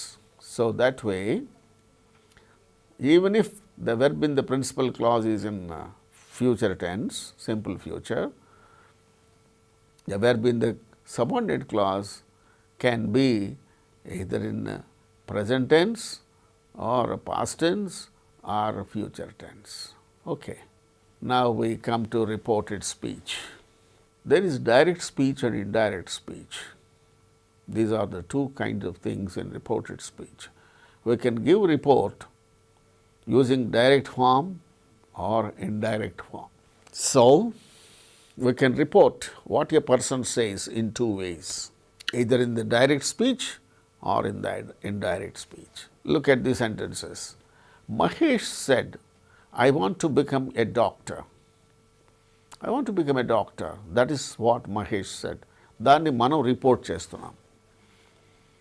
Mahesh doctor కావాలనుకుంటున్నాడన్న సంగతి గురించి మనం report చేస్తున్నాం. ఆ report చేసేటప్పుడు అతడి మాటల్ని యథాతథంగా మనం కోట్ చేసి రిపోర్ట్ చేయొచ్చు, లేదు అతడి మాటల్ని మన మాటలుగా మార్చి రిపోర్ట్ చేయొచ్చు. అతడి మాటల్ని అలాగే మనం కోట్ చేస్తూ రిపోర్ట్ చేస్తే then it can be said the sentence is in direct speech. అదే అతడి మాటల్ని మన మాటలుగా మార్చి రిపోర్ట్ చేస్తే then it is said that the sentence is in indirect speech. అదేలాగా మహేష్ సెడ్ దట్, ఏం చెప్పాడంటే Mahesh he wanted to become a doctor. అతను డాక్టర్ అవ్వాలని ఉందని చెప్పాడు. So the report can be made either in the direct speech or in the indirect speech. That is the information here. చాలామంది reported speech అంటే indirect speech అని అనుకుంటారు. Indirect స్పీచ్లోనూ చెప్పవచ్చు రిపోర్ట్, ఏ రిపోర్టు డైరెక్ట్ స్పీచ్లో చెప్పవచ్చు. So these two are the branches of reported speech, both the direct speech as well as indirect speech. Okay? The first sentence was what we have framed here. There we quote the actual words of Mahesh. This is called direct speech. Mahesh's words are put within quotation marks there. In the second sentence, we report what Mahesh said without using quotation marks and without quoting his actual words. This is called to be in indirect speech. కాబట్టి రెండో వాక్యంలో ఏముంది? మన report Mahesh గురించి, మహేష్ చెప్పిన దాని గురించి యథాతథంగా అతడి మాటల్ని కోట్ చేయకుండా అతడి మాటల్ని మన మాటలుగా మార్చి చెప్తాము. అది ఇండైరెక్ట్ స్పీచ్. డైరెక్ట్ స్పీచ్లో అతడి మాటల్ని అతడి మాటలుగానే కోట్ చేసి చెప్తాము. Mahesh said he want to become a doctor. That is direct speech. Mahesh said that he wanted to become a scientist or a doctor, like that. So that is said to be in indirect speech. Mahesh wanted to become a doctor. That's the information. ఆ రిపోర్ట్ను మనము అతడి మాటల్ని యథాతథంగా coat చేసి చెప్పితే అది direct స్పీచ్లో ఉన్నట్టు. Mahesh said I want to become a doctor. Mahesh said that he wanted to become a doctor. Then అతడి మాటల్ని మన మాటలుగా చెప్తే ఈ విధంగా ఏర్పడుతుంది. So this way how we try to change sentences from direct speech to indirect speech. Let's now notice the changes effected when the first sentence is changed into indirect speech. The comma after said and the quotation marks are removed. Number one thing, direct speech నుంచి indirect speechకి వెళ్ళినప్పుడు ఆ said తర్వాత ఉన్న comma, Mahesh said comma, ఆ తర్వాత quotation marks రెండు తీసేసాం. తర్వాత మహేష్ సెడ్ అక్కడ దట్ అనేది యాడ్ అయింది. కొటేషన్ మార్క్స్ తీసేసి దట్ అనేది చెప్తాం. So Mahesh said that. The conjunction that is put between the principal clause and the subordinate clause. The pronoun I is changed to he. The verb want is changed to wanted according to the rule of sequence of tenses. So what are the changes? Let us see. Quotation marks and comma, they are removed. We transform sentences from direct to indirect. The principal, the conjunction that is put between principal clause and the subordinate clause, and pronoun I is changed to he, verb want is changed into wanted according to the rule of the sequence of sentences.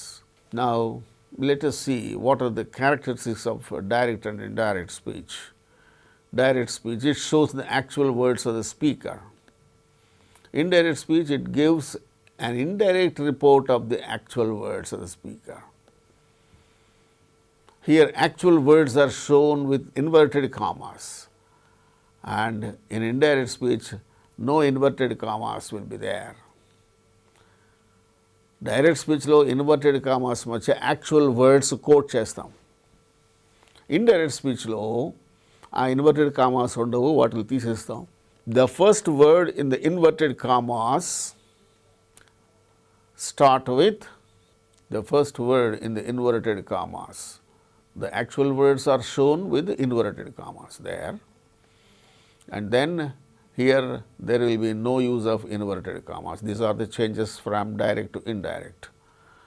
And what are the other characteristics? The first word in the inverted commas start with a capital letter there. Here it is introduced by the conjunction that. అక్కడ capital letter ఉంటుంది, ఇక్కడ capital letter ఉండదు, that పెట్టేస్తాం కాబట్టి continuation ఉంటుంది. These are the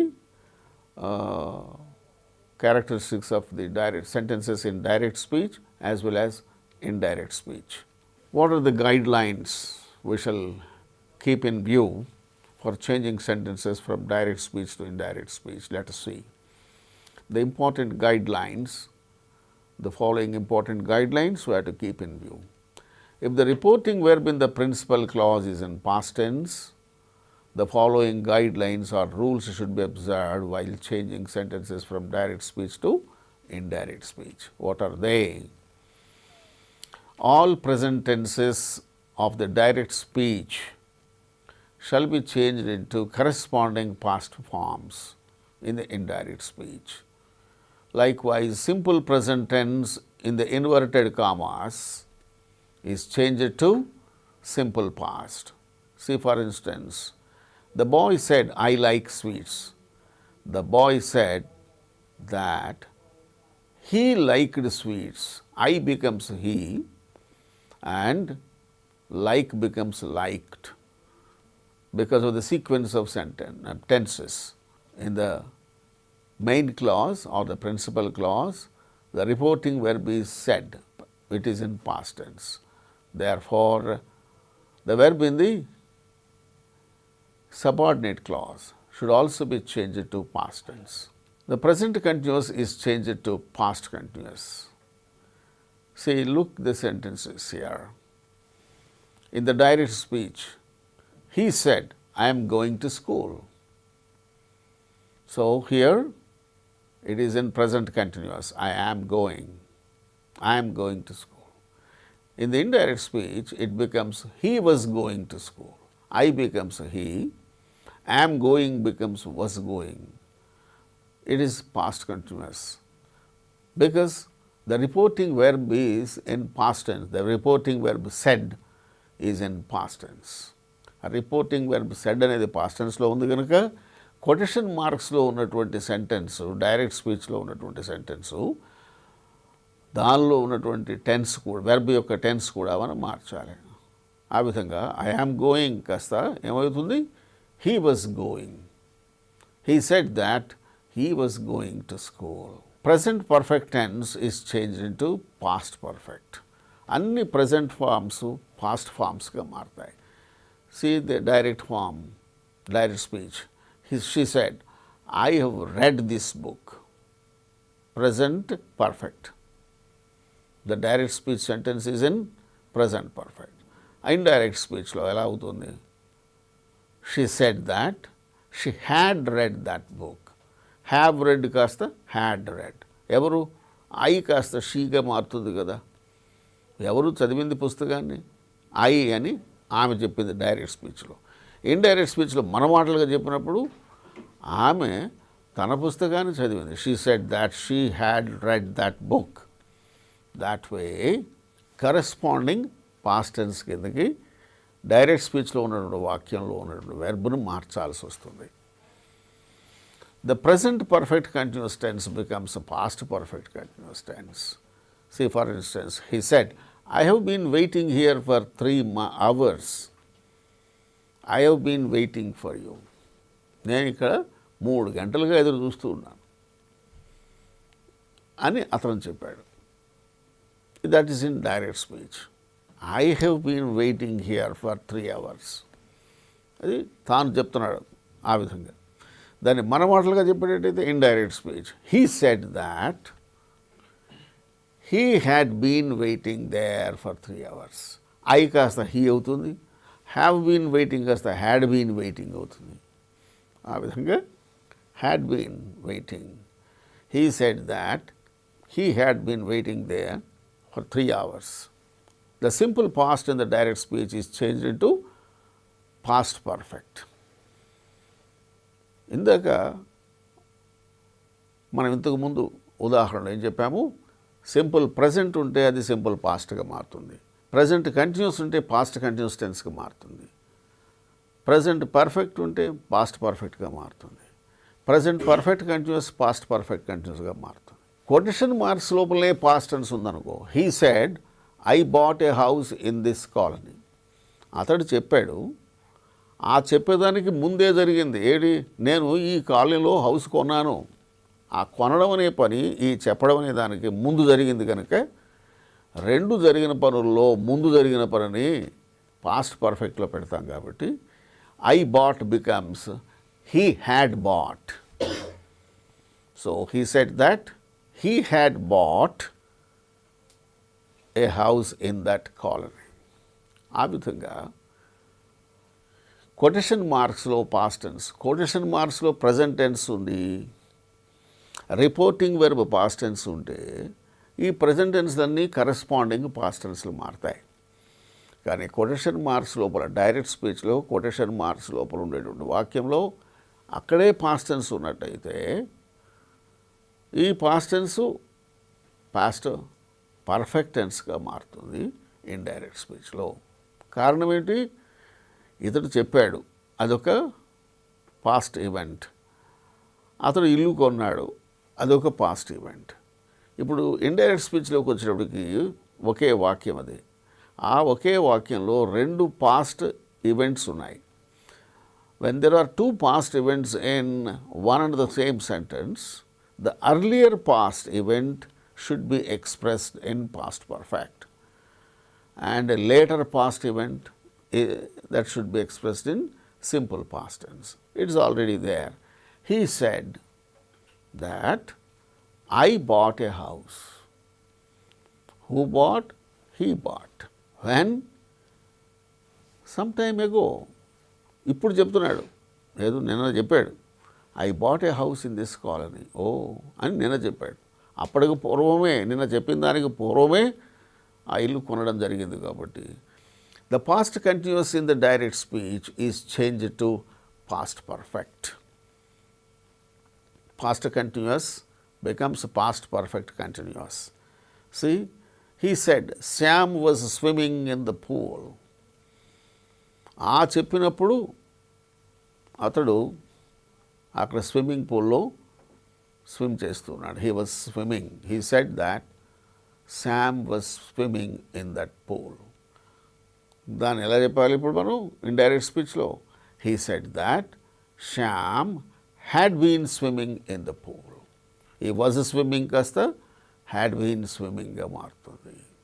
if the reporting verb is in present tense, no change in tense is required when we transform sentences from direct speech to indirect speech.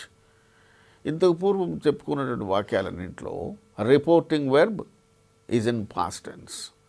There four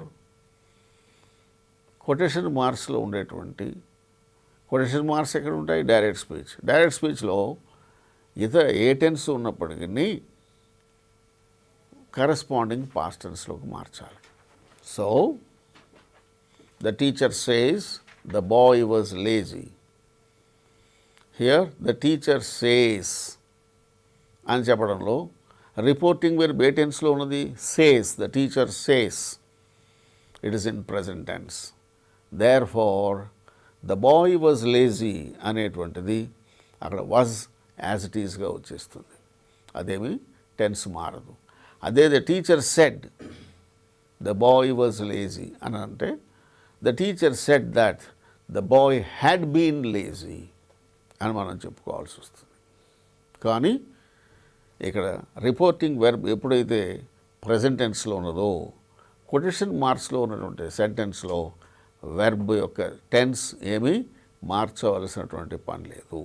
pronounce and possessive adjectives of the first person in the direct speech belong to the subject in the main clause and they are changed accordingly. అంటే ఏమిటి? Pronouns and possessive adjectives of the first person. Pronouns, personal pronouns and possessive adjectives. వాటికి possessive adjective I, possessive అది personal pronoun I. దానికి possessive adjective my book, my pen, my house. Those are all adjectives, possessive adjectives. So, pronouns and possessive adjectives of the first personal pronouns అంటే I, we. వాటికి సంబంధించిన possessive adjectives my, our, ours, అలాగే me, అస్, ఇవన్నీ కూడా ఏమవుతాయి direct స్పీచ్లో ఉన్నటువంటి వీటన్నింటినీ కూడా అవి వేడికి చెందుతాయి, సబ్జెక్ట్ చెందుతాయి, మెయిన్ క్లాజ్లో ఉన్న సబ్జెక్ట్ చెందుతాయి. So they are changed accordingly. Quotation మార్క్స్లో ఉండేటువంటి first personal pronouns and possessive adjectives are changed according to the subject in the main clause. Okay? Let us see the example. He said, I will live with my parents. He said, నేను మా పేరెంట్స్తోనే ఉంటాను. ఏమయ్యా నీకు ఇక్కడ ఉద్యోగం ఇస్తాము రా, చక్కగా పెళ్లి చేసుకో, అమ్మాయిని ఇస్తాం అని చెప్పావు. No, I will live with my parents అన్నాడు. He said, I will live with my parents. That is the sentence in direct speech. Indirect speech లో ఏమవుతుంది అది? He said that, quotation marks and comma తీసేసి that పెడతాం. I becomes he. ఈ I will live with my parents అని ఎవరు చెప్తున్నాడు? అతడు చెప్తున్నాడు. So first personal pronounce in the direct speech, that is within the quotation marks, change according to the subject in the main clause. That means subject ikkadedi he. I becomes he. With my means with his. A will live kasta tense marali kada. Reporting verb is in past tense. He said, therefore I will live kasta he would live with his parents. ఆ విధంగా మనం మార్చాల్సి ఉంటుంది. Second example, she said, I lost my purse in the super market. She said, ఏం చెప్పింది? I lost my purse in the super market. She said that, quotation marks that పెట్టాలి. I అంటే ఎవరు? She.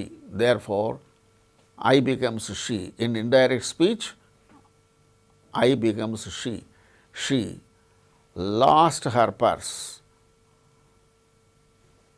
She lost her purse. అలా చెప్పవచ్చు. She had lost her purse అని కూడా చెప్పవచ్చు. She had lost her purse in the supermarket. Likewise, ఆ my purse కాస్త her purse అవుతుంది. I కాస్త షీ అవుతుంది. నా change in personal pronouns in the indirect speech ఎలాగ మారుతాయో చూద్దాం. I, we, me, my, us, our, these are all first personal pronouns. They change according to the subject in the main class. You, your ఆబ్జెక్ట్ని బట్టి మారుతాయి. ఇవి objective చదువుతాయి. ఇది main క్లాజ్లో ఉన్న object చెందుతాయి. అది he, his, she, her, it, its, they, them, their, these are all third personal pronouns. అవి ఏమీ మారవు. ఫస్ట్ డైరెక్ట్ స్పీచ్ నుంచి ఇండైరెక్ట్ స్పీచ్లోకి మారేటప్పుడు ఇవి యాజ్ ఇట్ ఈజ్గా మనం ఉంచవలసి వస్తుంది. అవేమీ మార్పు చెందవు. The pronouns and the possessive adjectives of the second person in the direct speech belong to the object of the verb in the main clause and they are changed accordingly. While the pronouns and possessive adjectives of third person remain unchanged. అవి మార్పు చెందకుండా అలా ఉంటాయి. Let us see the examples. For instance, the teacher said to the boys, if you do your best, you will certainly pass. మీరు కనుక బాగా కష్టపడితే మీరు తప్పనిసరిగా పాస్ అవుతారయ్యా. Teacher said to the boys. In the main clause in the direct speech the subject is teacher and the object is who did he say? ఎవరికి చెప్పాడు? To the boys. So boys object. Therefore, in the direct speech within quotation marks, first personal pronouns change according to the subject and the second personal pronouns change according to the object. Object are boys. So, now how changes take place from direct to indirect speech? Let us see. The teacher told the boys that quotation marks is that పెట్టేస్తాం that if you means ఎవరు boys, if they, you కాస్త ఏమవుతుంది ఇక్కడ boys third person కదా, నేను కాదు నువ్వు కాదు, boys third person plural, therefore boys బదులు దే వస్తుంది. If they did your best కాస్త their best, you will certainly pass, you కాస్త దే అవుతుంది, విల్ అనేటువంటిది వుడ్ అవుతుంది. టెన్స్ మారాలిగా, పాస్ట్ టెన్స్. విల్ పాస్ కాస్త would pass, will certainly pass కాస్త వుడ్ సర్టన్లీ పాస్ అవుతుంది.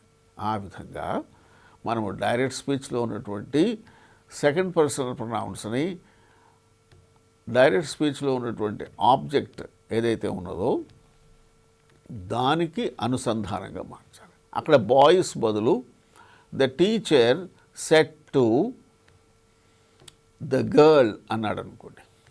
The teacher said to the girl, if you do your best you will certainly pass అని ఒక అమ్మాయిని చూసి బాయ్స్కి బదులు the teacher said to the girl, then ఎలా మారిపోతుంది sentence?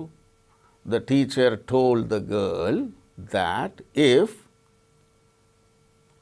the girl did her best, the girl బదులు if she did her best, she would certainly pass. ఆ విధంగా మారుతుంది. That means the second personal pronouns within quotation marks get changed according to the object in the main clause, and the first personal pronouns get changed according to the subject in the main clause, and the third personal pronouns they remain without getting any change. See the example. He said to me, it is her purse. He told me that it, third personal pronoun అలాగే వస్తుంది, మార్పు it is కాస్త tense మార్చాలి, was, because said is the reporting verb, it is in past tense, so is becomes was. It was her purse. He said to me, it is her purse. ఈ purse నీది కాదు నాది కాదురా, it is her purse. He said to me that it was her purse. So likewise, suppose he said to me, it is my purse. అలాగా మారుతుంది. He told me that it was, my అనేది first personal pronoun, అది subject బట్టి మారుతుంది, subject he ఉన్నది కాబట్టి హిస్గా మారుతుంది. He told me that it was his purse అవుతుంది. అప్పుడు if the person addressed reports the speech himself or her self, that the personal pronouns and possessive adjectives of second person are changed into the first person. See the example. ఏమిటి ఇక్కడ విషయం? He said to me, you and your team shall help me in this matter. The person addressed, ఎవరు? The person addressed reports the speech himself or herself. Then the personal pronouns and possessive adjectives of the second person are changed into first person. If the person addressed, ఎవరికి address? He said ఎవరికి? నాకు. కాబట్టి ఈ you your కాస్త ఏమవుతుంది? First person pronouns. Object is me, that is first person.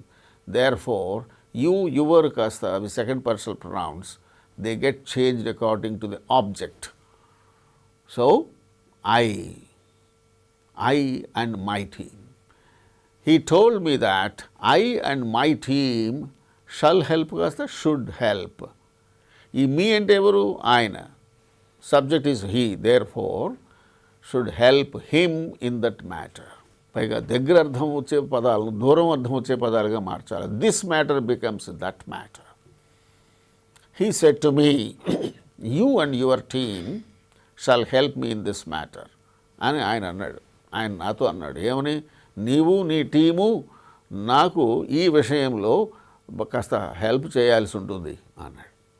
దాని ఇప్పుడు నా మాటలుగా నేను చెప్పవలసి వస్తే, he told me that I and my team should help him in that particular matter. ఏదో ఆ మ్యాటర్లో నేను నా టీం అంతా కూడా తనకు సహాయపడాలని అడిగాడు. So the nominative of address in the direct speech becomes the person spoken to the indirect speech. So, see the example here. Hari said, Father, I am going to my college. Hari వాళ్ళ నాన్నగారితో చెప్తున్నాడు, నాన్న నేను కాలేజీకి వెళ్ళొస్తా. Father, I am going to my college. దాని indirect స్పీచ్లో చెప్పాలంటే హరి సెడ్ కాస్త టోల్డ్. ఎవరికి చెప్పాడు? వాళ్ళ నాన్నగారికి. So Hari told his father, ఇక్కడ దట్ పెట్టాలి. ఏమని చెప్పాడు? దట్ ఐ మీన్స్ ఎవరు? హరి కదా. Therefore he, I becomes he. Hari told his father that he was going to my college becomes his college. That is Hari మామూలుగా వెళ్ళే college. So what is important to be noticed here? ఇక్కడ ప్రధానంగా గుర్తించవలసింది ఏంటి? The nominative of address. ఇక్కడ చూడు, Hari said, father I'm going to my college. So that becomes the person spoken to in indirect speech. అది object అవుతుంది. Hari told his father అని చెప్తే the person addressed, the nominative of address in the direct speech becomes the person spoken to in the indirect speech. Hari told his father, Emani, that he was going to his college. Rita said, Hema, I can't spend more money on my clothes. ఇదిగో ఇవి బాగున్నాయి, ఇవి కొనుక్కో అని Rita హేమకు Hema రీటాకు చెప్పింది. కానీ Rita హేమతో ఏముంటుంది? Rita said, Hema, I can't spend more money on my clothes. దాని ఇండైరెక్ట్ స్పీచ్లో మన మాటలుగా చెప్పవలసి వస్తే, రీటా టోల్డ్, ఎవరితోటి? హేమతో. Rita told Hema that I means Rita, that is she, cannot spend becomes could not spend. More money on my clothes means on Rita. Rita చెప్తుంది కదా. So on her clothes. So that way changes take place in the sentences when we transform them from direct speech to indirect speech. The words expressing nearness in direct speech are changed into words expressing distance. This అనేది direct స్పీచ్లో ఉంటే indirect స్పీచ్లో దట్గా మారుతుంది. These becomes those, now becomes then, here becomes there, ago becomes before. ఈ విధంగా మార్పులు పొందుతాయి. Today becomes that day, tomorrow becomes the next day, yesterday becomes the previous day, last night becomes the previous night. So these are all the changes. Usually we have to keep in view how the words which express nearness shall be changed to the words expressing distance. Hitherto we have been dealing with changing assertive sentences from direct speech to indirect speech. Now, let us change interrogative, imperative and exclamatory sentences from direct speech to indirect speech. మామూలు assertive sentence direct speech నుంచి indirect స్పీచ్కి ఎలా మార్చాలో మనం తెలుసుకున్నాము. Now, let us know how interrogative sentences, that is questions, are to be transformed from direct speech to indirect speech. Interrogative sentences are of two kinds. They are questions which begin with helping verbs or yes or no questions. Helping verbs to start a ప్రశ్నలు అంటే yes or no questions. Since the answers for these questions are, it shall be either yes or no. So, వాటిని అందుకని yes no questions అన్నారు. Questions which begin with helping verbs. Can you help me? Do you go to school every day? Did you go to school yesterday? Shall we go to a movie tomorrow? These are all the questions which begin with helping verbs. So, in all these cases answers will be yes or no. That is why the questions which begin with helping verbs are called yes no questions. వాటిని ఎలా మార్చాలా direct speech నుంచి indirect స్పీచ్కి. అలాగే work questions, these are other variety of questions.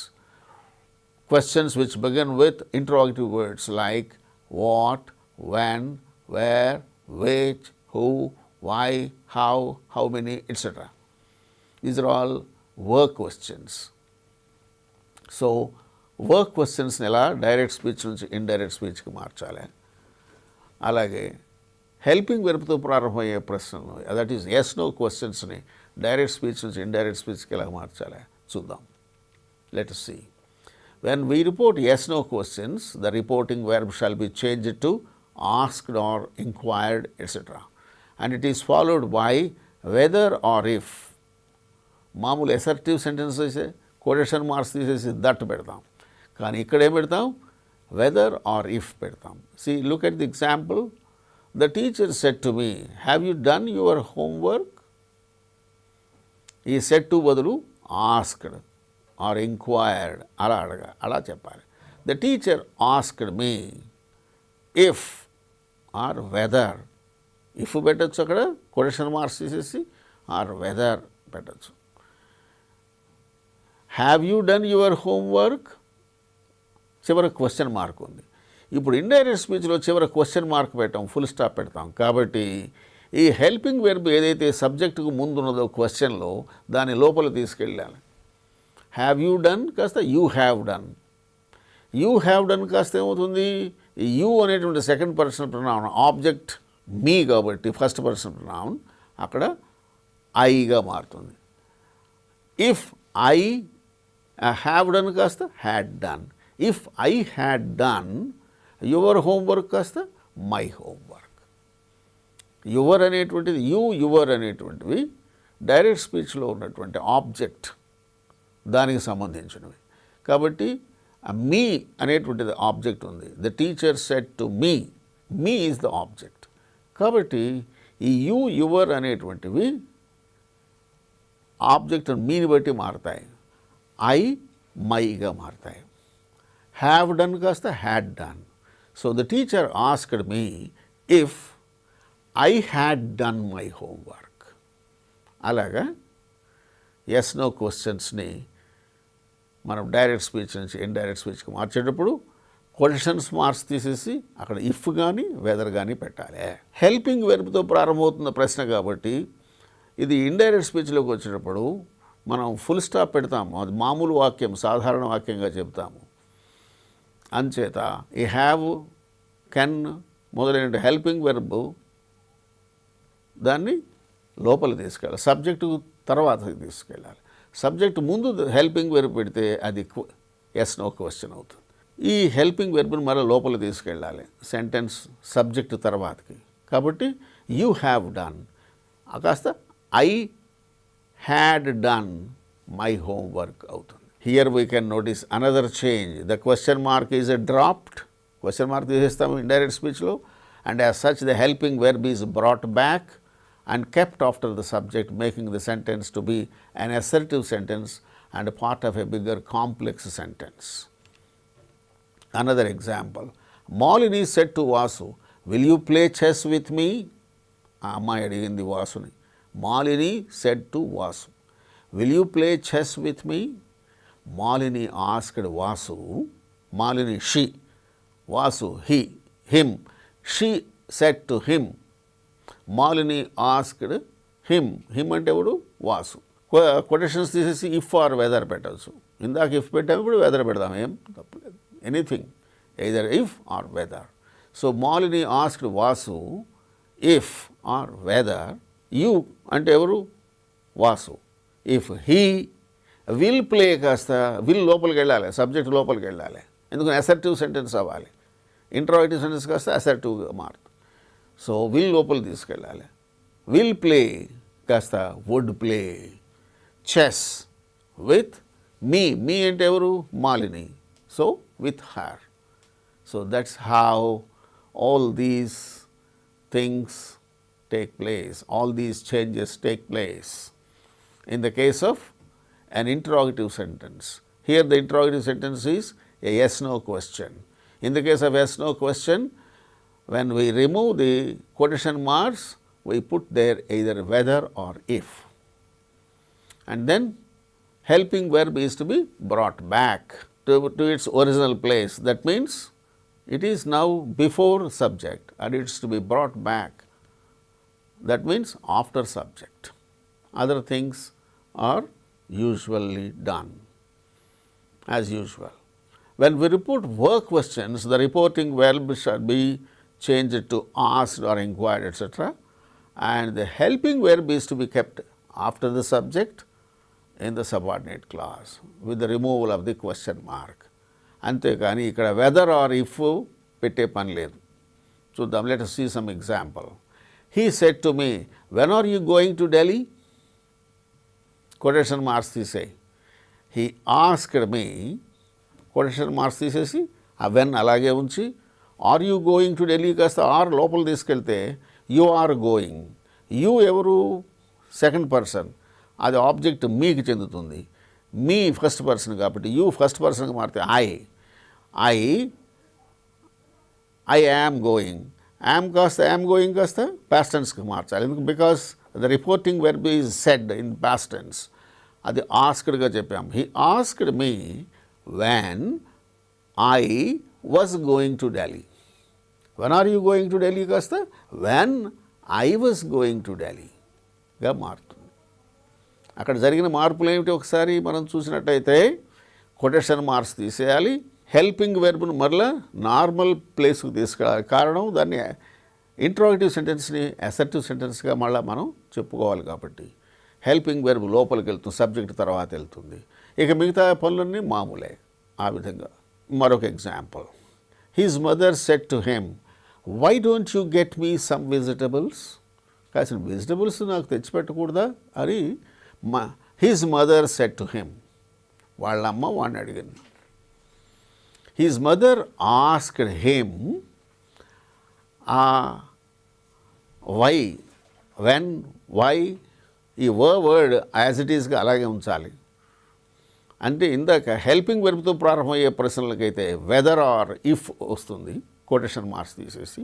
ఇక్కడ work క్వశ్చన్స్లో ఆ వర్డే అలాగే ఉంటుంది, ఆ ప్లేస్లో ఉంటుంది అన్నమాట. His mother asked him why he didn't get. Why don't you get me some vegetables? Why he didn't get her some vegetables? Why don't you get me some vegetables? Kasta? Why you get? Kasta? He. Don't lopal this or didn't. Why he didn't get her some vegetables? Me అనేటువంటిది ఆమె కదా. First person సబ్జెక్ట్ని బట్టి మారుతుంది. Subject అంటే his mother కాబట్టి her. His mother asked him why he didn't get her some vegetables. Imperative sentences, commands and requests. The sentences containing an order, request, warning, advice, etc. are in imperative mode. While reporting such imperative sentences, the introductory verb said has to be replaced by asked, ordered, commanded, requested, advised, warned, etc. as per the situation. Moreover, the verb in the direct speech has to be changed into infinitive ఈ వెర్బ్ను కాస్త ఇన్ఫినిటివ్గా మార్చాలి అంటే verb ముందు to పెట్టాలి. Let's see some examples. Keep quiet said the mother to the child. The mother said to the child ఏమని? Keep quiet. Mother asked the child to keep quiet. ఆ quotation marks తీసేసి just to పెట్టడమే. అంటే ఈ keep quiet అనేటువంటి verb imperative మూడ్లో ఉన్నది, దాన్ని ఇన్ఫినిటివ్గా మార్చాలి అంటే టు పెట్టడం అనమాట. To keep quiet. Call the witness said the magistrate. The magistrate ordered the court staff.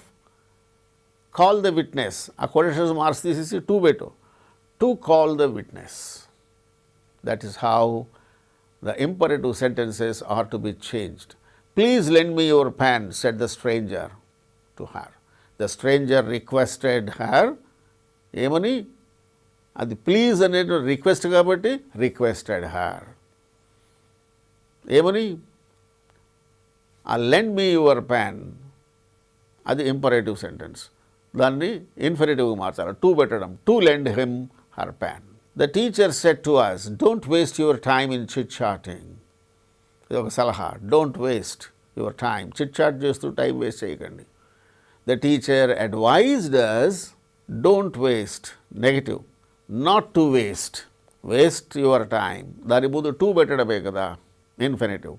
Therefore, don't waste కాస్త not to waste. Your time అంటే our time in chit-chatting. Your అనేటువంటిది సెకండ్ పర్సన్, అది object. అస్ మాకు చెప్పాడు ఆయన, ఆ master మాకు చెప్పారు, ఆ టీచర్ మాకు చెప్పారు. డోంట్ వేస్ట్ యువర్ టైమ్ అని.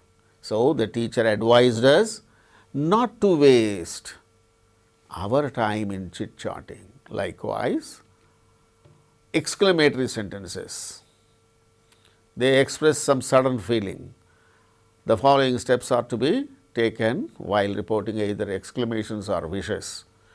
The reporting verb has to be changed into some verb expressing the exclamation or wish, like exclaimed, declared, wished, prayed, like that. The interjections and exclamations in the direct speech, oh, alas, hooray, etc., and the exclamation mark, ఇవన్నీ కూడా omit చేయాలి. They are to be removed in the indirect speech. And phrases like with delight, with regret, with sorrow are added to express the intensity of the feeling. The exclamation or the wish is to be first changed into assertive sentence and then it should be transformed into indirect speech. See, look, he said, how intelligent Shyam is. First, that exclamatory sentence is to be changed into assertive sentence. How intelligent Shyam is, that means Shyam is indeed very intelligent. Shyam is very intelligent. So, he exclaimed, ఇది exclamatory sentence కనుక he exclaimed, said బదులు he exclaimed that Shyam is very intelligent. కాస్త Shyam was very intelligent. Because tense ఒకటే పెట్టాలి కదా. Similarly, next sentence, he said, may God bless you. ఇది wish. Therefore, he wished that God might bless you. May God bless you అనేది wish. దాన్ని మామూలు వాక్యంగా మార్చుకుంటే God may bless you. మే కాస్త ఇక్కడ మైట్గా మారుతాం, టెన్స్ మార్చాలి కదా. Likewise, she said, alas, the poor man died that very night. అయ్యో, అదే రోజు చనిపోయాడు అతను. She exclaimed with sorrow. Alas అనే దానికి బదులు మనం మామూలుగా దాన్ని చెప్పుకుంటే అదే భావాన్ని ఎక్స్ప్రెస్ చేయాలంటే షీ ఎక్స్క్లెయిమ్డ్ విత్ సారో. ఏమని? That the poor man had died that very night. Hurray, we have won the match, said the boys. The boys shouted with delight. ఏమని? దాట్ వీ హ్యావ్ వన్ కాస్త they had won the match. So quotation మార్క్స్లో ఉన్నటువంటి exclamatory sentences విషెస్ని మనం ఏం చేయాలి? మామూలు వాక్యాల్లోకి మార్చుకోవాలి. ఓ, అలాస్, హురే ఇలాంటి వాటిల్ని మనం ఏం చేయాలి? With delight, with regret, with sorrow, said with సారో అట్లా మనం మార్చాలి. మారుస్తూ కొటేషన్ మార్క్స్లో ఉన్నటువంటి సెంటెన్స్ని అసర్టివ్ సెంటెన్స్లోకి ముందుకు మార్చి అప్పుడు డైరెక్ట్ నుంచి ఇండైరెక్ట్ స్పీచ్కి మార్చాలి. That is how we have to make necessary changes.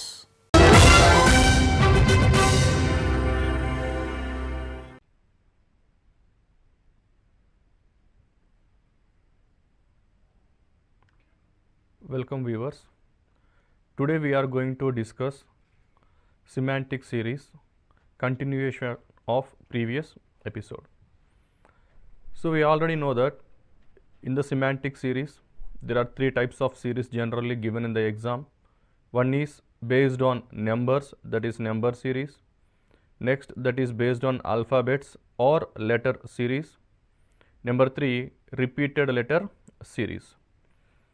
In the previous episode, we already discussed about number series regarding arithmetic progressions, geometric progressions, squares, values near the squares, cubes. Whenever there is a huge increase from starting to the end, I said that generally that is in the multiples, that is in geometric progressions. Generally the increase is not much in the series, then we will take the difference. Today we will solve the another types of questions. This particular question.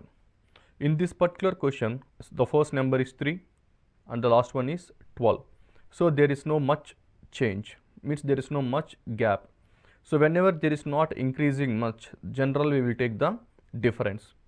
In this case, 3 to 5 increasing by 2, again 5 to 6 increasing by 1, 6 to 11 increasing by 5, 11 to 9 decreasing by 2. If you see the change is not consistent. It is changing very rapidly. So like 2, 1 decreased by 1, again increased by 4, again decreased by 7. So it's changing very rapidly, very drastically in fact. So whenever you see this kind of change, this is not this kind of question. So you should get in the mind this is a mixed type of series or a mixed type of question. What is meant by a mixed series? It has more than one series involved in this particular series. If you see this series 3, 6, 9 and 12 forms one series. In the same way 5, 11, 17 and you need to find out the answer. So there are two series involved in this particular series. So we call this kind of series as mixed series. Here see 3 to 6 increasing by 3, 6 to 9 here also increasing by 3, 9 to 12 here also it is increased by 3. And you see the next series 5 to 11 increasing by 6, 11 to 17 here also it is increased by 6 and again it has to increase by 6. So 17, 6. So your answer is 23. So your answer is D is the answer. So whenever we are unable to find out the answer by taking the difference, so keep in mind this question may be a mixed series as well. See, in this question initially it is 2, then finally it is 81. So it is good increase. So whenever there is a good increase, generally we will take the difference and we will try to check it out. See, 2 to 5 increasing by 3, 5 to 7 increasing by 2, again 7 to 12 increasing by 5, 12 to 19 increasing by 7. So if you see this one 3, 2, 5, 7, I can't predict any kind of consistent change. So whenever I am unable to find out, this is not the way to solve this question. In fact, if you see this question, there is a particular name for this kind of series that is called as Fibonacci series. This is very, very important series that is called as Fibonacci series. So what is meant by Fibonacci series? In this particular series, the pattern is 2, 5, 7, 12, 19, 31. We need to find out the answer, then 81. In Fibonacci series, we need to add first two numbers. That is, to get this 7, we have to add 2 and 5. So 2 plus 5, you got 7. So you got 7 here. In the same way, to get next number, that is 12, we have to add 5 and 7. So 5 plus 7, then you will get 12. So you will get the next series. In this way, again to get 19, we have to add the previous two numbers, that is 7 and 12. So 7 plus 12 will get 19. Again to get 31, we need to add 12 plus 19, we will get 31. In the similar way, to get the answer, we need to add 19 and 31. If you add 19 plus 31, you will get answer as 50. So your answer is C. So now your answer is 50. If you continue this, again 31 plus 50, you will get 81. So 31 plus 50, you will get answer as 81. So remember this kind of series is called as Fibonacci series, which is very important for the exam. See, this is a Fibonacci series by adding previous two numbers. There will be a Fibonacci series by adding previous three numbers also. Now we are going to discuss the question based on Fibonacci series based upon addition of last three letters. For example, it is 2, 3, 4. The next one will be addition, that is 4 plus 3 plus 2, that will answer is 9. Again the next number is 9 plus 4 plus 3, that is 16, and the next number will be 16 plus 9 plus 4, that is 29. The next number will be 29 plus 16 plus 9, that will be 54. So this is the Fibonacci series that you will get by addition of previous three numbers. For example, I said again 2 plus 3 plus 4, you will get 9.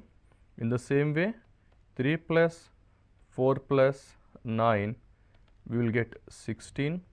The same way, 4 plus 9 plus 16, we will get 29. In the same way, 9 plus 16 plus 29, we will get 54 as the answer. So this is called as a Fibonacci series. Generally we will get by the addition of previous three numbers. So here two types, by addition previous two. The next pattern is by adding previous three. So these are the two types of Fibonacci series. This is a miscellaneous type of question. So where we have both additions and multiplications are involved. If you see this particular series, 4, 8, exactly it is doubled. So it generally is multiplying by 2, or he added 4. Next one is 8 to 11. So generally it is increasing by 3. So plus 3. If you see the next one, 11 and 22, obviously it is doubled. So multiplied by 2.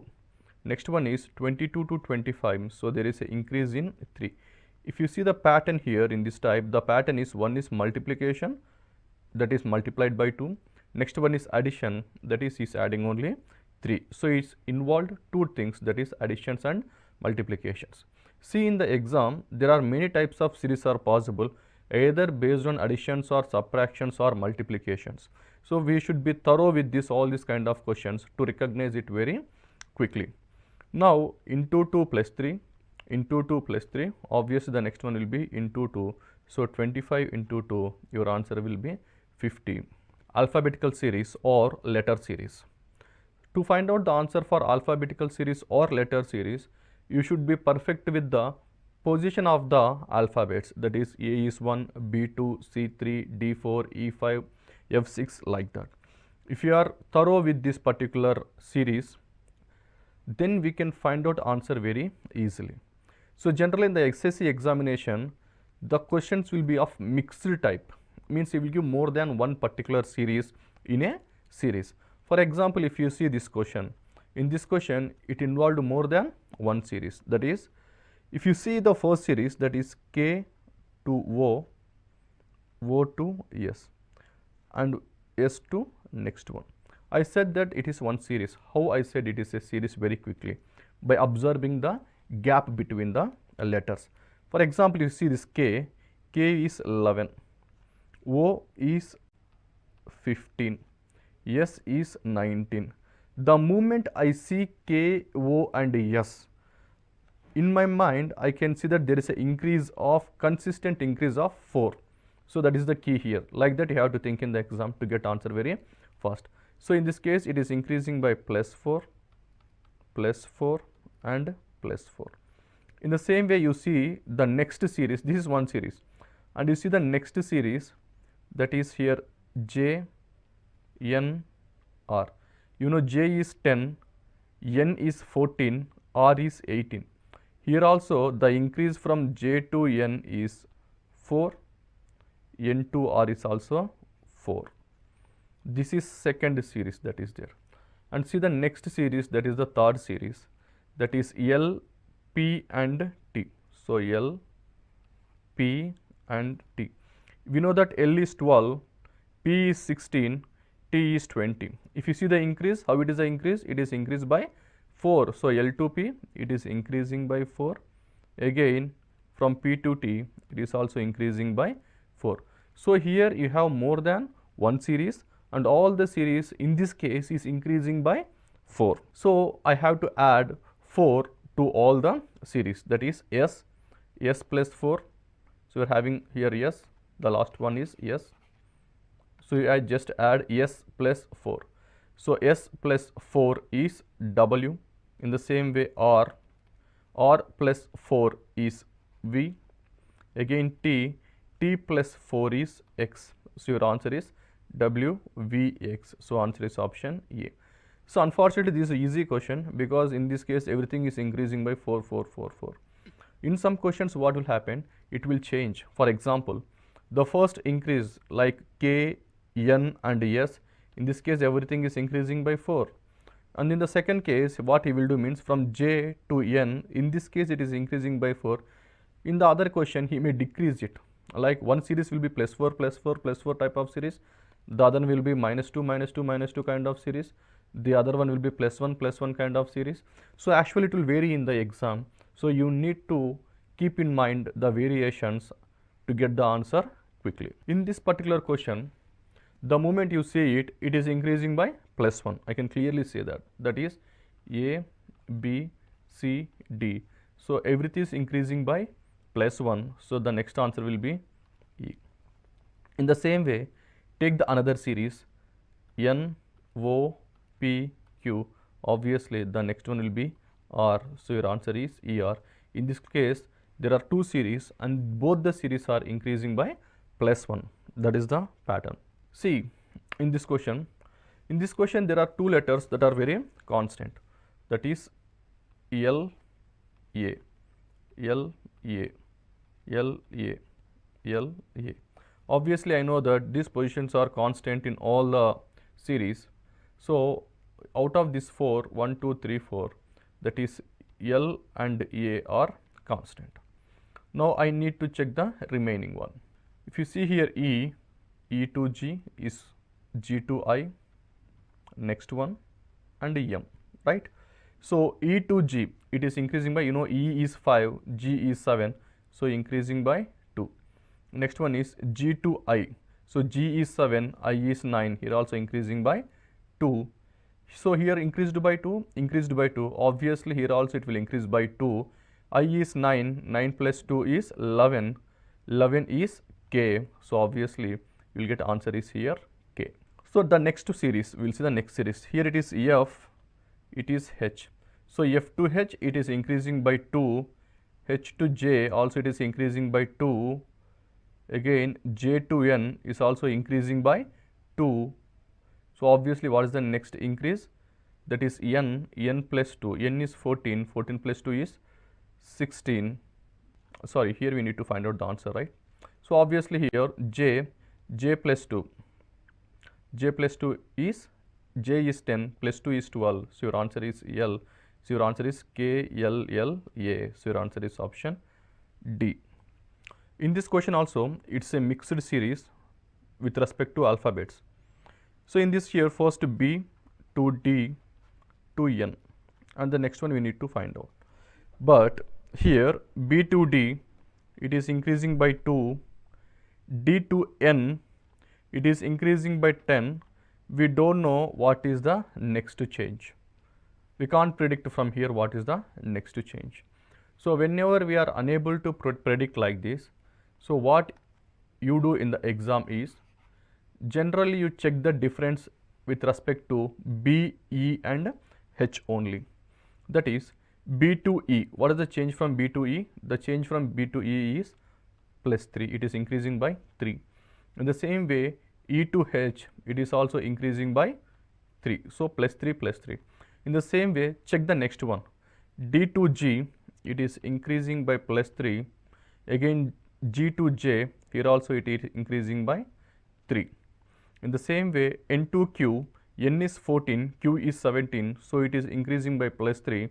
And Q to T, Q is 17 and T is 20, here also it is increasing by 3. So now you need to check in the options which one is increasing by 3. Option A, if you see option A, T is 20, K is 11, it is decreasing by minus 9, so option A is not the answer. Come to option B. In the option B, G is 7, H is 8, it is increasing by only plus 1, so this cannot be your answer. Come to option C. In case of option C, J to M, it is increasing by plus 3, and M to P, here also it is increasing by plus 3, so your answer is option C. So in any way you do it, it will be correct. Means like B, D, N, or the next one he asked, if you are unable to find out the answer in that particular way, so this is the next way, that is you can check within these particular letters the difference and you can get the answer as well. In this particular question, the moment you see the question, what you need to get in the mind is they are opposite letters. Means A opposite is Z, you should know that. Next one is C opposite X. In the same way, E opposite V, G opposite 10, K opposite V. So here options also it will be opposite. For example, see options I R and N M.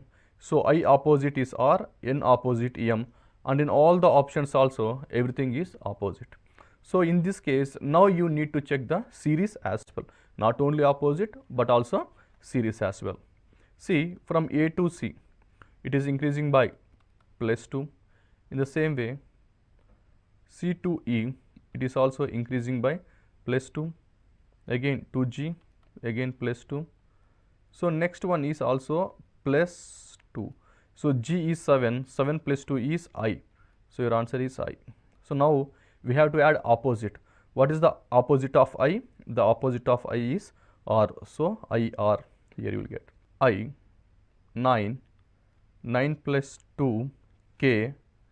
Now K plus 2, you know K is 11, 11 plus 2 is 13. So what is 13? M is 13. So what is the opposite of M? Opposite of M is N. So your answer is I R and M N. So answer is option D. So here two things are involved. Number one, it is changing by plus 2. The series is increasing by plus 2. And the next thing he added is opposite. So it is a combination of two. One is series by plus 2 and the next one is opposite. EFA, GHC, IJE, and is asking the next one. It's also a kind of mixed series. So from E to G, it is increasing by 2. G to I, also it is increasing by 2. Here also again it will increase by 2. I is 9, 9 plus 2 is 11. So here you will get K as the answer. Next one, F, H, J. We know F is 6, H is 8, J is 10. So F 6, H 8 increasing by 2, H to J increasing by 2, again J plus 2 is 12, that is L. So the moment you see this, check the options. In the options you will have only answer B as the option. Now in this case also you can see the difference also. Let's see by checking the difference between the EFA only. So this is the one way of doing this. So the next way is just we will try to take the difference and check whether that is possible or not. For example, see here E to F, how much it is increasing from E to F? By 1 plus 1. But F to A, so F is 6, A is 1, so 6 minus 1, 5, so it is decreasing by 5. So plus 1 minus 5. If all the remaining also follows plus 1 minus 5, then we will check from the options also. For example, G to H, G is 7, H is 8, it is also increasing by 1. Here H is 8, C is 3, so 8 minus 3, it is also decreasing by 5. I to J, I is 9, J is 10, here also increasing by plus 1, and J to E, J is 10 and E is 5, it is also increasing by 5. So you see this plus 1 and minus 5, check the options which is following plus 1 and minus 5, then also we will get the answer. But if you will get more than one answer, like plus 1 and minus 5, you will get more than one answer. Now you need to check the previous series that we did. So students, no need to confusion, even though there are two possibilities, your answer is only one is correct. In this particular series, it is also a mixed series. One is C to H, H to M, M to R, and the next one. See the change, C to H increasing by 5, H to M, here also increasing by 5, M to R, here also increasing by 5. Obviously, the next one we have to add 5, that is R 5, R is 18, 18 plus 5, 23. So, obviously, your answer will be here, double V will be your answer. See here, A, F, A is 1, F is 6, so increasing by 5. Again, F to K, F is 6, K is 11, so increasing by 5. Again, K is 11, P is 16, increasing by 5. Again, P is 16, again you have to increase by 5. P is 16, 16 plus 5 is 21, so 21 is U. The next one is E, E to J plus 5, J to O plus 5, O to T plus 5, T plus 5, T plus 5 is T is 20 plus 5 is 25, so answer is Y. So your answer is W, U, Y is the answer. So in these questions, the increasing is always 5, 5, 5, but in the examination it will be either 5, 5, 5, 2, 2, 2, 1, 1, 1, minus or plus. So anything is possible. So you can keep all these series in mind. See in this question, here also this is the series that is given, but here it is B, here it is Z. So either it is increasing in this format or you can decrease in this particular way. You can do it in either way, that answer will be correct. Now see here, you know B is 2, H 8, N 14, T 20, Z is 26. Now you see this 2 to 8 increasing by 6. Now 8 to 14, here also increasing by 6. Again 14 to 20, here also increasing by 6, and 20 to 26, they are also increasing by 6. Now we will take the middle number, that will be our answer. For example, 2 plus 3, 5, 5 plus 3, 8. So it will be here 5. So what is 5? We know E is 5. In the same way, H is 8, N is 14. So we will take exactly the center one, that is you add plus 3, 8 plus 3, 11, 11 plus 3 is 14. So what is 11? We know K is 11. In the same way, 14, 14 plus 3 is 17, 17 plus 3 is 20. So 17 is Q. In the same way, 20, 20 plus 3 is 23, 23 plus 3 is 26. You know 23 is W. So your answer will be W, Q, K, E. So this will be your answer. That is option A. So it's nothing is there. So is given question mark in between. So generally it is increasing by 6, 6, 6. So generally we will take the center letter, that is 2 plus 3, 5, 5 plus 3, 8. Total it will become 6. These are another type of questions where both letters and numbers both are involved. So whenever you see this kind of questions, you should be thorough with letters as well as the numbers like cubes or squares, or whether it's in arithmetic progression or geometric progression or in any other pattern. Let's see this question. In this question, B, Y, C, X, D. The moment you see B and Y, you have to remember that B opposite is Y. In the same way, C and X, you know C opposite is always X. Now if you are having D, so D opposite will be W. So you got one particular series regarding alphabets. So that is W. So in the options you have W. Now we will find out with respect to numbers. That is 0, 3, 8, 15, 24. I already said that whenever it starts with 0, whenever it is starting with 0, so it will be like square minus or n square minus n or n cube minus n. But see the numbers are here 0, 3, 8, 15, 24. So I can't take n cube minus n. The only thing I can take is n square minus n. So how can I write 0? I can write like 1 square minus 1. How can I write 3? 2 square minus 1. 8, 3 square minus 1. 15, 4 square minus 1. 24, 5 square minus 1. So obviously it's asking the next one. The next one answer will be 6 square minus 1, that is 35. So we already here we got W and here it is 35. So your answer is W 35. So it's a pattern that is given in both letters as well as numbers. The next one is he may ask in the fraction type also. So it doesn't matter, it's not exactly like you have to take like fraction in the exam, no need. The numerator will become a different series or denominator also may become a different series. Let's see this one. 2, 4, 11, 16 numerator is a different series. 3, 7, 21 and 31 is also a different series. Now you take numerator separately. So 2, 4, need to find out answer, 11 and 16. So here 2 and 16, there is no much increase. So obviously I will take the difference. So what is the difference between 2 and 4? The difference is 2. Here the difference is 5. So here 2, here and 5, obviously here the difference will be 3 and 4. So 4 plus 3 is 7, 7 plus 4 is 11, 11 plus 5 is 16. So here your answer will get is 7. You see in the options there is only one option, that is numerator is 7, that is option C. Anyway, we will check the denominator also. In denominator the series is 3, 7 and find out the answer, then 21 and 31.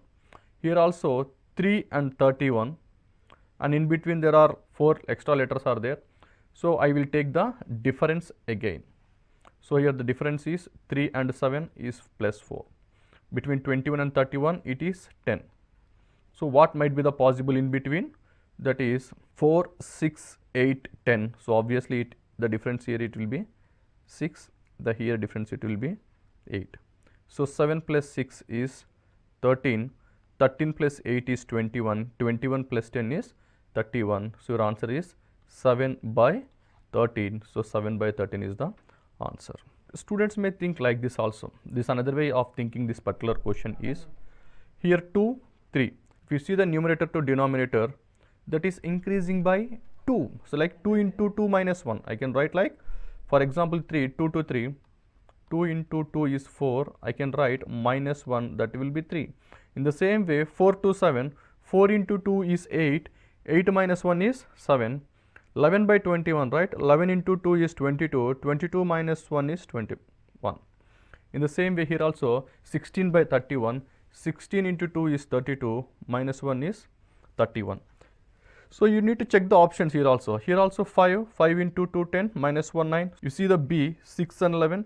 6 into 2 is 12. 12 minus 1. Again 11. This also possible. This also possible. This also possible. But see, that is the reason we are getting all the answers. So obviously you have to follow this pattern, not from numerator to denominator. In the exam there is a possibility of asking from numerator to denominator also. So you need to find out both the things as well. So in case of semantic series, we already learned the series regarding the numbers and series regarding the alphabetical series or letter series and different types of questions that are possible in the exam. Thank you.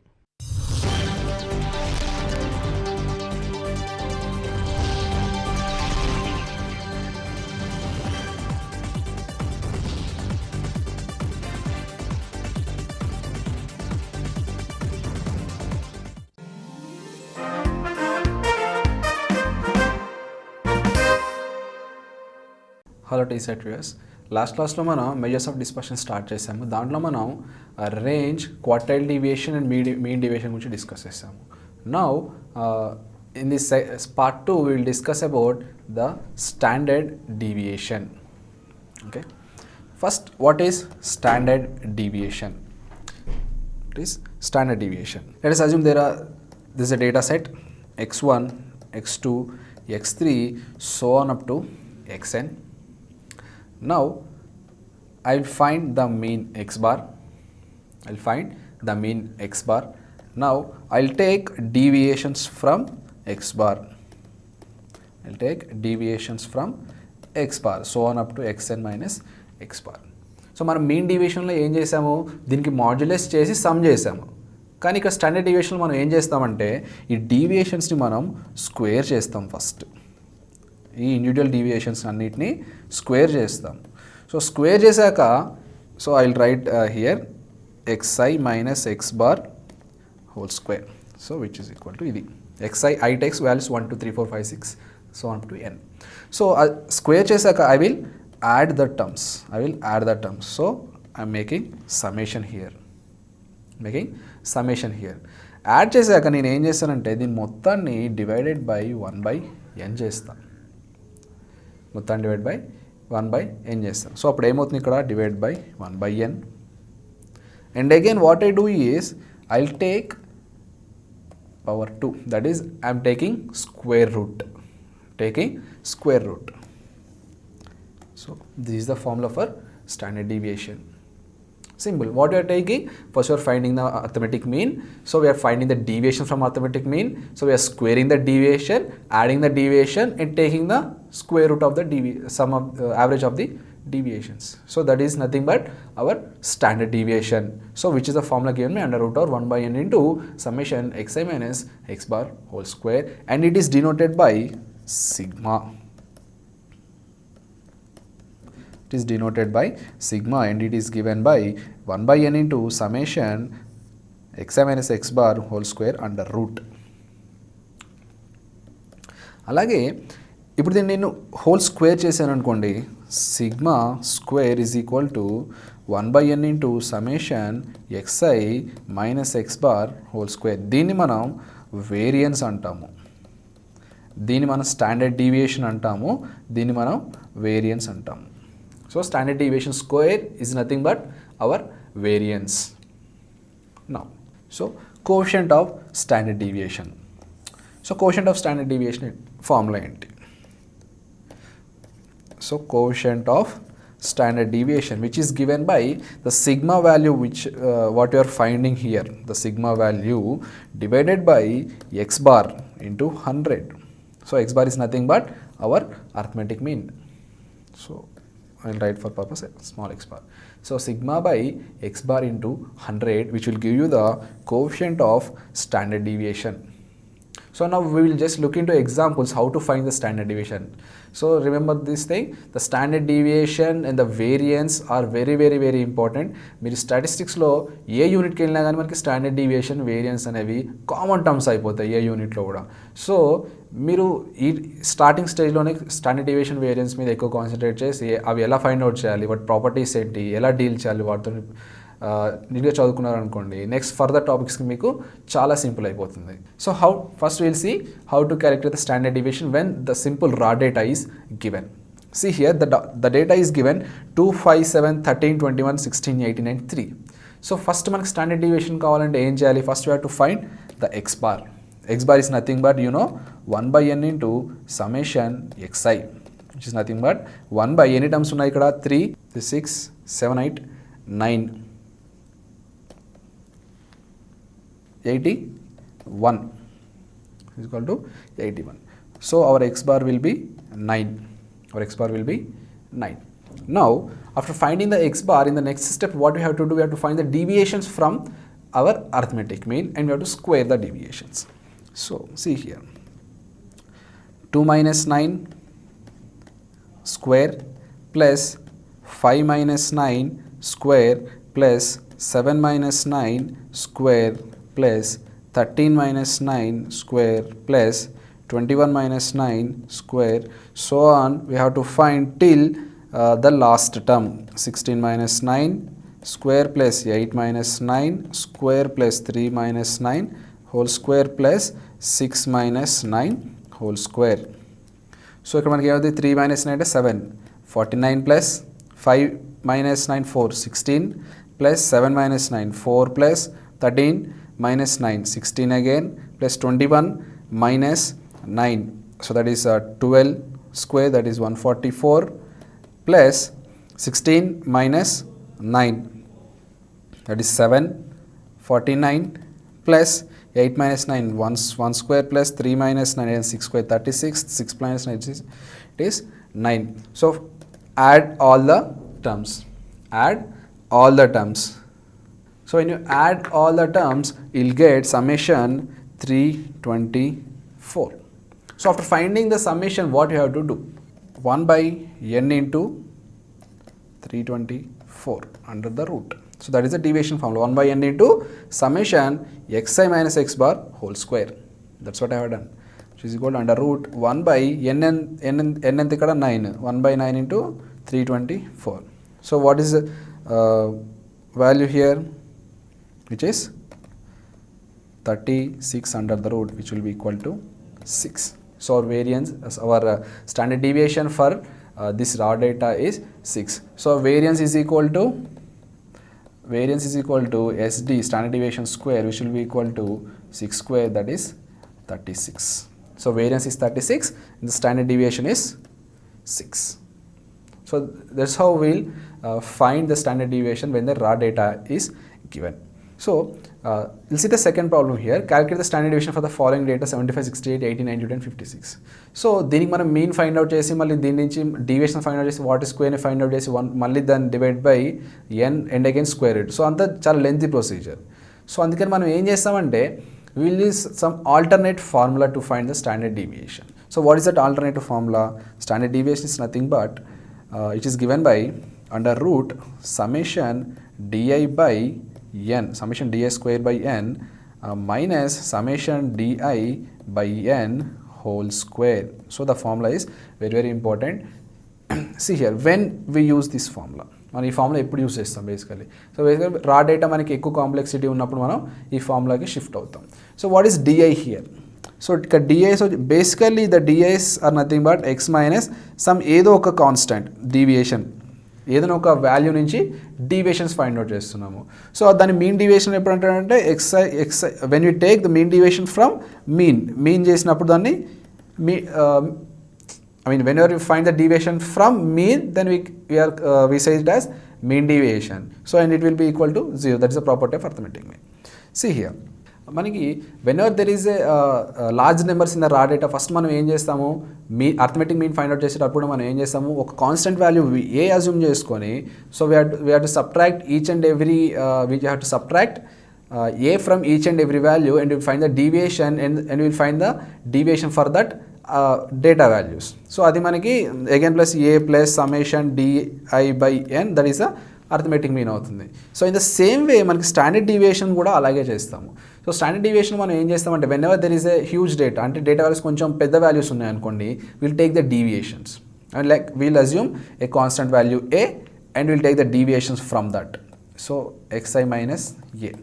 So ఇలాంటి సిచ్యువేషన్స్లోనే మనం ఈ ఫార్ములాని use చేయాలి. ఎప్పుడైతే మనం ఒక data వాల్యూని consider చేసి deviations find out చేసి what standard deviation find out చేయాలి అనుకున్నప్పుడు మాత్రమే ఈ ఫార్ములా యూస్ చేయాలి. Suppose okay, now look at this thing. Standard deviation మనకు డైరెక్ట్ ఫార్ములా రాస్తున్నాను ఇక్కడ, జస్ట్ చెక్ చేయండి. Summation xi minus a divided by n minus summation xi minus a divided by n whole square. So this the, నేను ఏం చేశాను, డిఐని expand చేశాను అనమాట. DI వాల్యూని ఎక్స్పాండ్ చేశాను, xi మైనస్ a రాసుకున్నాను. Now if I put a is equal to x bar, a is equal to x bar, ఏమవుతుంది ఇక్కడ, under root summation x bar divided by n minus summation xi minus x bar divided by n whole square. So from arithmetic mean property, this term will become 0. So deviations from, sum of deviations from each and every observation about arithmetic mean, it is always 0. That is the first property of arithmetic mean. So this formula will reduce it to under root 1 by n into summation xi minus x bar whole square. That is the traditional formula which we used in the last case. Now we will see how to find the deviations using this formula by assuming a constant which is not equal to mean. So write the data values 75, 68, 80, 92, 56. Now we have to assume a value. I will assume here my value as a is equal to 60. A is equal to 60. Now I have to find the deviations. It is 15. Deviations I am finding, don't take modulus here. ఇందాక మనం main డీవియేషన్స్లో modulus తీసుకున్నాము, కానీ ఈ కేసులో మనం modulus తీసుకోకూడదు. 15, 8, 20, 32 and minus 4. So what is the summation of D here? Summation of D, the total will be equal to 71. అలాగే DI squares find out చేయాలి ఇప్పుడు. DI squares 225, 64, 400 and 32 square 1024, and it is try to find summation of this thing, summation of DI square. So what will be the summation of DI square here? 9, 2, 7, 1. So 1729. So directly apply the formula. Standard deviation is equal to under root summation di square divided by n minus summation di by n whole square. Look at here. Summation of di square enta 1729 divided by n values any, there are 5, minus summation of di enta 71 by 5 whole square. 1729 divided by 5 should be equal to 3, 4, 5.8 minus 71 divided by 5, 71 divided by 5 whole square, 14.2 whole square, which will be equal to, this value will be equal to under root 144.16, and which will be nearly equal to 12. It should be nearly equal to 12. So that's how we find out the standard deviation with deviation method. So this is a assumed constant, there A is equal to 60. So when we have such cases, we will use these formulas under root summation di square by n minus summation di by n whole square. Other than if we want to directly find the mean and we have to find the standard deviation from the mean, so there is one traditional formula we all know, 1 by n summation xi minus x bar whole square under root. So you have to remember these two formulas, this one and this one, which are very very important. Now calculate the standard deviation for this data. So మనం ఇన్ని examples ఎందుకు discuss చేస్తామంటే standard deviation అనేది చాలా చాలా important, అందుకని each and every కేస్లో ఒక ఎగ్జాంపుల్తో discuss చేస్తున్నాము. So practice very carefully. So standard deviation for the following data. So marks are given and the frequency is given. Let us consider this as x and this as f. So మనకి X F ఇట్లా ఇచ్చిన class frequency distribution ఇచ్చినప్పుడు standard deviation ఎలా find out చేస్తాము.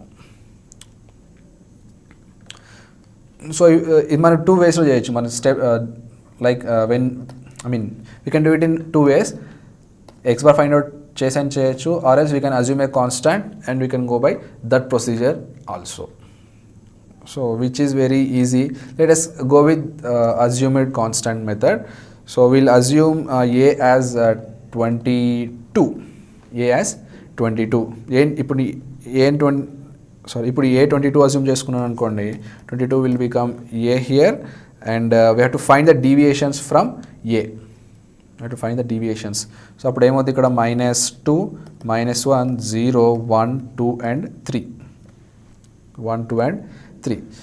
Next మనకి ఇట్లా frequency distribution ఇచ్చినప్పుడు మనకి ఆ ఫార్ములా ఏమవుతుంది ఇక్కడ standard deviation is equal to under root over summation f i d i square summation f i into d i square divide by n minus summation f i d i by n whole square.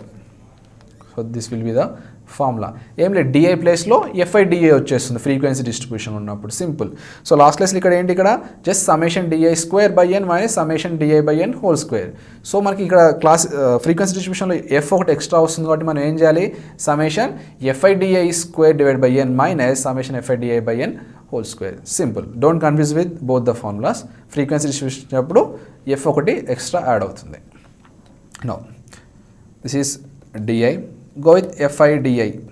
ఏమవుతుంది ఇక్కడ -8, -2, 0, 1, 6 and 3 f i d i square.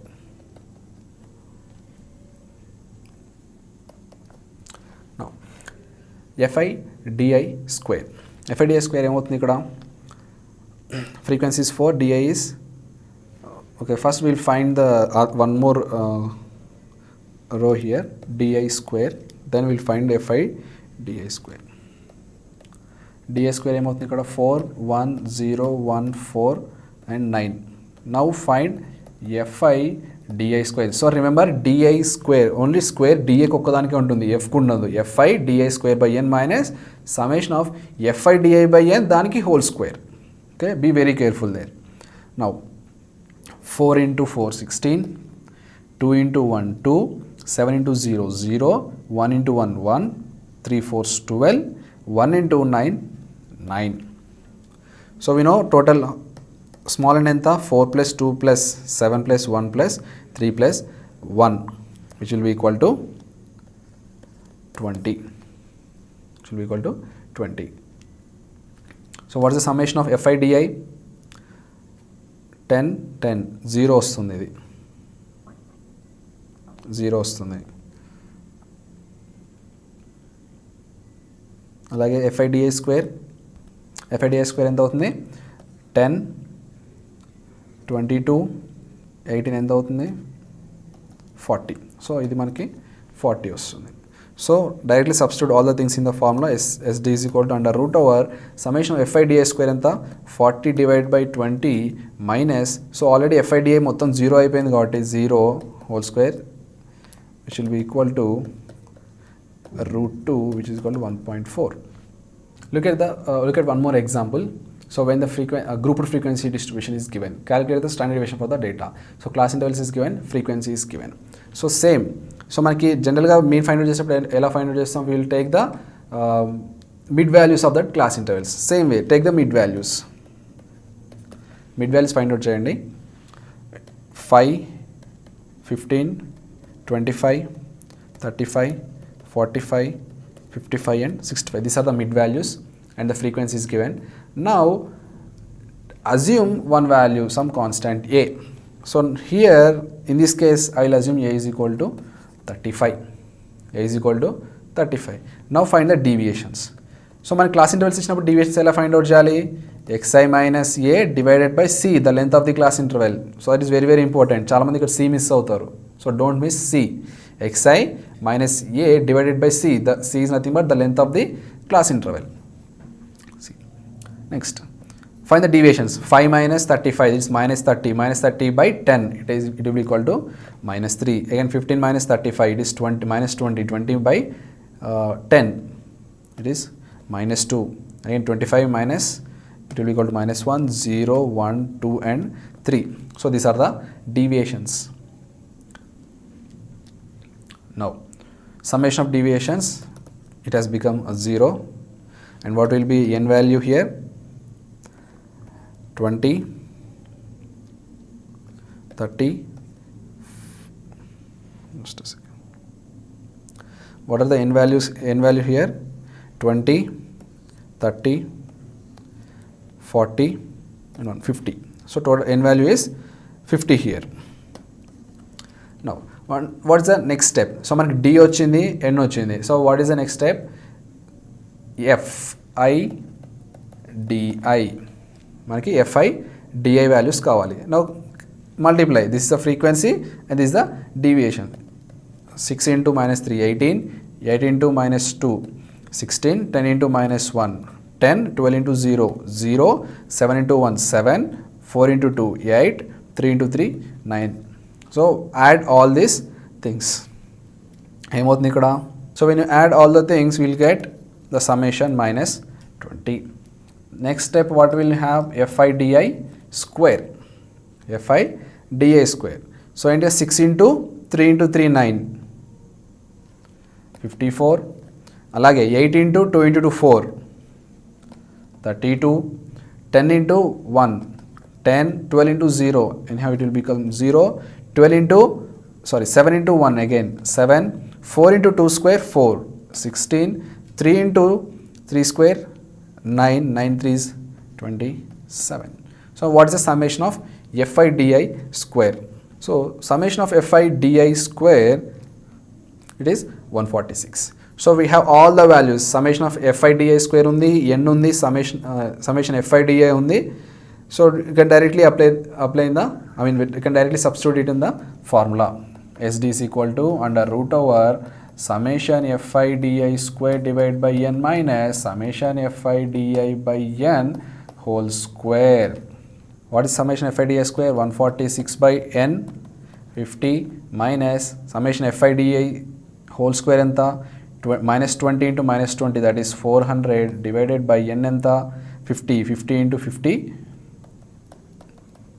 under root. So what will be this value? 146 by 50 minus 4 by 25. Let us consider it as 8 by 50 under root. So ఏమవుతుంది 138 divided by, so it will be under root 2.76. 2.6 if we consider, which will be nearly equal to 1.6, 16 square 256. Okay, it will be nearly equal to 1.6. So this is the procedure to find standard deviation when the class intervals are given. So we have to remember the formula. Formula is very, very important. One more thing the most students will miss is when you find the deviations in the class interval, when you find the deviations when the frequency distribution of class intervals like this is given. So we have to divide it with C. Di is equal to xi minus a by C. Most of the students will miss that C. Okay. Standard deviation of composite series. So in the last class lo manam arithmetic mean kuda manam composite series unnappudu ela find out cheyalo chusam. See here, when there are n1 items in one data set, its mean is x1 bar. n2 items in another data set and its mean is x2 bar.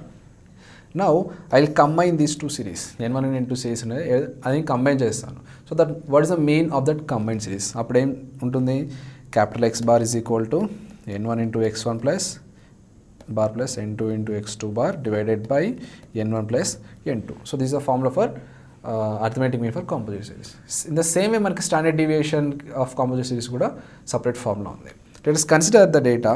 There is one data set with n1 items and its mean is x1 bar and its standard deviation is sigma 1. Alage n2 x2 bar sigma 2. So ఇప్పుడు n1 n2 data items నేను combine చేస్తాను. I need the composite standard deviation. Now and it is denoted by sigma. I'll denote it with sigma. It is given by under root n1 into sigma 1 square plus n2 into sigma 2 square, n2 into sigma 2 square plus n1 into d1 square plus n2 into d2 square divided by n1 plus n2. Here we know what is n1, the size of the first data set. n2 is the size of the second data set.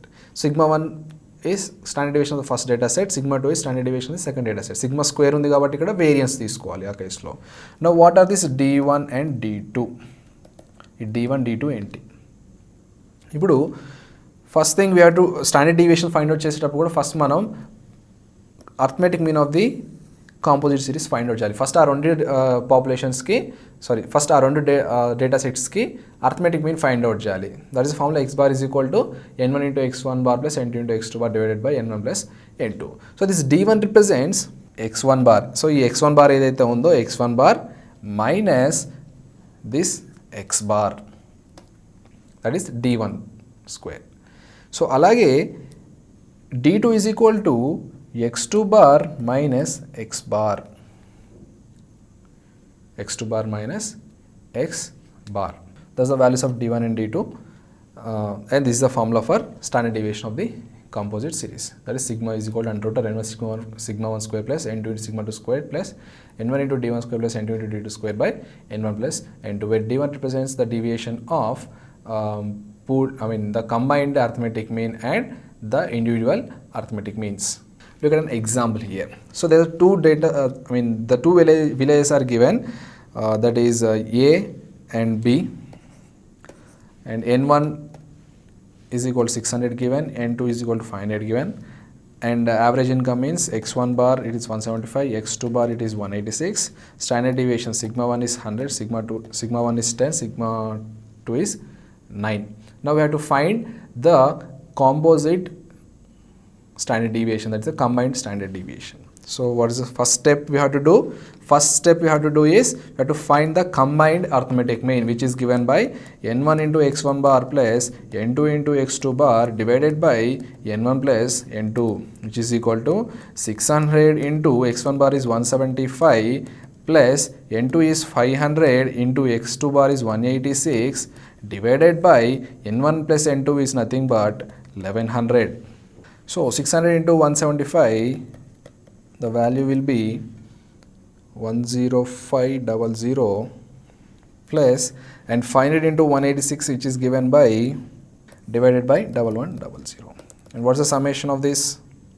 103,500 divided by 1100. 600 into 175, so it is 105,000 plus 500 into 186, which is given by, its value is 193,000 divided by 1100, and its value is 198,000 divided by 1100, and it is 180. So the combined mean for this data is 180. Now directly substitute in the formula the composite standard deviation. N1 enta? Okay, first let me write the formula. N1 into sigma 1 square plus N2 into sigma 2 square plus N1 into D1 square plus N2 into D2 square divided by N1 plus N2, which is equal to N1 enta? 600, sigma 1 enta? 10 ante 10 square 100 plus N2 enta? 500 into sigma 2 square anta? 81 plus N1 anta? 600 into what is the deviation? So మనకి x1 bar ఎంత 175, కానీ ఇక్కడ మనకి composite bar ఎంత ఉంది, composite mean ఎంత ఉంది 180. So 25, difference is 5 square plus 500 into d2 bar ఎంత, ఇక్కడ 180 ఉంది, ఇక్కడ 186 ఉంది, difference is 6. So 6 square that is 36 divided by n1 plus n2 which is 1100 under the route, don't forget that, plus 500 into 81 it is 40500 plus 25 into 6 150,550 plus 36 into 5 divided by 1100 under the root. So when you add everything, the sum will be divided by 1100, and that value will become under root 121.36, and it will be nearly equal to 11, under 121, which will be nearly equal to 11. So this is how we will calculate So whenever there is a n1, n2, x1 bar, x2 bar, sigma 1 and sigma 2 is given, first we have to find the combined arithmetic mean, that is x bar is equal to n1 into x1 bar plus n2 into x2 bar divided by n1 plus n2, and after finding that composite mean, we have to find the standard deviation, combined standard deviation, which is given by under root of n1 sigma square plus n2 sigma 2 square plus n1 d1 square plus n2 d2 square divided by n1 plus n2, where d1 is nothing but the deviation of composite mean to the first first data set, and d2 is nothing but the deviation between composite mean to the second data set. So now we will see how the change of origin and scale will affect on standard deviation. So let us go back to the previous class what we discussed in the arithmetic mean. So when there is a data set x1, x2 so on up to xn. So దీంట్లో మనం each and every data set కి plus a add చేసామనుకోండి, let us assume this mean is x bar, and if you add each and every observation a, then it will affect the mean. The new mean will be x bar plus a. In the same way, if you subtract a from each and every data set, the mean will be affected, x bar minus a. In the same way, if you multiply it with a, the mean will affect, it will become a into x bar. In the same way, if you divide by a, the same thing, x bar by a.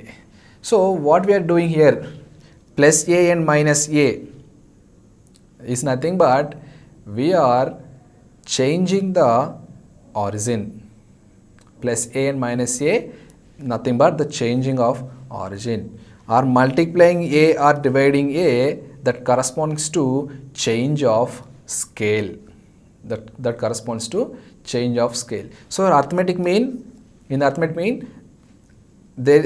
when there is a change in origin in scale, so this multiplying a and dividing a is nothing but the change of the scale.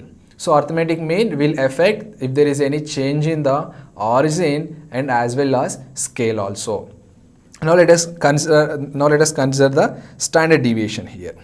Let us consider there is a standard deviation for the same data set x1, x2 so on up to xn. The standard deviation is sigma. So if you add a, the sigma will not get affected. In the same way, if you subtract a, the sigma will not get affected. The sigma value will be sigma only. If you add or subtract, anything you do, the sigma value will be same. It will not change. Coming to next step, if you multiply it with a, there will be change in the sigma, and the new sigma will be a square into sigma. మనకి arithmetic మీన్లో only ఏ into X bar, కానీ standard డీవియేషన్కి వచ్చేసరికి ఏ square into sigma అవుతుంది అది. The same way when you divide it by A, X bar by A, it will become sigma by A square. So ఇప్పుడు మనకి ఏంటి ఇక్కడ arithmetic mean, when there is a change of origin in scale there is a effect. కానీ standard డీవియేషన్కి వచ్చేసరికి change of origin will not affect on the arithmetic mean. Change of origin will not affect on the standard deviation. Change of scale will affect on the standard deviation. This change of origin. This kindadi change of scale. So change of origin will not affect on the standard deviation. Only change of scale will affect on the standard deviation. The relation between QD, MD and standard deviation. So till now we have discussed range, quartile deviation, mean deviation and standard deviation. So range is very simple. It will not engage in any other arithmetic operations. Quartile deviation, mean deviation, standard deviation, which are very, very, very important. Now there is a relation between quartile deviation, mean deviation and the standard deviation. That relation is given by quartile deviation is to mean deviation is to standard deviation. This ratio will be 10:12:15. So which is very, very, very important. Dini base cheskoni he can ask any question, any number of questions. Calculate the standard deviation for the following data. So when this kind of data is given, how to find the standard deviation? So the formula will remain same here. Standard deviation is equal to under root summation fi di square divided by n minus summation fi di by n whole square. So there is one simple multiplication, one new item will be coming in the formula, that is into c. మనకి frequency distribution, only frequency distribution ఉన్నప్పుడు మనం ఏం చేసాము, ఇక్కడ only summation FIDI square by n minus summation FIDI by n whole square తీసుకున్నాము. So when there are class intervals, the new term will come into the formula, that is into c, that is c is nothing but the length of the class interval. So now go with the procedure. So first you have to find the mid values. Mid values are given 5, 15, 25, 35, 45, 55 and 65. And again I will assume a is equal to 35 and my deviations nothing but xi minus a by c. So the deviation formula when there is a group frequency distribution is very very important. Chala mandi students ikkada c miss chestar, divide by c. So c is very very important. C is nothing but the length of the class interval. So deviation 5 minus 35, so minus 30 by 10 it is minus 3. The same way 15 minus 35, that is minus 20 by 10 minus 2. The same way minus 1, 0, 1, 2, 3 values you will get. Summation of di will be equal to 0. Now n. So what is the n value here? 10, 20, 30 and this 20, 50. So n value is 50 here. Now fi into di, it is minus 18, 6 into minus 3 it is minus 18, 8 into minus 2 it is 16, minus 10, 0, 7, 4 into 8, 3 into 3, 9. So now what is the sum of fi di? Summation of fi di will be equal to minus 20. So frequency 6 into deviation is minus 3 square is 9, 9 6, 54, 8 into di square, that is 2 square 4, right, 4s, 32, 10 into 1 square, 10, 12 into 0, 0, 7 into 1, 7, 4 into 4, 16, 3 into 9, 27. The summation of fi di square which will be equal to 146. Now we have all the values here, you can directly substitute in the formula, which will be equal to summation of fi di square 146 divided by n 50 minus summation of fi di minus 20 by n enta 50 whole square into 10. ఈ 10 route అవతల ఉంటుంది, okay, c వచ్చేసి route బయట ఉంటుంది, not inside the route. And its value is given 146 by 50 minus, you consider it as this 20 square is 400 divided by 50 into 50. So 51s 58s. So 8 by 50. Which will be equal to 138 divided by 50 under the root into 10 here. Which will be equal to under root 2.76 into 10. Root 2.6676 we can write nearly equal to 1.6 into 10, which will be nearly equal to 16. 16 is the standard deviation for this data. So in the next class we will discuss more about the measures of dispersion, that is moments. Okay, thank you. Namaskaram, welcome to TSET. Today we are discussing about the time and work. The time and work is the main concepts are based on the one man working and the two man working and the three man working and the group of working. In the last class some of the concepts are we are discussing, but now we are remember that what we are discussing about. If in some of the work is completed by the A can complete the work in x days, if B can complete the work in y days, if both are working together, if A and B working together, when we have the two values for it, x and the y, two values, This is multiplication method xy by x plus y. Simply they are working together, complete the work in xy by x plus y. If it was 3 men are working together, 3 men. So, if C is there, C can complete the work in Z. So, A, B, C all together working, that is you have to consider LCM of x, y, z by LCM by A of days x, LCM by B of days y, LCM by z of days all together working. And in the numerator we are taken LCM, in the denominator we are taken LCM by x, LCM by y and LCM by z. This is the ABC working together. For example, if A can complete the work in 10 days, B can complete the work in 15 days, in both together the work will be completed in how many days? When we have the two values, simply you have to remember that when we have the two values, we are taken multiplication in the numerator, that is 10 into 15 by. If they are taken together working means add the both values, that will be 25, that is 5 2s, 5 5s, 5 3s. Now, AB can working for 6 days. If question will be A can complete the work in 10 days, with the help of the B, in that means AB is working in 6 days, B alone can complete the work in how many days? Again the question will be same. How it is? A and B values are both we have, first value and the second value.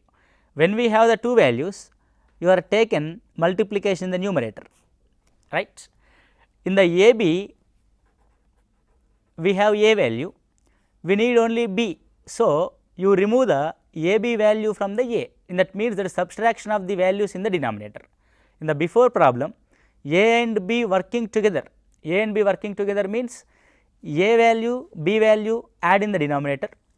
In this problem, from the AB of value, we have A and we need only B. In the same way, from the AB, you remove the A value, you get B alone. In that means, remove means subtraction in the denominator. So, subtraction is 10 minus 6 will be 4. The value is 2 2s, 2 3s, 2 5s. So, B alone complete the work in 15 days.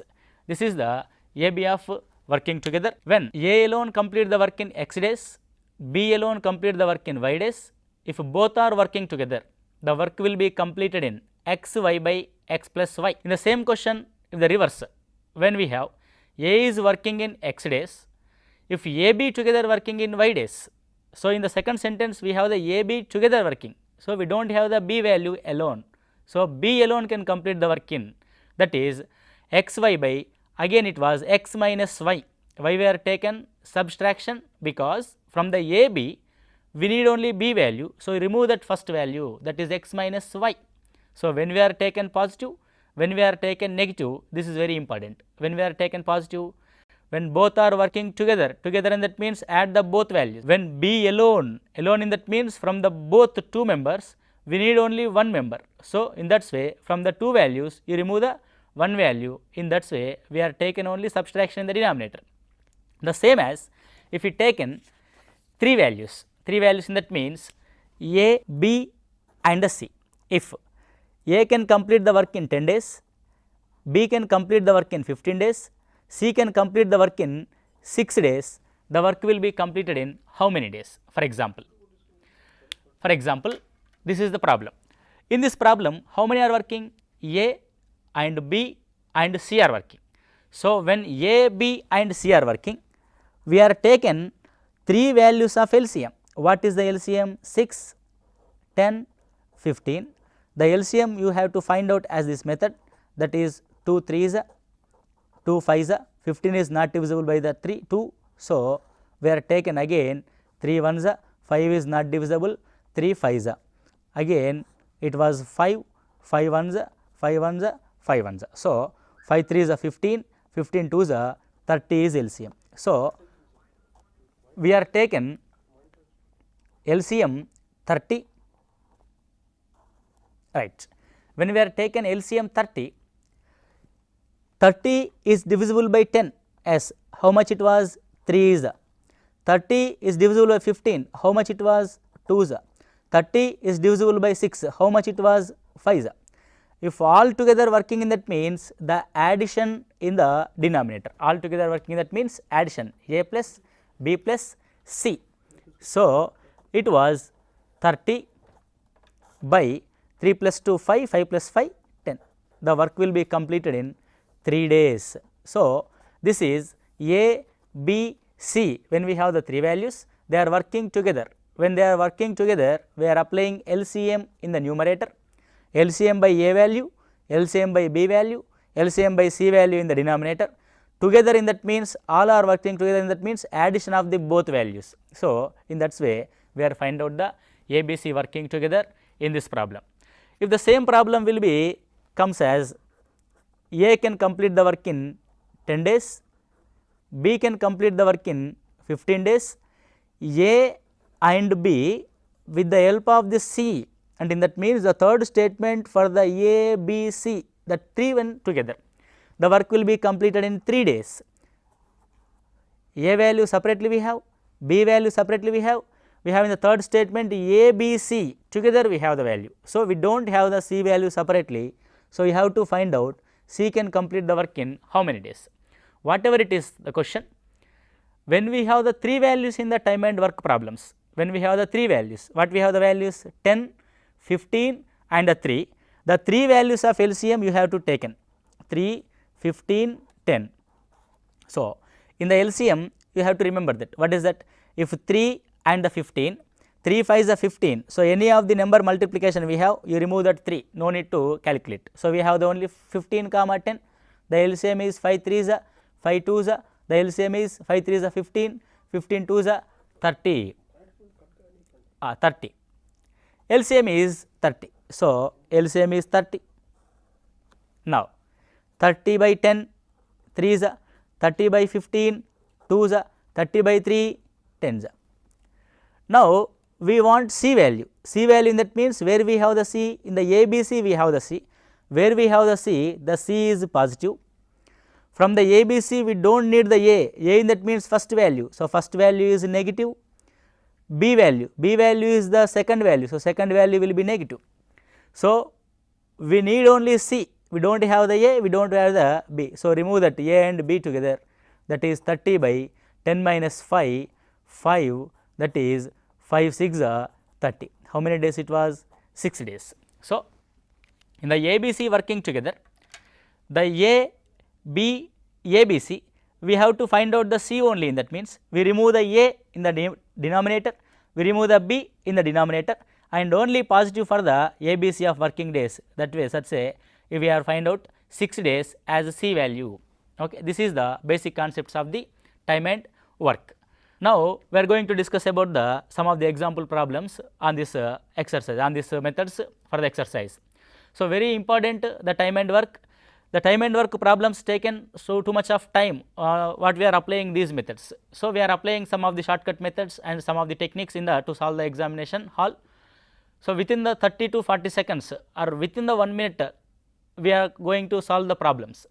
So, one of the problem we are seen on the monitor, that is problem is Amit and Sumit. Amit and Sumit can plow a field in 4 days. అంటే అమిత్ మరియు సుమిత్లు 4 రోజుల్లో ఒక పని చేస్తారు. Sumit alone can plow the field in 6 days. Sumit only working for 6 days. In how many days will Amit alone plow the field? When we observe the Amit and Sumit from the question, the Amit and Sumit can plow the field in 4 days. So, we have the first statement, both of working together, how many days they are taken? They are taken 4 days. Now, Sumit alone can plow the field in 6 days. So, Sumit alone can plow the field in 6 days. We have the second statement as Sumit alone. The question is, how many days will Amit alone plow the field?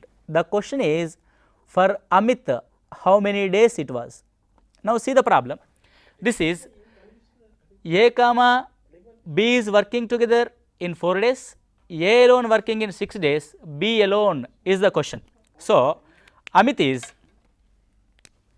we have the Amit and Sumit the first value, we have the Sumit as the second value 6 days. When we have the two values, we are taken 4 into 6, multiplication is the same in the numerator. The next one is Amit and Sumit, we have the Sumit. So, we need only Amit value, so remove the Sumit in that means the subtraction in the denominator, that is subtraction is 6 minus 4, simply 4 into 6 by 2, 2 3s are, that is 12 days they are working together. So, the denominator is taken subtraction. Why we are taken subtraction? From the Amit, from the Sumit. We have Sumit value in the question, we have to find out the Amit value. So, from the Amit and Sumit, remove that Sumit value, we get the Amit. So, remove that in that means the denominator contains subtraction from the 6 to 4, subtraction from the 6 to 4 in the denominator. In that way, 4 into 6 by 6 minus 4, the Amit can complete the work in 12 days. Okay. This is the question, very, very simple thing. You have to remember that when we have the two values, that multiplication in the numerator, the denominator is the both of the values subtraction from this. Is it clear? Right. Next one. Next question, when we are observing the screen, that is A and B together complete a piece of work in T days. A and B together complete the work in T days. A and B complete the work in T days. Now, if A alone complete the work in T plus 3 days, so A alone complete the work in T plus 3 days. Now, B alone complete the piece of work in T plus 12 days. B alone complete the work in T plus 12 days. So, what is the value of T? The T value is nothing but A and B working together in how many days? This is some of the typical problem, but this problem we are going to solve as very easy method. So, generally this method is solved by the A have the value, B have the value. If both together in that means T plus 3 into T plus 12 by both are working together in that means T plus 3 plus T plus 12, that is the value is T. T in that means A and B working together. In this method we are going to solve, but this is the not useful in the examination hall. Simply you have to remember that the A have T plus 3 days, B have T plus 12 days, where the T value is A and B working together, A and B working together. So, what is the T value? The T value is simply 3 into 12 under root, that is root of 36, the T value is 6 days, simple answer. Is it clear? So, when we have the A and B value is T, A is alone complete the work in T plus 3, B is alone complete the work in T plus 12, T value is the what we have the plus 3, what we have the plus 12, the under root of 3 into 12, that is the 6 days of work. The condition is A and B working together days, A taken A and B together the 3 days more, B taken A and B together 12 days more, that of the both of the values of square root is the T value. So, from this question A can complete the work in T plus 3, in that means 9 days, B can complete the work in 6 plus 12 18 days, simple question. Is it clear? So, this is the technique you have to use, that when we have the A, B together complete a piece of work in T days, if A alone complete the work in T plus 3, T is the A and B together, plus 3 is the additional days for the A taken. B alone complete the work piece of work in T plus 12, T is A and B together, B is taken additionally 12 days for alone. So, the T value is the 3 and 12 of square root is root of 36, that is 6 days of value is the T. Very, very simple, and the important question, this is frequently asked in the various examinations. So, you have to remember that. Okay, clear? So, going to the next question, move to the next question. The question is, A alone would take 16 days more to complete the job. First, you have to understand what we have the sentences very clearly, statement by statement. A alone would take 16 days more to complete the job than if both A and B would together, when A and B would together complete the job, A taken the A and B of the taken value and he takes 16 days more days. For example, if A and B take 10 days, he take 10 plus 16 days. If A and B take 12 days, he take 12 plus 16 days. If A and B take x days, A taken x plus 16 days, that is way. Next one, B is second statement about the B. If B worked alone, he took 4 days more to complete the job if they worked together. The same as B also taken. If both are working as A and B days, he take 4 days more. Then the question is A and B working together. What we are discussing in the previous question, A and B working together T days, A is alone T plus 3, B is alone T plus 12. The same question, A is taken A and B of working days plus 16 days more, the B take A and B the 4 days more, the A and B is what they are taken more days than the A and B together, 16 into 4 of under root, that is 64, root of 64 is 8 days A and B taken. Very, very important question. Where solve this problem is in the tricky, that is very useful trick. So, you have to remember this question. What is the question? If A and B taken value T days, A alone T2 3 days more, B alone T2 12 days more. So, A and B together in that means what they are taken more days 3 and 12, that of the square root of multiplication, root of 36 is 6 days. The next question is A and B, A is taken A and B of 16 days more, B is taken A and B of 4 days more. The A and B value is what they are taken more days of 16 and 4, the root of the value is root 64, 8 days. This is very important one. So, going to move to the next question. The next question is A can do a piece of work in 15 days. So, first we are taken A can do a piece of work in 15 days. Next question is, next statement is B can do in 10 days. B can do in 10 days. So, in the time and work, the question statements you have to clearly observe what they are taken, what he has given.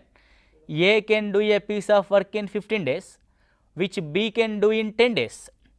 B worked it for 8 days. So, B worked for 8 days. B worked for 8 days. In that means, B alone started the work and he is working for 8 days, that is the means. So, A is not involving for this 8 days. A can finish the remaining work in how many days? So, after complete the B of work 8 days, A can complete the work in how many days? Simply, A actually complete the work in 15 days. So, A is taken 15 into what he have to complete the work? He no need to complete the whole work. He need to complete the remaining work what is B had completed. The B had completed 8 days of work out of 10 days, 8 days of work out of 10 days, remaining work in that means only 2 days of work out of 10 days is only complete. So, the remaining work is out of 10 days, 2 days of work only remains. Kabatti, then the 2 by 10 of work is remaining work for the 15 days. So, 2 5s are 5 3s are. So, A alone complete the remaining work in 3 days. So, the concept is B can do a piece of work in 10 days, but he worked for only 8 days. In that means, out of 10 days, B is working for only 8 days. The remaining work is 2 days of B work will be remains. In that means, B have 2 by 10 days of work. 2 by 10 days of work B is remains. These 2 by 10 days of work completed with the A. So, that is A of 15 days, you have to complete the 2 by 10 of work. So, A can complete the work in 3 days only, that is the remaining work. So, how much of work is B is completed, how much of work is B is remains, the remaining work is completed by A. So, you have to, the statements are very clear. So, you have to understand the statements what is given, that is very important. Okay, clear. Move on to the next question. A and B can complete a work in 18 days and 15 days respectively, and the statement states A, B can complete the work in 18, 15 days. So, A in that means A is complete the work in 18 days, B is complete the work in 15 days. The second statement is they started doing the work together. They started doing the work together. In that means the both are started the work, A and B together working. After 3 days, in that means 3 days both are working. 3 days both are working. A had to leave and B alone complete the remaining work. After 3 days, A left the job and B only continues the job. The whole work was completed in how many days? Whole work in that means what they are completed the 3 days and B have to complete the remaining work in how many days? That will be whole work was completed in how many days? In this question, we have the small technique for it. What it was? First you have to observe the 3 days who are working, who is working, A working and B is working. In that means A is working for 3 days, B is working for also 3 days, A left the job after 3 days. In that means what he is completed the 3 days of work by the A, the remaining work will be completed by B only. In that means how many days are B is working?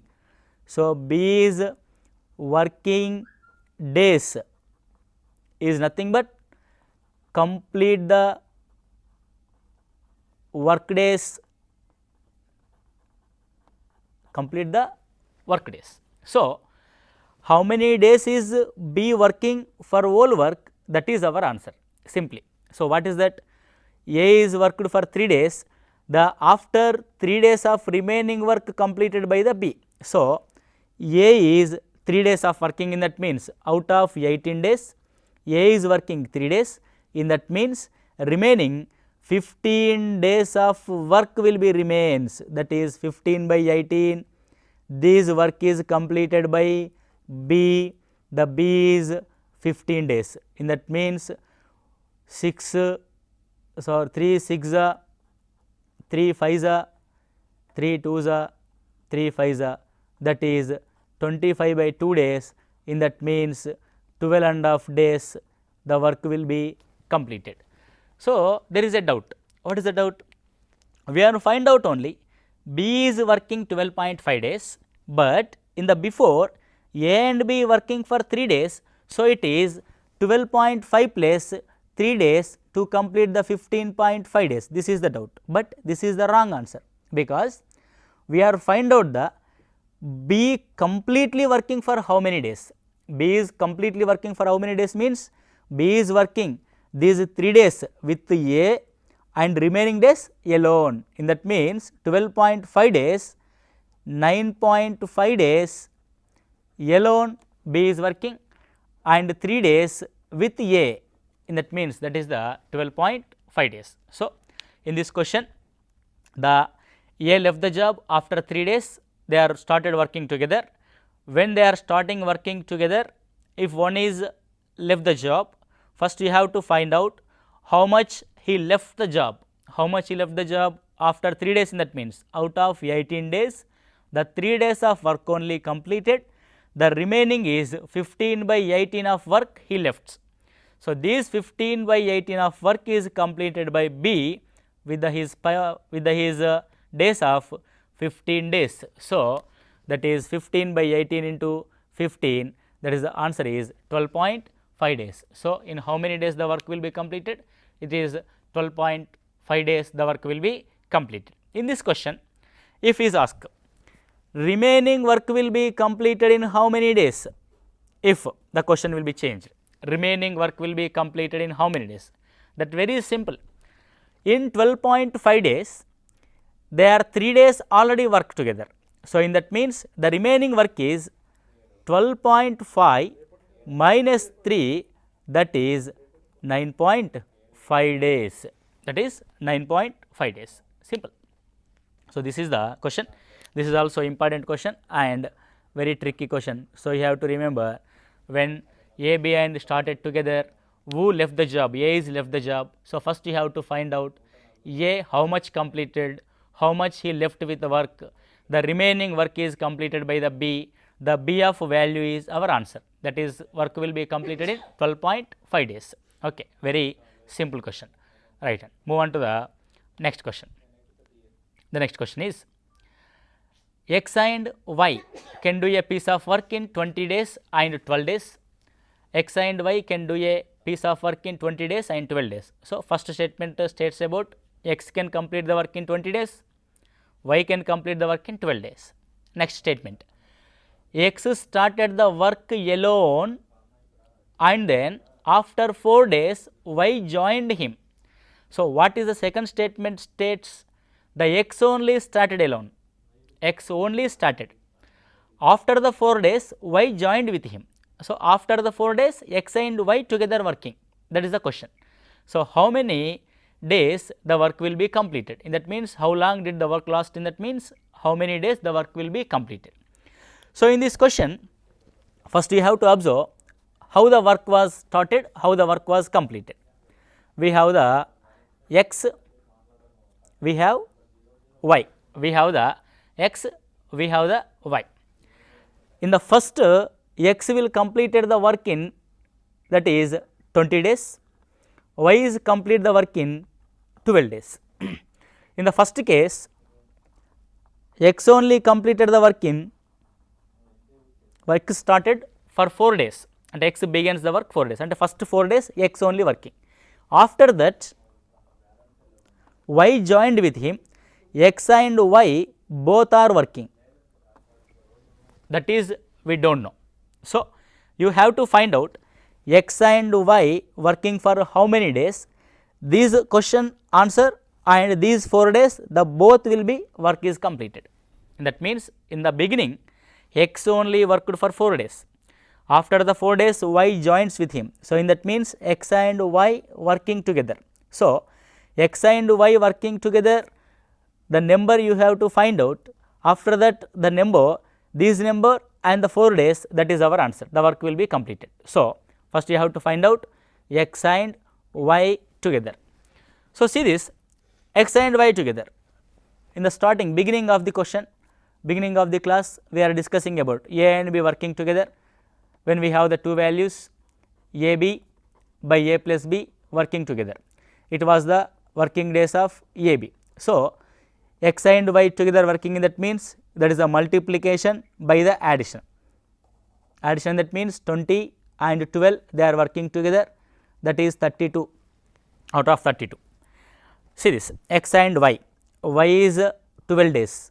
Okay. Now, X also joined with him, but when Y joined with him, X already completed 4 days of work, that is the question, that is the very important thing.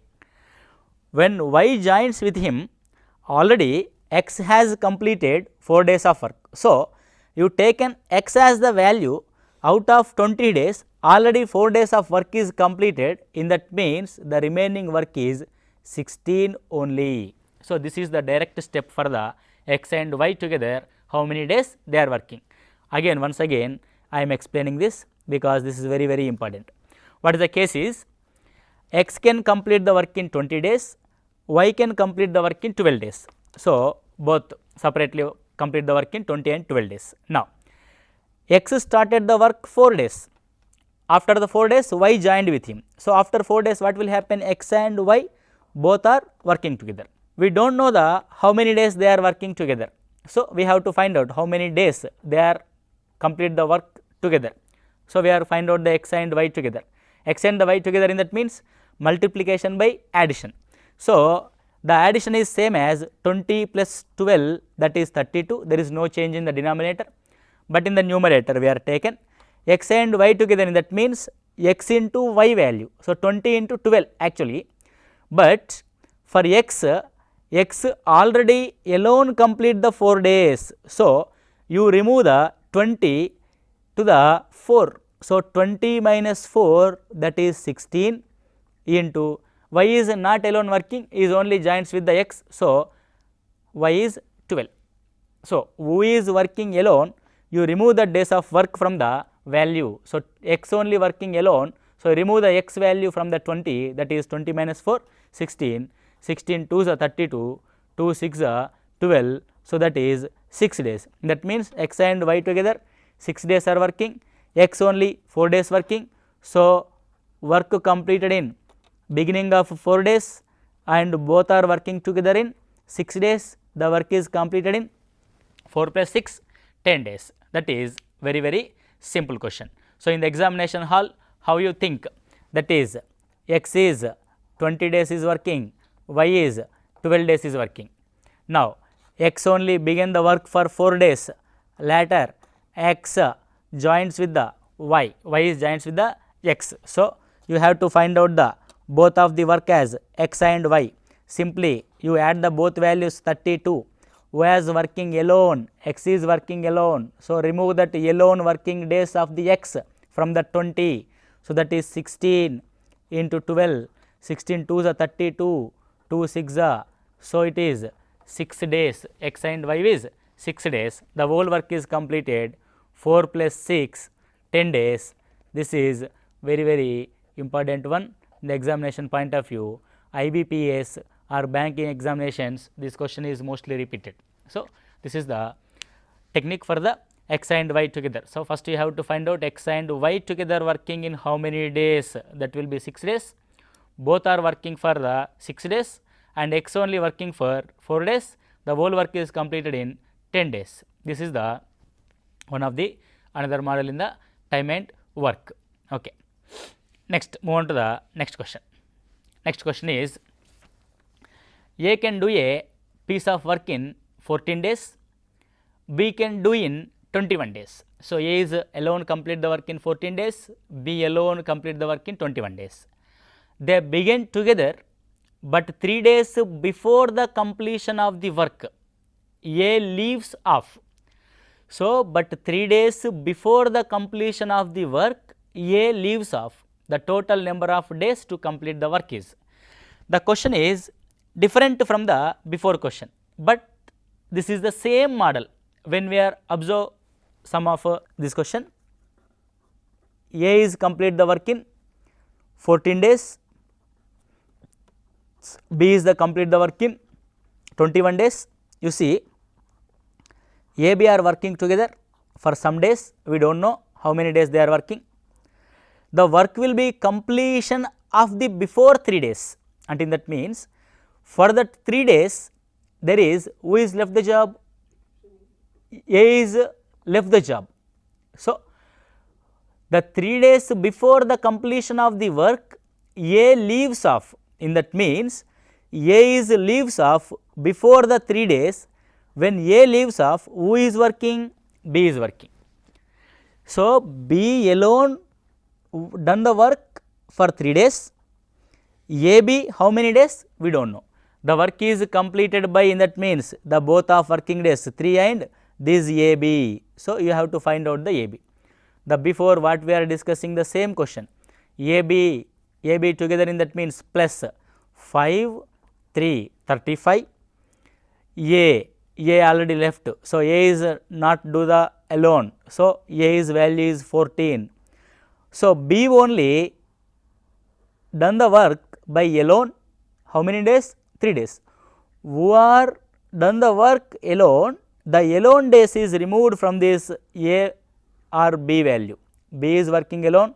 So, B value is 21 minus 3, 21 minus 3, that means that is 18. So, 7 2s are 7 5s are, that is 36 by 5, 5 7s are 35, 1 that is 2, 7.2 days A and B working.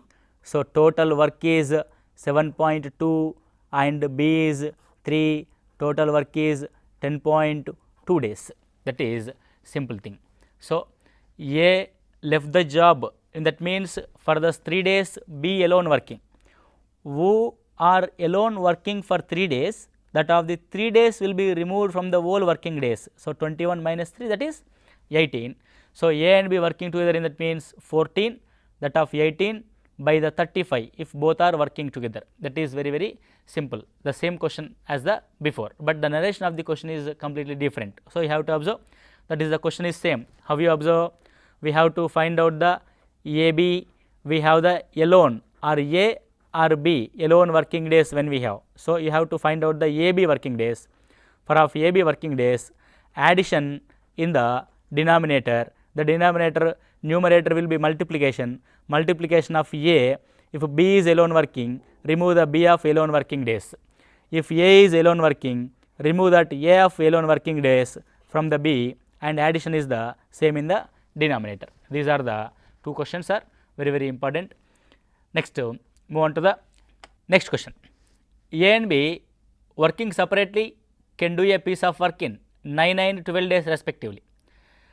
If they work for a day alternatively with A beginning, in how many days the work will be completed? This is the another important model.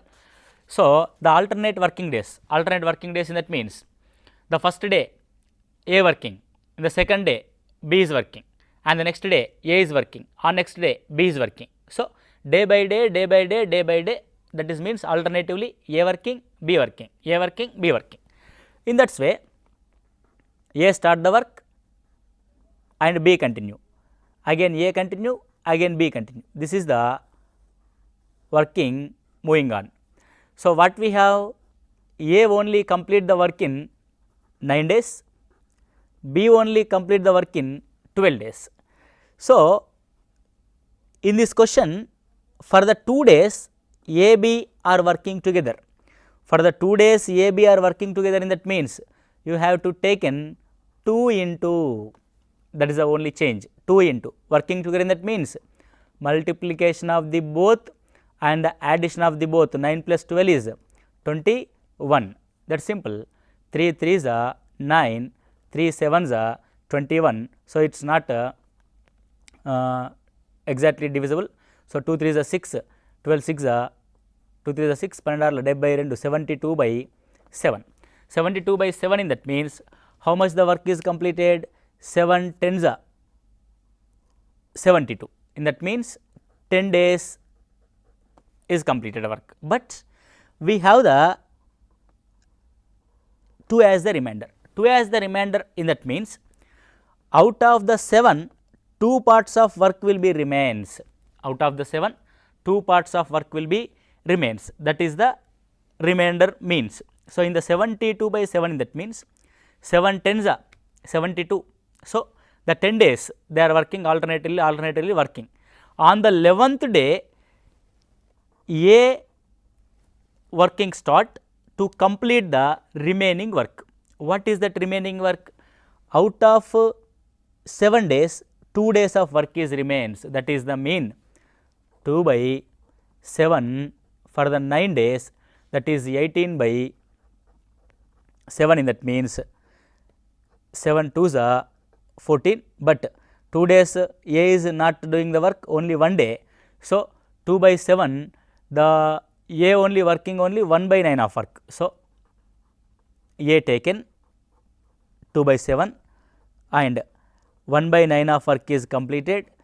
9 7s are 63, that is 18 minus 7, 18 minus 7, that is 9 by 63 of work is remains. 9 by 63, that means 9 7s. So, 1 by 7 of work is remain. This 1 by 7 of work is done by whose, that is 12. So, in that means that is already 1 day of work is remains. Right. Move on to the next question. The question is, A and B working separately can do a piece of work in 9 and 12 days respectively. If they work for a day alternatively, A beginning, in how many days the work will be completed? The question you have to observe, the word is work for a day alternatively. Alternatively, in that means A begins the work, the next day B continue it, on next day A continue it, on next day B continue it. In that means, in the first day A is started the work, on next day B continue, on next day A, on next day B. This is that. So, 1 day, second day, third day, fourth day. In that means, for every 2 days of group, A and B working together. That is, it is easy to understand. So, in that means, in the 2 days, A, B working together. So, again we are applying A, B of working together days. A can complete the work in 12 days, B can complete the work in, sorry, A can complete the work in 9 days, B can complete the work in 12 days. If A, B working together, the multiplication is 9 into 12 by addition of 9 plus 12, 21. Oh, 3 3s are 9, 3 7s are 21, that is 36 by 7. This is regular method for the A, B and working together. A, B and working together, but the question is alternative days.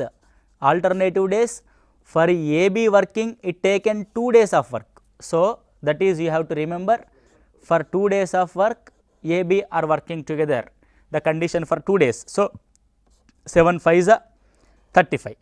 What we get the result, 7 5s are 35, the 5 2s are 10 days, 5 2s are 10 days. So, the condition is when they are alternatively working. So, 7 5s are 36, these 5 is the result is multiplied with the 2 days, because why we are taken 2 days?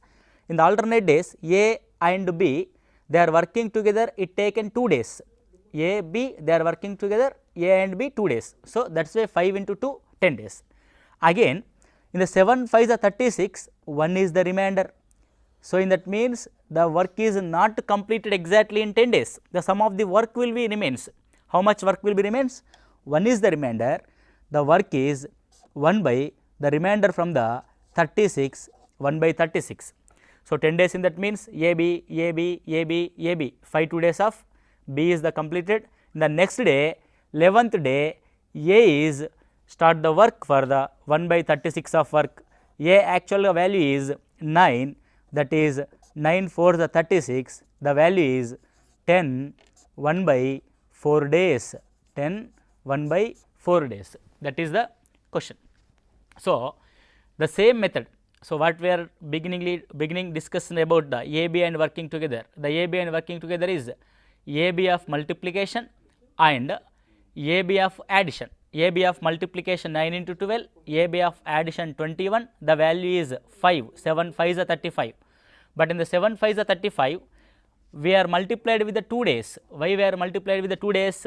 Alternatively, A is 1 day, first day, B is second day, together working, it taken 2 days. So, it was 5 into 2, 10 days. What will happen? In the 10 days, the whole work is not completed. How do you know it was not completed? Because it is not exactly divisible. In that way, it is not completed. How much remains? 1 is remains. The 1 is out of 36. So, the next day, the one part of work out of 36, A can complete. One part of work out of 36, A can complete. So, because A value is 9. So, he taken 1 by 4th of the day. So, it was 10, 1 by 4 days, the work will be completed. If the question is B is beginning the work, B is beginning the work, in that means B is 12 days, A is 9 days. The same question is, the exactly same question is continuation. What is that? B is, B begins 12 days, A 9 days. When the B begins, B on the first day, A on the second day, B on the third day, A on the fourth day. We are taken the group of days for the A, B together, it taken 2 days, right. So, A, B are working together, A, B is nothing but both are same. So, 12 into 9 by 9 plus 12, that is 21, it is 3 3s are 3 7s are 36 by 7 days. What we get the result?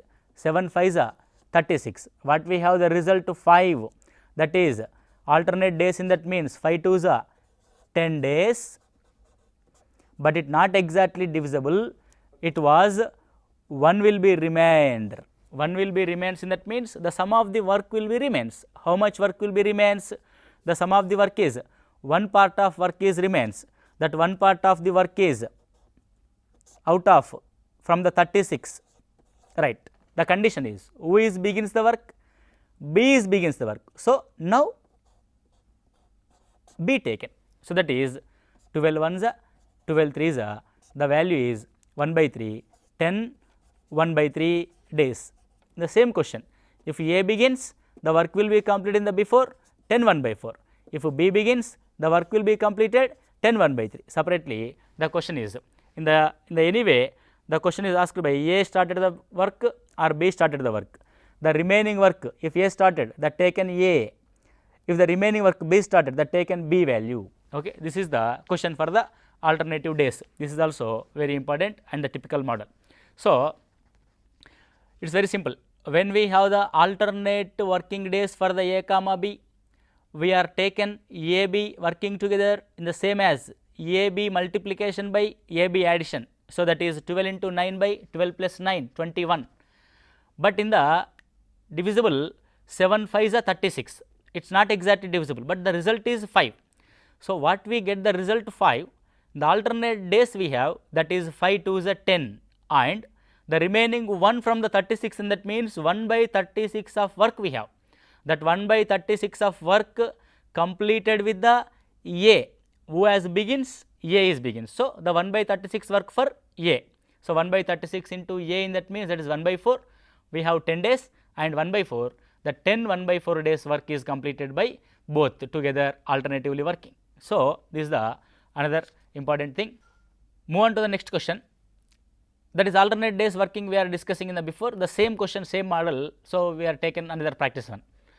A and B can complete a piece of work in 12 days and 18 days respectively. So, we are taken A 12 days, B in 18 days. A begins to do the work and they work alternatively, and again it was alternatively means A started, next day B, next day A, next day B. In that means alternative working days means for A, B and working together it taken 2 days of black.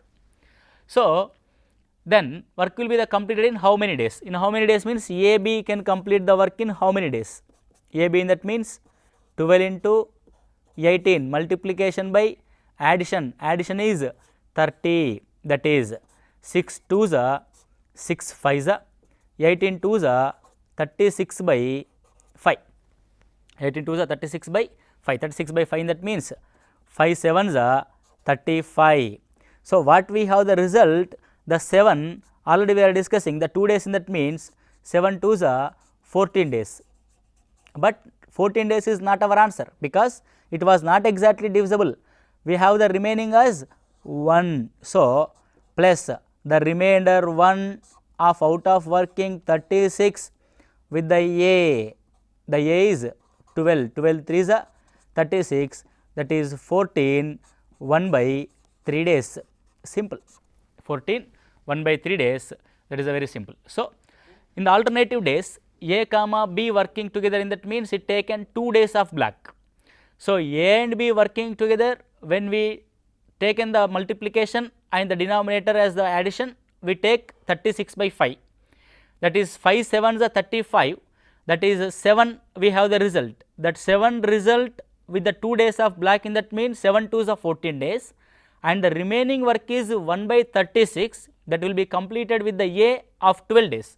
So, 1 by 36 of 12 days is taken 1 by 3rd. So, the total working days is 49 1 by 3 days, that is very simple and very easy method. So, when we are applying this method, this is the very easy to apply it in the examination hall. Maximum it taken 15 to 20 seconds of time only. So, in the IBPS examination, the time is very crucial. What we have the questions, what we have the concepts, that will applied in the 10 seconds to 15 seconds of time only. So, you have to apply these techniques, these methods, you can easily solve the questions, whatever it is, any question, we can easily solve the questions in 10 to 15 seconds of time. So, you have to note it, right, note down, if any have the doubt, I will note it clearly, right, and move on to the next question. Okay.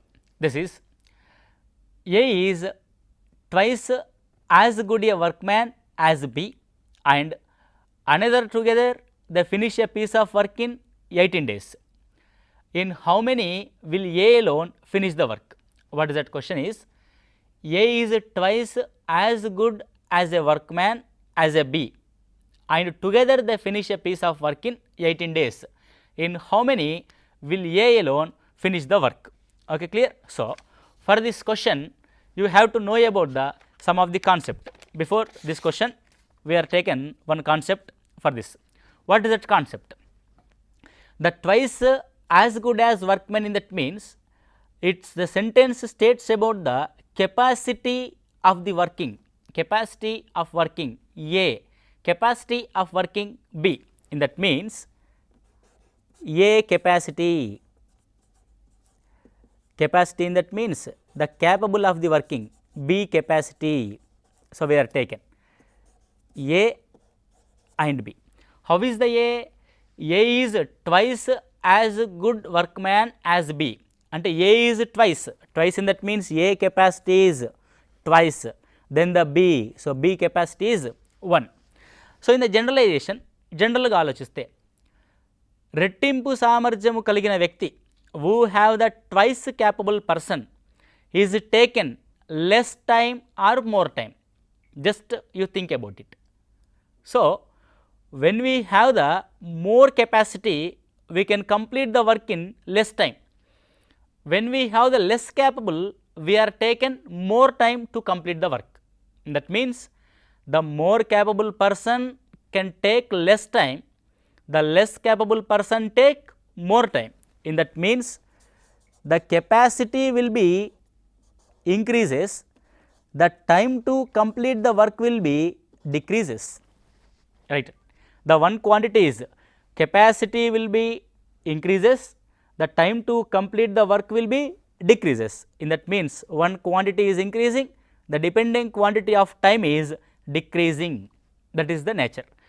So, this is known as inversely proportional theory, inversely proportional theory. Inversely proportional theory, in that means if one quantity is increasing, the depending quantity will be decreasing in the same manner. So, inversely proportional, what will happen? In inversely proportional, if we have the quantities as A to B, then C to D, in that means A capacity and A of working time, C capacity and is working time. So, one person capacity is A, his working time is B. So, another capacity is C, his working time is D. In that means capacity will be increases, days will be decreases. In this inversely proportional theory, we are going to applying the multiplication of the both things, that is A into B is equal to C into D, A into B is equal to C into D. So, this is we are going to apply in this method. So, what we have? The question is A is twice as good workman as B and together they finish a piece of work in 18 days. Together finish the work. The question is together finish a piece of work. Together, in that means A is working, B is working, together in that means A and B both are working. A capacity is 2, B capacity is 1, both are completed, the work is 3 capacities are working. The 3 capacities are working in 18 days. The 3 capacities are working in 18 days. The question is in how many will A alone finish the work? So, A is alone finish the work in how many days? A alone. A alone, in that means what is the A capacity? A capacity is 2 parts, and in the question is generalized as 3 capacities of work is completed in 18 days. So, 2 capacities of workmen completed in how many days? You have to remember that it was inversely proportional, capacity will be increases, days will be decreases. Easily we are applying 3 into 18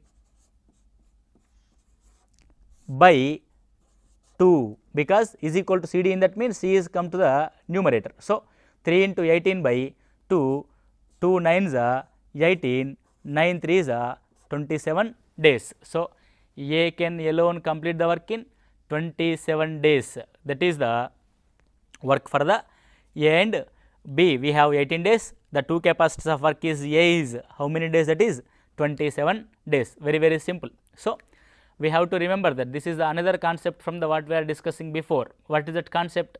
The capacity of working men. The capacities of working men is inversely proportional to the working days to complete the work. So, the capacity will be increases, the working days will be decreases. When one quantity is increasing, the depending quantity will be decreasing. So in this method it was inversely proportional.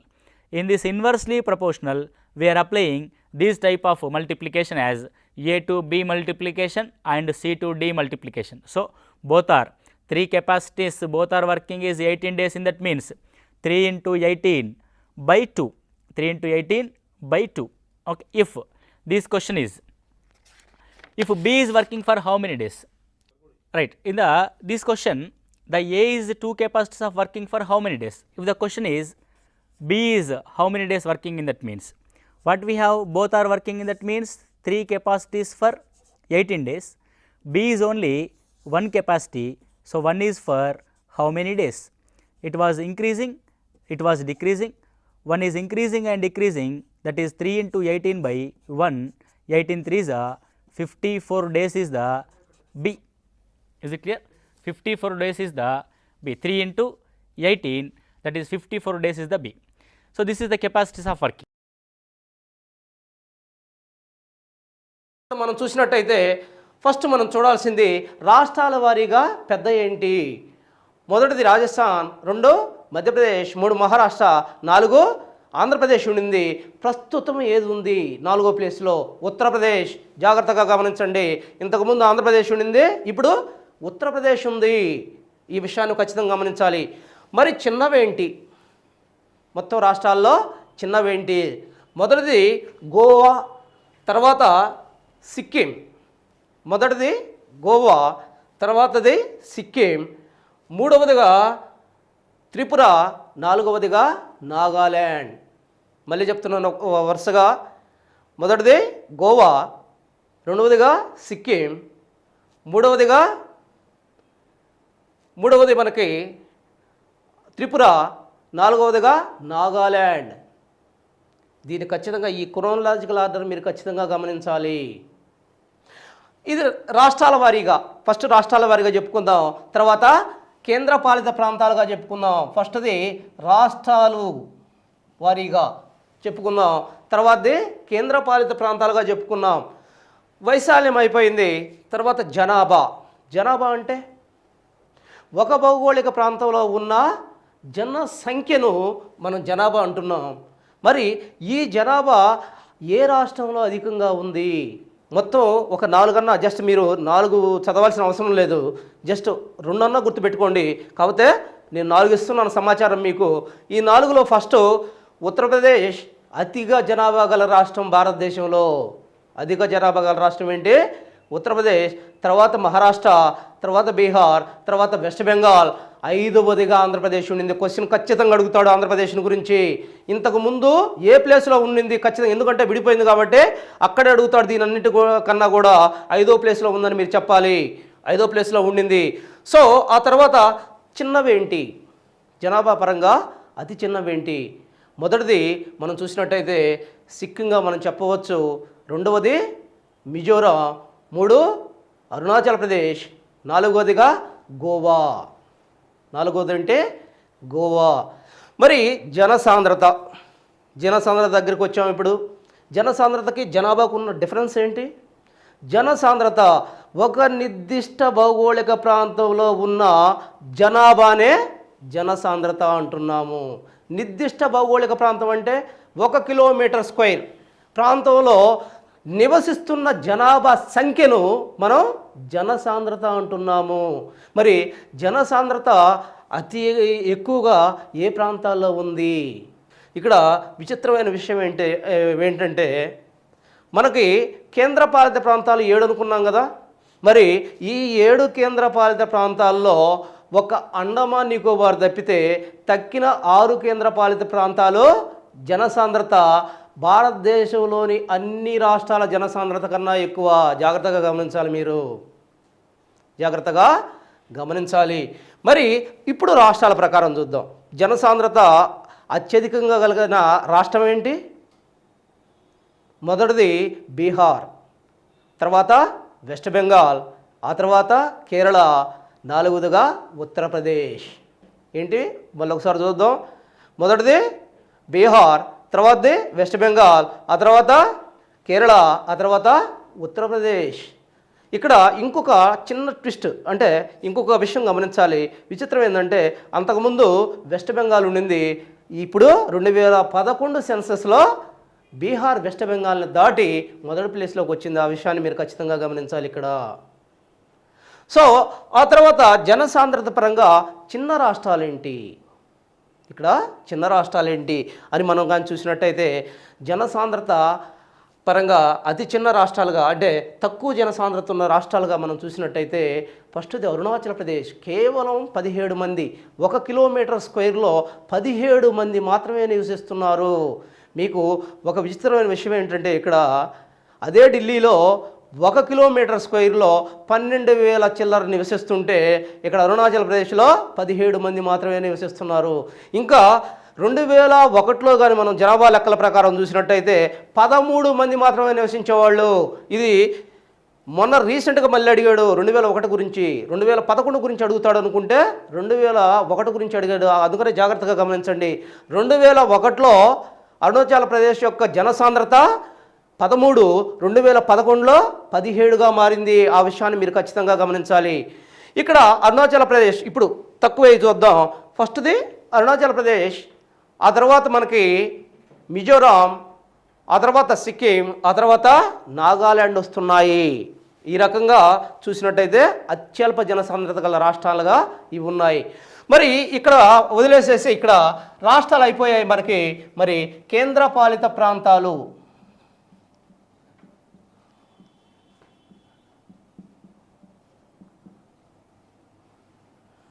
కేంద్రపాలిత ప్రాంతాలు చూద్దాం.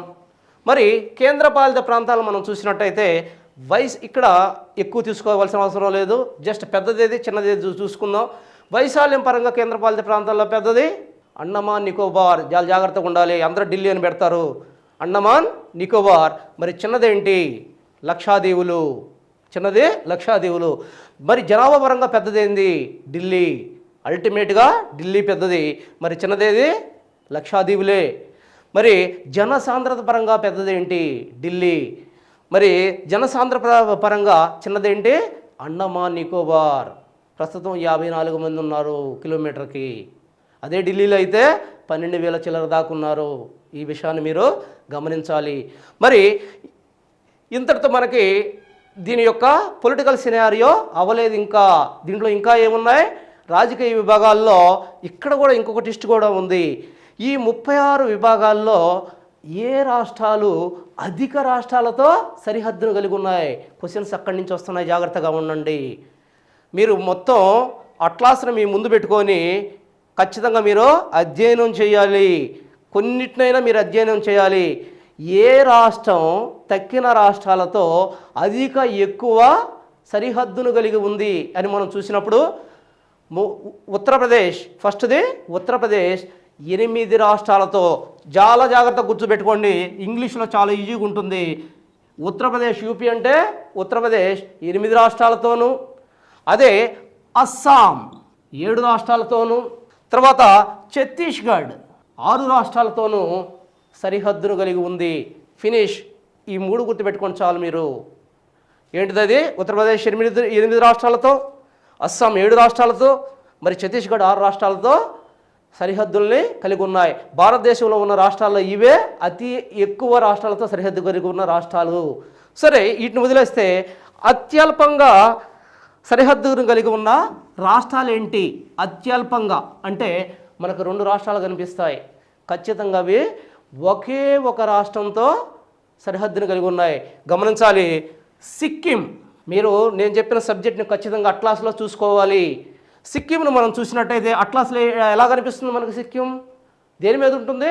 West Bengal పైన ఉంటుంది. మరి ఈ west Bengal పైన అంటే west Bengal ఒక్కడితోనే సరిహద్దును కలిగి ఉంది. ఒకే ఒక రాష్ట్రంతో సరిహద్దును కలిగి ఉంది సిక్కిం. అర్థమైందా? తర్వాత ఏదైతే మనకి సిక్కిం తర్వాత మనకి మేఘాలయ. ఈ మేఘాలయ అనేది యాక్చువల్గా అస్సాంతో మాత్రమే సరిహద్దును కలిగి ఉంది. మీకు అట్లాస్లో చూస్తే క్షుణ్ణంగా అర్థమవుతుంది. మరి మేఘాలయ అస్సాంతోనూ, సిక్కిం ఒక వెస్ట్ బెంగాల్తో మాత్రమే సరిహద్దులు కలిగి ఉన్నాయి. క్వశ్చన్ ఈ విధంగా వస్తుంది మీకు. భారతదేశంలో ఉన్న రాజకీయ విభాగాల్లో లేదా రాష్ట్రాలు కానీ ఏ రాష్ట్రం అతి తక్కువ రాష్ట్రాలతో సరిహద్దు సంబంధం కలిగి ఉందని ఆయన అడుగుతాడు, లేదా ఏ రాష్ట్రం అతి ఎక్కువ రాష్ట్రాలతో సరిహద్దు సంబంధం కలిగి ఉంది అని క్వశ్చన్ కూడా అడుగుతాడు. ఈ 2 క్వశ్చన్స్ని మీరు జాగ్రత్తగా గమనించాలి.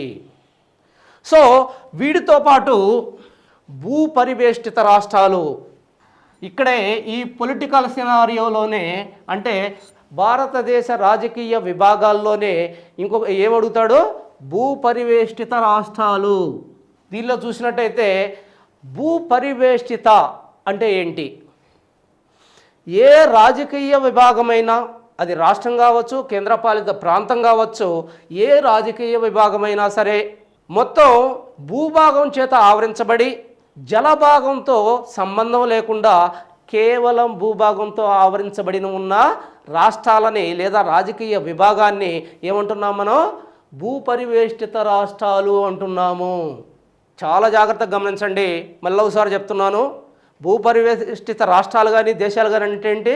భూపరివేష్టిత రాష్ట్రం అంటే ఏ రాష్ట్రం అయితే తన చుట్టూ భూమి చేత ఆవరించబడి ఉండి జలభాగంతో సంబంధం లేకుండా ఉండాలి, జలభాగం టచ్ కాకూడదు, దాన్ని ఏమంటున్నాం?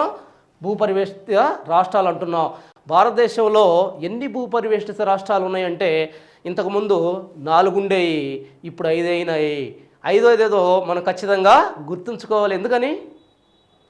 జార్ఖండ్ అనేది, తెలంగాణ అనేది రీసెంట్గా ఏర్పడింది, ఇది కూడా భూపరివేష్టిత రాష్ట్రమే. మొన్నటి వరకు మనకు 5 ఏమున్నాయి? మొదటిది హర్యానా, రెండోది మధ్యప్రదేశ్, మూడవది జార్ఖండ్, 4వది ఛత్తీస్గఢ్. ఈ 4 మాత్రమే భూపరివేష్టిత రాష్ట్రాలుగా ఉన్నాయి భారతదేశంలో. ఇటీవల కాలంలో 2014లో కొత్త రాష్ట్రంగా తెలంగాణ ఆవిర్భవించింది. ఆవిర్భవించిన తెలంగాణ భూపరివేష్టిత రాష్ట్రము. మరి ఈ 4టికి ఇది కలిసి మొత్తం ప్రస్తుతం భారతదేశంలో 5 భూపరివేష్టిత రాష్ట్రాలు ఉన్నాయి.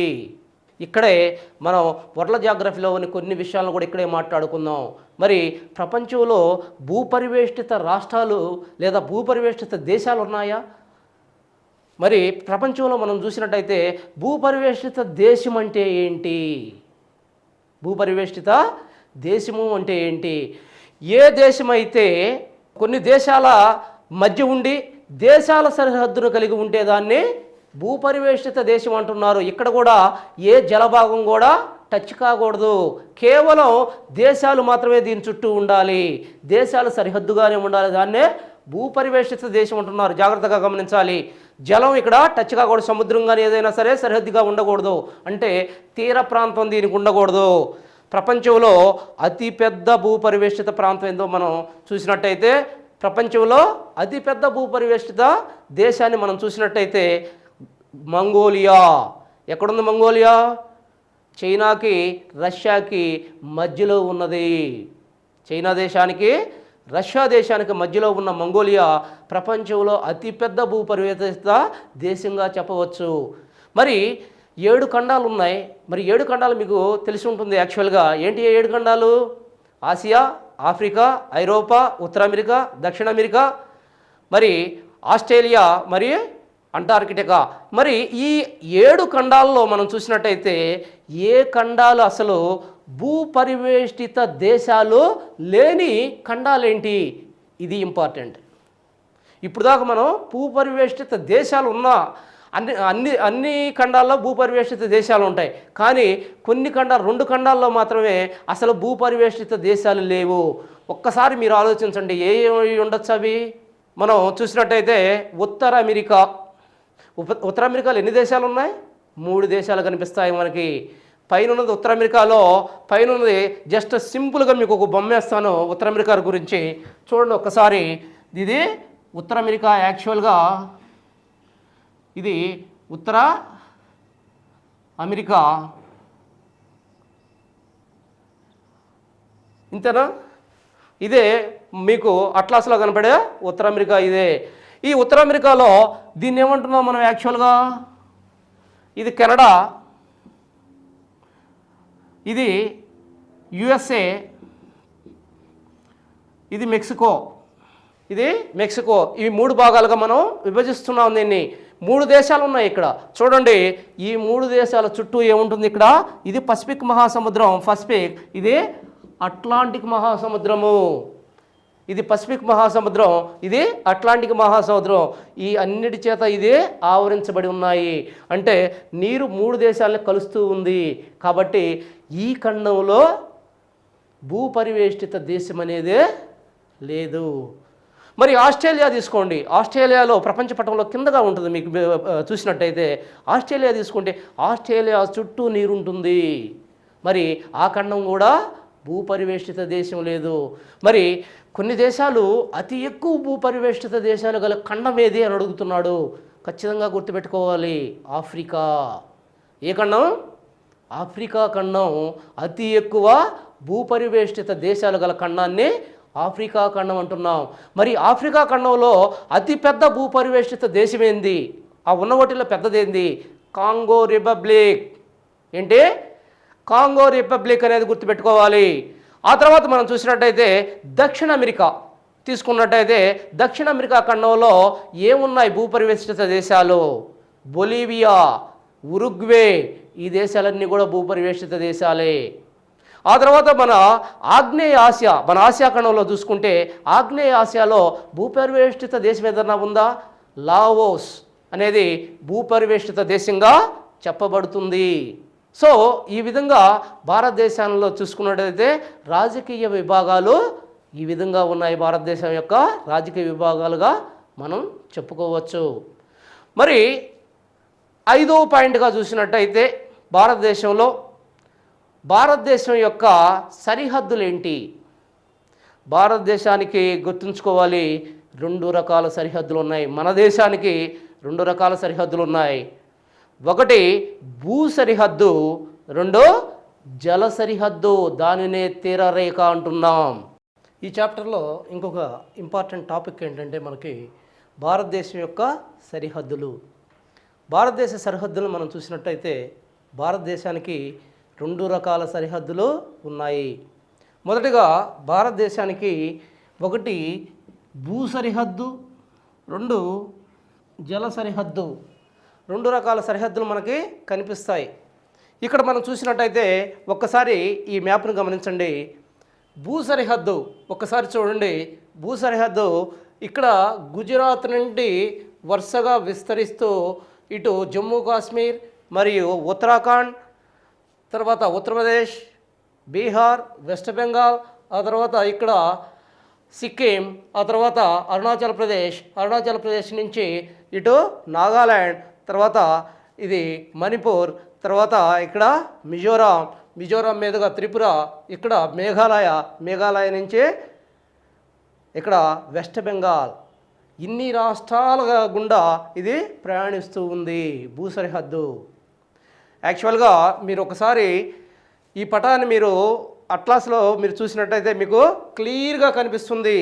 మొత్తం భూ సరిహద్దు భారతదేశంలో భూ సరిహద్దు అనేది చాలా పెద్ద భూ సరిహద్దును కలిగి ఉంది. అసలు భూ సరిహద్దు అంటే భారతదేశం యొక్క భూభాగం తన పొరుగున ఉన్న ఇతర దేశాల భూభాగంతో సంబంధాన్ని కలిగి ఉన్న ప్రాంతం, బార్డర్ ఏరియా అంటారు దీన్నే మనం భూ సరిహద్దు అంటున్నాం.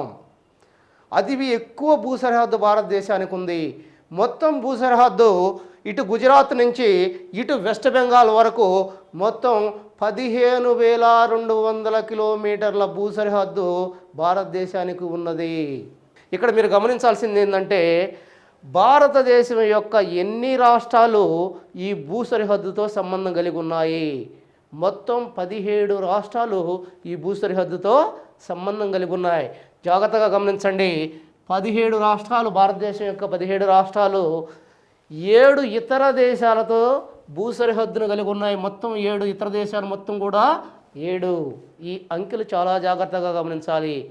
క్వశ్చన్ ఈ విధంగా అడుగుతున్నాడు.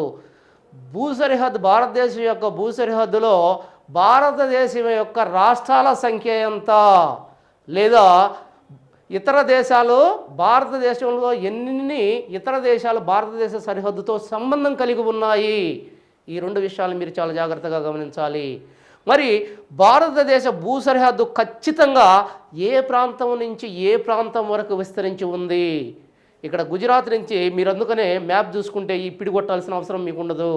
మ్యాప్తో చదవడం చాలా ఈజీగా ఉంటుంది. 100 బిట్లు దీని నుంచే మీరు తయారు చేసుకోవచ్చు ఒక్క పటం నుంచి. ఇది జాగ్రత్తగా ఉండాలి. ఇక్కడ గుజరాత్ నుంచి ఇక్కడ వెస్ట్ బెంగాల్ వరకు జస్ట్ మైండ్లో పడిపోవాలి.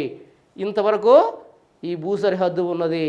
మరి దీని పొడవు ఇందాక చెప్పుకున్న 15,200 కిలోమీటర్లు. అయితే ఇక్కడ ఇంపార్టెంట్ ఏంటి? ఫస్ట్గా మనం చూసినట్టయితే ఇటు నుంచి వద్దాం. ఫస్ట్ భారతదేశంతో ఇటు వెస్ట్గా సరిహద్దు సంబంధం కలిగిన దేశంగా దేన్ని చెప్పుకోవచ్చు?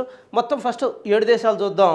మొదటిది పాకిస్తాన్, రెండవది ఆఫ్ఘనిస్తాన్, 3 చైనా, 4 నేపాల్, 5 భూటాన్, 6 మయన్మార్, 7 బంగ్లాదేశ్.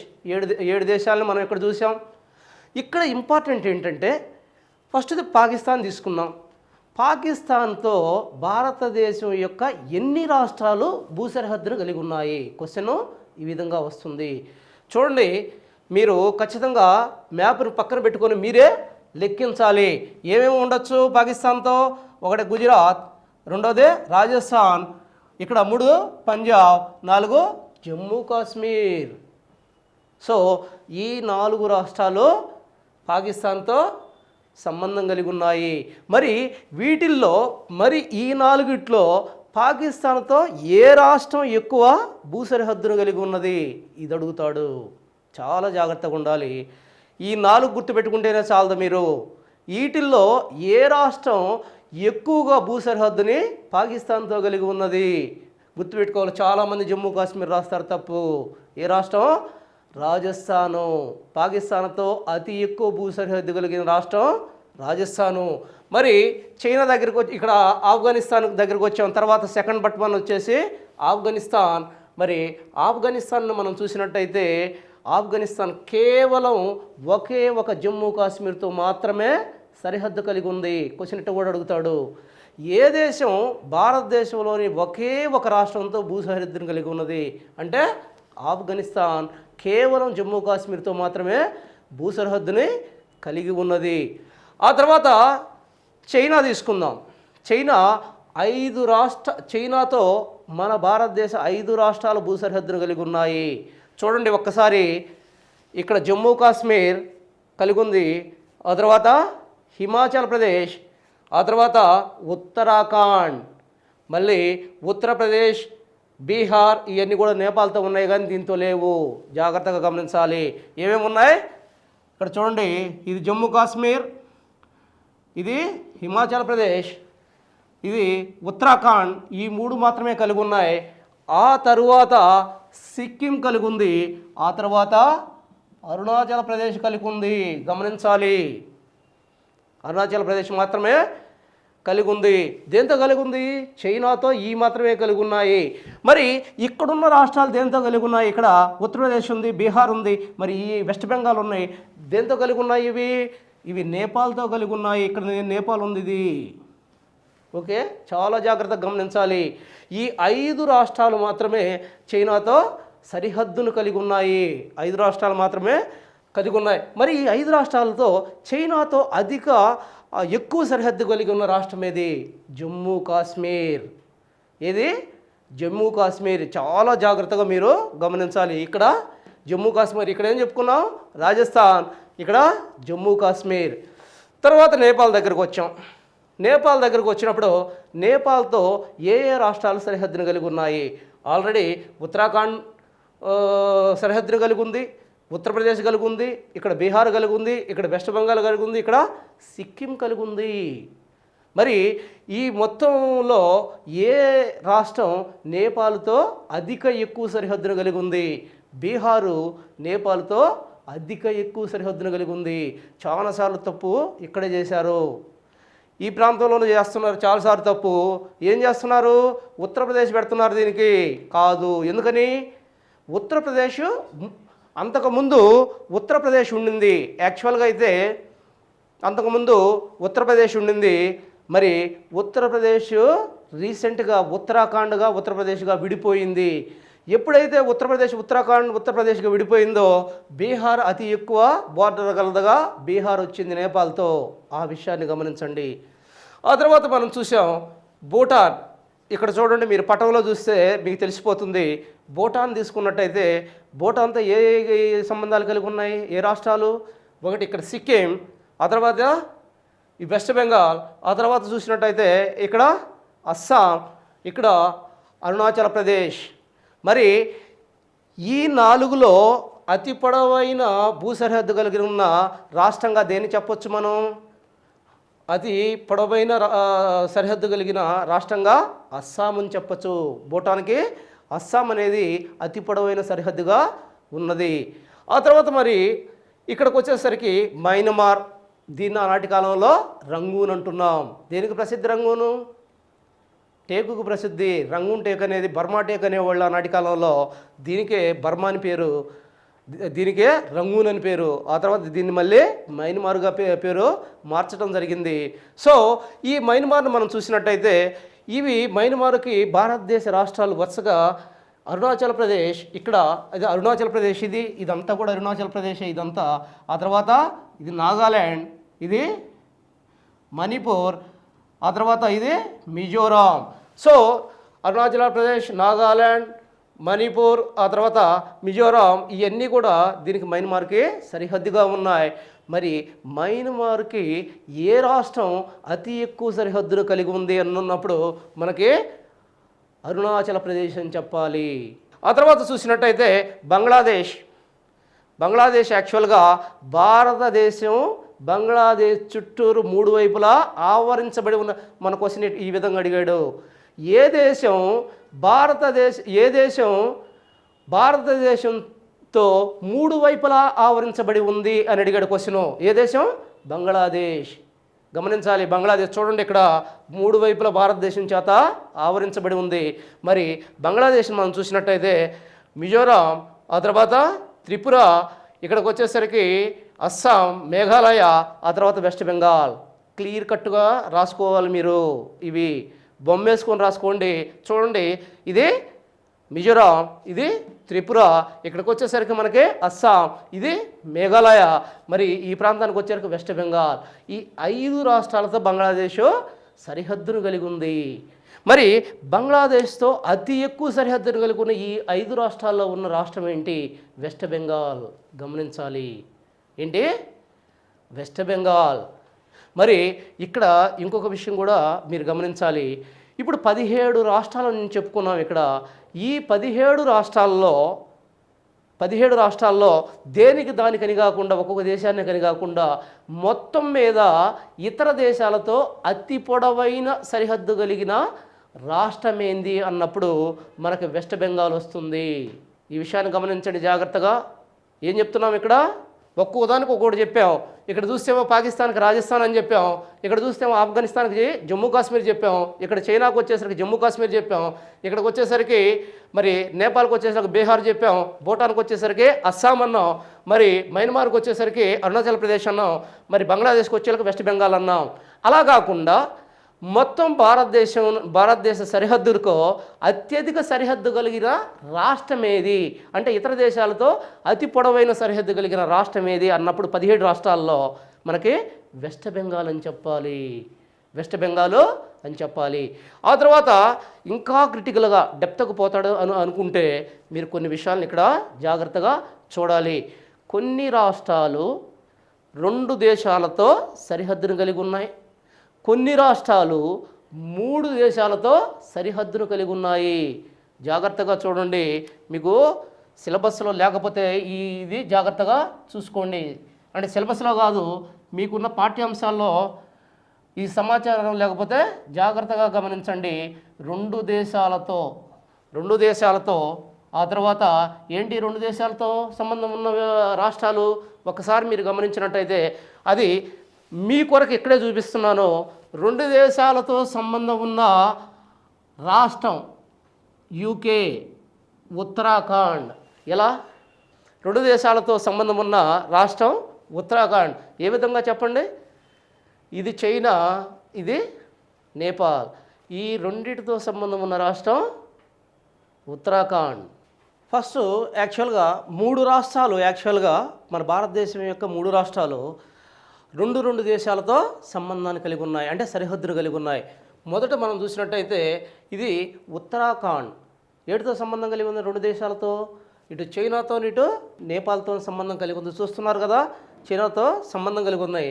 మరి ఇక్కడ అస్సాంను చూస్తున్నాం. అస్సాం దేంతో సంబంధం కలిగి ఉంది? ఇటు బంగ్లాదేశ్తో కలిగి ఉంది, ఇటు భూటాన్తో కలిగి ఉన్నది. మరి ఇక్కడ మిజోరాం చూస్తున్నాం. మిజోరాం మయన్మార్తో కలిగి ఉన్నది, బంగ్లాదేశ్తో కలిగి ఉన్నది. మరలా చెప్తాను చూడండి, యూకే 2 దేశాలతో, ఒకటి చైనాతో నేపాల్తో కలిగి ఉన్నది. ఇక్కడ అస్సాం చూసినట్టయితే భూటాన్తోనూ ఇటు బంగ్లాదేశ్తో కలిగి ఉంది. మరి ఇక్కడ మిజోరాం చూస్తే మయన్మార్తోనూ బంగ్లాదేశ్తో కలిగి ఉన్నది. సో మన భారతదేశం యొక్క ఒక రాష్ట్రం 2 దేశాలతో సంబంధాలు కలిగి ఉన్నాయి. ఈ విధంగా మీరు సెర్చ్ చేసుకోవాలి. చాలా ఇంపార్టెంట్గా ప్రతిదాన్ని ఒక బిట్గా తయారు చేసుకోవాలి.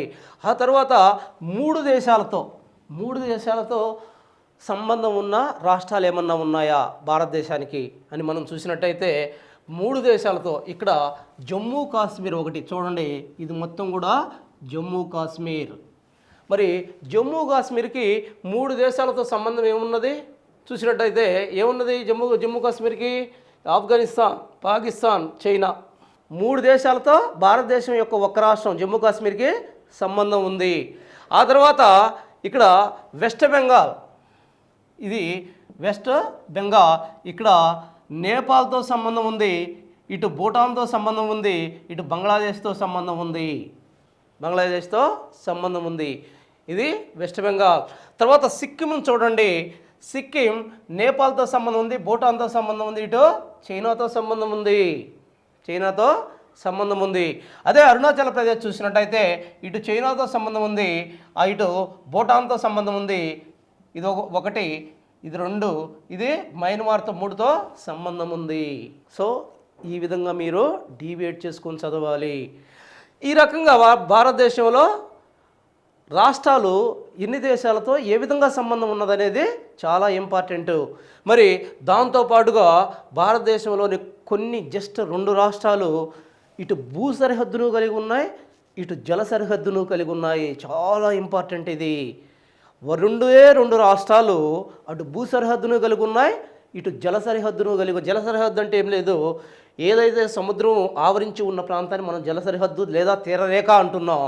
మరి కొన్ని 2 రాష్ట్రాలకు మాత్రమే భూ సరిహద్దు ఉంది, తీరరేఖ ఉంది. అవి వెస్ట్ బెంగాల్ ఒకటి, 2 గుజరాత్ ఒకటి. ఇక్కడ చూడండి, ఇది గుజరాత్, వెస్ట్ బెంగాల్ మరియు గుజరాత్, ఈ రెండిటికి మాత్రమే తీరరేఖ మనకు కనిపిస్తూ ఉంది మరియు భూ సరిహద్దు కూడా కనిపిస్తూ ఉంది. ఈ విషయాన్ని మనం జాగ్రత్తగా గమనించాలి. ఇది భారతదేశం యొక్క భూ సరిహద్దును గురించిన క్షుణ్ణమైన సమాచారం. అయితే భారతదేశం యొక్క భూ సరిహద్దు వల్ల ఏర్పడిన సమస్యల గురించి మనం ఇక్కడ మాట్లాడుకుందాం. ఇది మీకు కంప్లీట్గా కరెంట్ టాపిక్ అయినా సరే ఇక్కడ మీకు క్షుణ్ణంగా తెలియజేస్తాను. మొత్తం కూడా భారతదేశానికి 7 దేశాలతో, తన పొరుగున ఉన్న 7 దేశాలతో సరిహద్దు సంబంధం కలిగి ఉంది. ఈ సరిహద్దు సంబంధాలన్నీ కూడా, ఈ సరిహద్దు ప్రాంతాలన్నీ కూడా సమస్యాత్మక ప్రాంతాలే.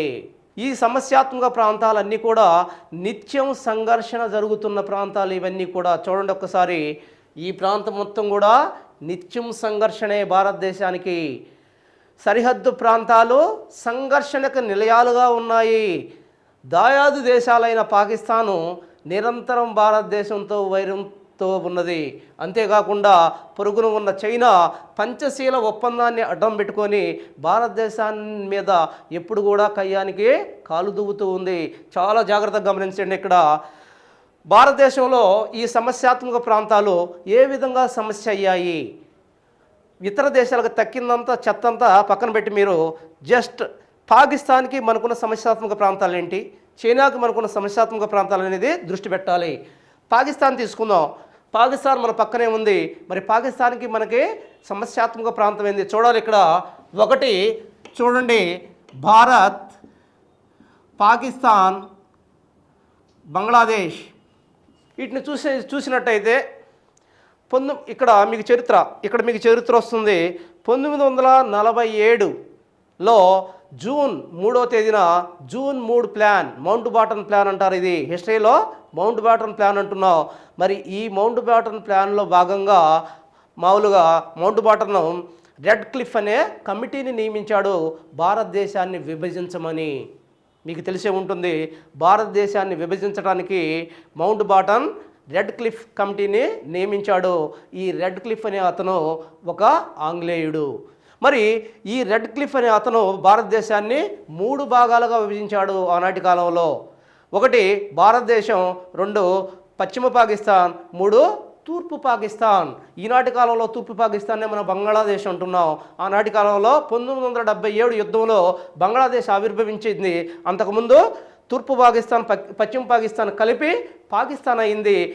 ఈ పాకిస్తాన్ భారతదేశంతో 1947 ఆగస్టు 14వ తేదీ విడిపోయింది. మనకు స్వతంత్రం వచ్చింది 15వ తేదీ అయితే 14నే వాళ్ళకు స్వతంత్రం వచ్చి మన నుంచి విడిపోవడం జరిగింది.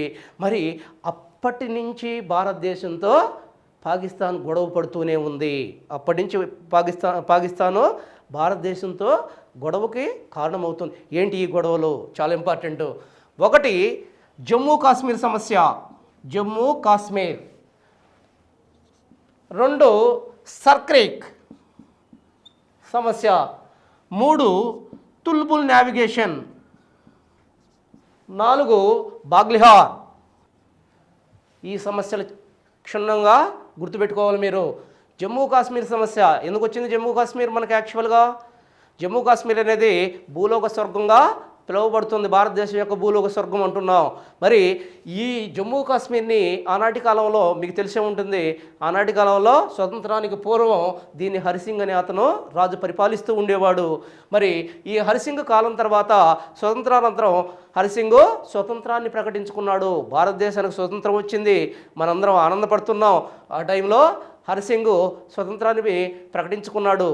స్వతంత్రాన్ని ప్రకటించుకున్న తర్వాత అక్టోబర్ 22వ తేదీ 1945 అక్టోబర్ 22వ తేదీ పాకు దీని మీదకి యుద్ధాన్ని ప్రకటించింది. చాలా ప్రాంతం వరకు ఆక్రమించింది. మరి ఆక్రమించిన తర్వాత హరిసింగ్ చేతులెత్తేసి నిస్సహాయుడై అతను 1945 అక్టోబర్ 27వ తేదీ ట్రీటీ ఆఫ్ అసెషన్, బాగా గుర్తుపెట్టుకోండి ఏంటిది అది, ట్రీటీ ఆఫ్ అసెషన్ అనే ఒక ట్రీటీ, ఒక సంధి కార్యక్రమాన్ని భారత సైన్యానికి ప్రభుత్వానికి పంపించాడు. ఎప్పుడైతే భారత ప్రభుత్వానికి పంపించాడో భారత ప్రభుత్వం దీన్ని ఆమోదించింది. 27వ తేదీ భారత ప్రభుత్వం ఆమోదించడంతో భారత్ పాక్ యుద్ధం అనివార్యమైంది. జాగ్రత్తగా గమనించాలి, ఫస్ట్ భారత్ పాకిస్తాన్ యుద్ధం అప్పుడే స్టార్ట్ అయింది. అయితే భారత సైన్యం జమ్మూ కాశ్మీర్కి వెళ్ళి పాకిస్తాన్ సైన్యాన్ని చాలా వరకు తరిమి కొట్టగలిగింది. కానీ ఆనాటి కాలంలో అగ్రదేశాలైన అమెరికా పాకిస్తాన్కి అండగా, రష్యా భారతదేశానికి అండగా వచ్చాయి. ప్రపంచ దేశాలన్నీ కూడా ఒక్కసారి ఉలిక్కిపడ్డాయి. 3వ ప్రపంచ యుద్ధం స్టార్ట్ అవుద్దనే ఒక భయంతో యునైటెడ్ నేషన్స్ దీనిలోకి ఇంటర్ఫీర్ అయింది. ఎక్కడ వరకు మీరు ఆక్రమించారో అక్కడ వరకే ఆగిపోండి అని చెప్పి ఒక హుకుం జారీ చేయడం జరిగింది. దాంతో పాకిస్తాన్ ఇంతవరకు చూడండి, చాలా జాగ్రత్తగా చూడండి, పాకిస్తాను ఈ ప్రాంతాన్ని ఆక్యుపై చేసింది.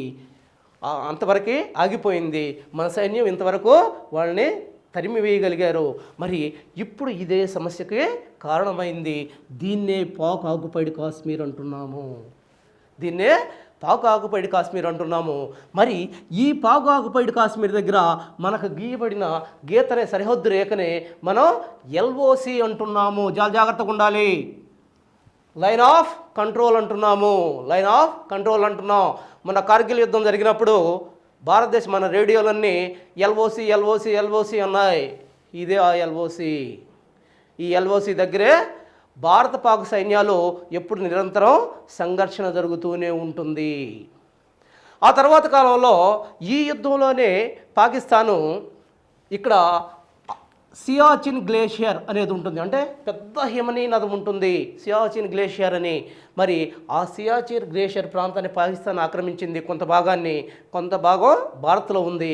మరి ఈ ప్రాంతంలో వేయబడ్డ రేఖని, గీయబడ్డ రేఖని, వాళ్ళకి మనకి మధ్య గీయబడ్డ రేఖని ఏమంటున్నాం? ఏజీపీఎల్ అంటున్నాం, actual ground position line. Actual ground position లైన్గా చెప్పబడుతున్నాం. ఆ తర్వాత పాక్కి మనకు ఇంకొక సరిహద్దు రేఖ ఉంది, దాన్ని బీపీఎల్ అంటున్నాం.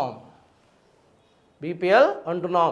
ఈ రకంగా భారతదేశానికి రెడ్ క్లిఫ్ రేఖ ఒక్కటే కాదు, మనకి ఏ పుస్తకాల్లో చూసినా రెడ్ క్లిఫ్ రేఖ అది పాతగా ఎప్పుడో అయిపోయింది, రెడ్ క్లిఫ్ రేఖ కాదు.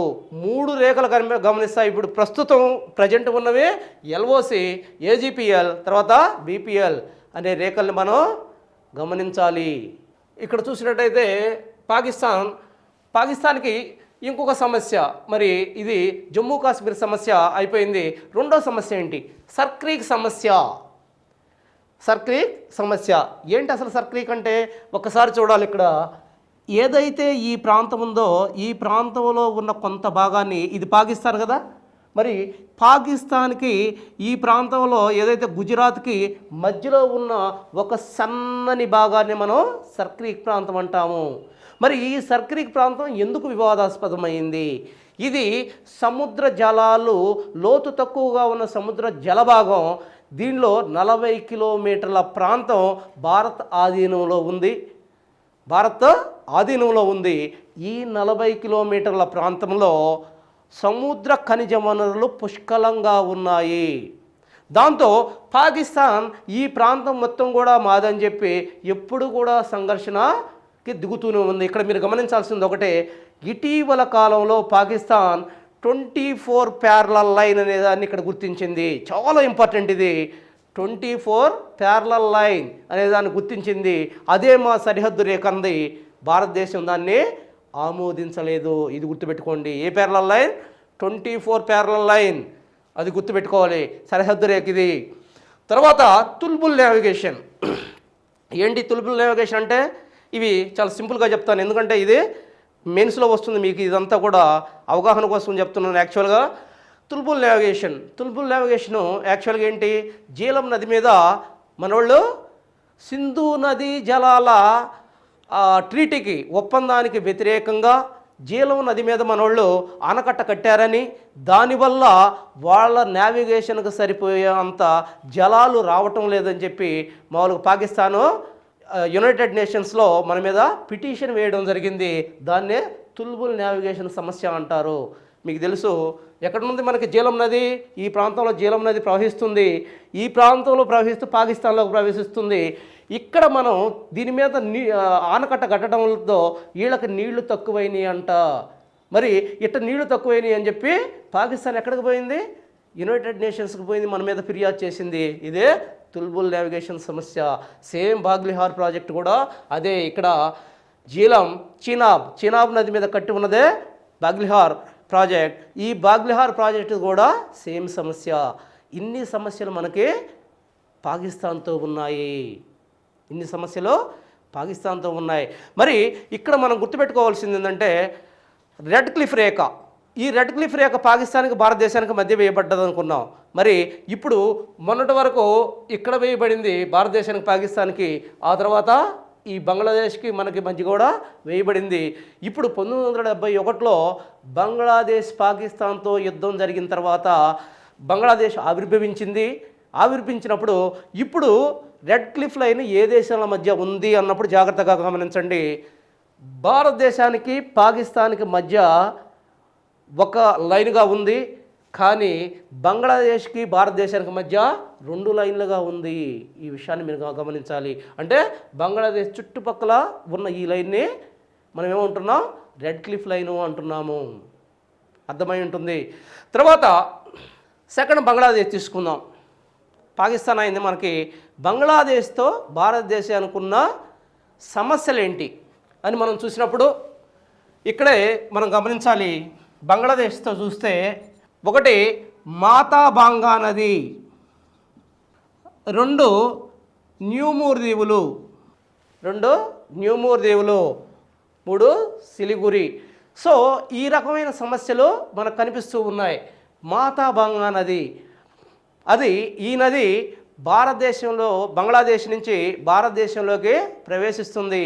ప్రవేశించేటప్పుడు ఈ నదీ జలాల విషయంలో భారతదేశానికి బంగ్లాదేశానికి ఎప్పుడూ సమస్యగానే ఉంది. ఆ తర్వాత న్యూమూర్ దీవులు, ఇక్కడ చూడండి బంగ్లాదేశ్ భారతదేశానికి మధ్యన ఉన్న దీవుల్ని మనం న్యూమూర్ దీవులు అంటున్నాం. అయితే ఈ న్యూమూర్ దీవులు మీవని వాళ్ళు మావని మనం ఎప్పుడు సంఘర్షణ జరుగుతుంది. అయితే 1970లో వచ్చిన బోళా తుఫాన్, ఇటీవల కాలంలో వచ్చిన బోళా తుఫాన్ గుర్తుపెట్టుకోండి. ఏ తుఫాన్ అని అడుగుతాడు. బోళా తుఫాన్కి ఈ దీవులు మునిగిపోయాయి, కొట్టుకుపోయాయి. ఎప్పుడైతే ఈ దీవులు కొట్టుకుపోయాయో దాంతో సమస్య పరిష్కరించబడింది.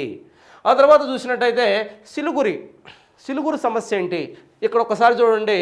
నేపాల్కి బంగ్లాదేశ్కి మధ్య 24 కిలోమీటర్ల ఒక సన్నని ప్రాంతాన్ని మనం చికెన్ నెక్ ప్రాంతం అంటాము. ఏం ప్రాంతం? Chicken neck. ఈ చికెన్ నెక్ ప్రాంతంలో ఉన్న కుక్కమూతి ఆకారంలో ఉన్న ప్రాంతాన్నే సిలిగురి ప్రాంతం అంటాము. ఇది చాలా ఇంపార్టెంట్ ప్రాంతం. ఈ రెండింటి మధ్య సంఘర్షణకి ఇదే కారణమవుతుంది. ఆ తర్వాత 4వదిగా తీన్బాగా. ఈ తీన్బాగా ప్రాంతం బంగ్లాదేశ్కి భారతదేశానికి మధ్యలో ఉంది ఈ ప్రాంతం. మరి ఈ ప్రాంతం ఎప్పుడు కూడా సమస్యగా యుద్ధాలకు కూడా కారణమవుద్దా అనే విధంగా ఉండింది. అయితే ఇటీవల కాలంలో భారతదేశం దీన్ని 999 సంవత్సరాలకి బంగ్లాదేశ్కి లీజుకి ఇవ్వడం జరిగింది. దాంతో సమస్య పరిష్కరించబడింది. సో ఈ విధంగా బంగ్లాదేశ్కి భారతదేశానికి సమస్యలు ఉన్నాయి. ఆ తర్వాత చైనా, భారతదేశానికి చైనాకి సమస్యలు ఉన్నాయా? ఉన్నాయి. 1954లో చైనా భారతదేశంతో పంచశీల ఒప్పందం కుదుర్చుకుంది. మీకు పాలిటీలో వస్తుంది, ఇది జాగ్రత్తగా ఉండాలి. 1954లో పంచశీల ఒప్పందాన్ని కుదుర్చుకుంది. పంచశీల ఒప్పందం అంటే ఒక దేశం యొక్క అంతర్గత విషయాల్లో వేరే దేశం జోక్యం చేసుకోకూడదు. కానీ చైనా నిరంతరం జోక్యం చేసుకుంటూనే ఉంది. మరి చైనాకి మనకున్న అసలు సరిహద్దులు ఏమన్నా ఉన్నాయా? 3 రకాల సరిహద్దులు కనిపిస్తాయి మనకి. చూడండి ఒక్కసారి, ఇది చైనా. ఇక్కడి నుంచి ఇక్కడ మనం చూసామంటే 3 రకాల సరిహద్దులు కనిపిస్తాయి. ఇక్కడి నుంచి చూడండి, చాలా ఈజీగా ఉంటుంది మనకి. యాక్చువల్గా ప్రతి బుక్లో కూడా మెక్మోహన్ రేఖ, చైనాకి భారతదేశానికి ఉంది, సింపుల్గా మెక్మోహన్ రేఖ అంటున్నారు. బార్డర్ రేఖనే మెక్మోహన్ రేఖ అంటున్నారు. కానీ చైనాకి భారతదేశానికి 3 సరిహద్దు రేఖలు ఉన్నాయి, గమనించాలి. మెక్మోహన్ రేఖ కేవలం ఈ ఉత్తరంగా ఉన్న రేఖనే, ఈ ఇంత ప్రాంతం వరకు ఉన్న రేఖనే మెక్మోహన్ రేఖ అంటున్నారు. దీన్ని ఈస్టర్న్ సెక్టార్ అంటారు. ఈస్టర్న్ సెక్టార్ అని ఎందుకని?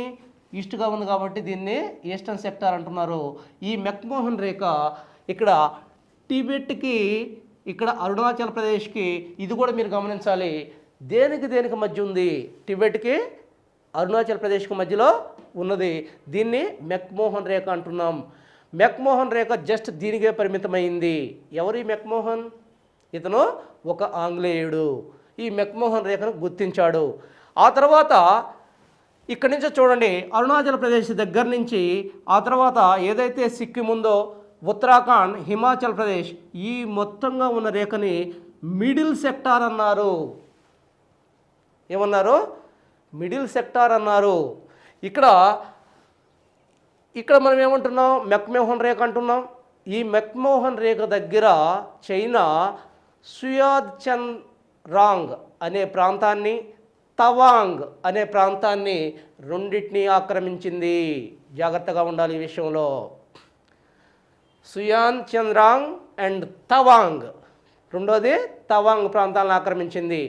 ఆ తర్వాత ఇక్కడ చూసినట్టయితే మిడిల్ సెక్టార్ ఏంటి? హిమాచల్ ప్రదేశ్ మరియు ఇది ఉత్తరాఖండ్, ఈ సిక్కిం రాష్ట్రాలు టిబెట్తో సరిహద్దుని కలిగి ఉన్నాయి. దీన్ని మిడిల్ సెక్టార్ అంటున్నాం.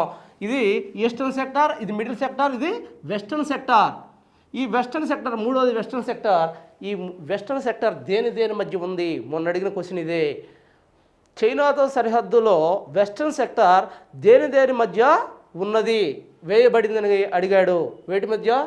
జమ్మూ కాశ్మీర్కి సికియాంగ్, చైనా యొక్క సికియాంగ్. ఇక్కడ గుర్తుపెట్టుకోండి, అరుణాచల్ ప్రదేశ్కి టిబెట్కి, తర్వాత ఈ 3 రాష్ట్రాలకి టిబెట్కి, ఇక్కడ మాత్రం చైనా యొక్క సికియాంగ్కి జమ్మూ కాశ్మీర్కి మధ్యనే గీయబడి ఉంది ఇది యొక్క వెస్టర్న్ సెక్టార్. మరి ఈ వెస్టర్న్ సెక్టార్ దగ్గర మనం రీసెంట్గా ముస్తగ్ ఆలు సంధి ప్రకారం డోంగ్రా లడక్ అనే సంధి ప్రకారం ముస్తక్ ఆలు అనే పర్వత ప్రాంతాన్ని ఈ ప్రాంతంలో మనం సరిహద్దుగా గుర్తించాం. అయితే 1962లో చైనాకి భారత్కు యుద్ధం జరిగింది. ఆ యుద్ధంలో మనం ఇక్కడున్న ఆక్సాయ్ చిన్ అనే ప్రాంతాన్ని కోల్పోయాం. మరి ఎప్పుడైతే ఆక్సాయ్ చిన్ ప్రాంతాన్ని మనం కోల్పోయామో ఆ ప్రాంతానికి, కోల్పోయిన ప్రాంతానికి మనకి, అంటే కోల్పోయినప్పుడు అది వాడదవుతుంది కదా, మరి దానికి మనకి మధ్యనున్న సరిహద్దు రేఖగా ఒకదాన్ని గుర్తించారు. దాన్ని LOAC అన్నారు, లైన్ ఆఫ్ యాక్చువల్ కంట్రోల్. చాలా జాగ్రత్తగా ఉండాలి.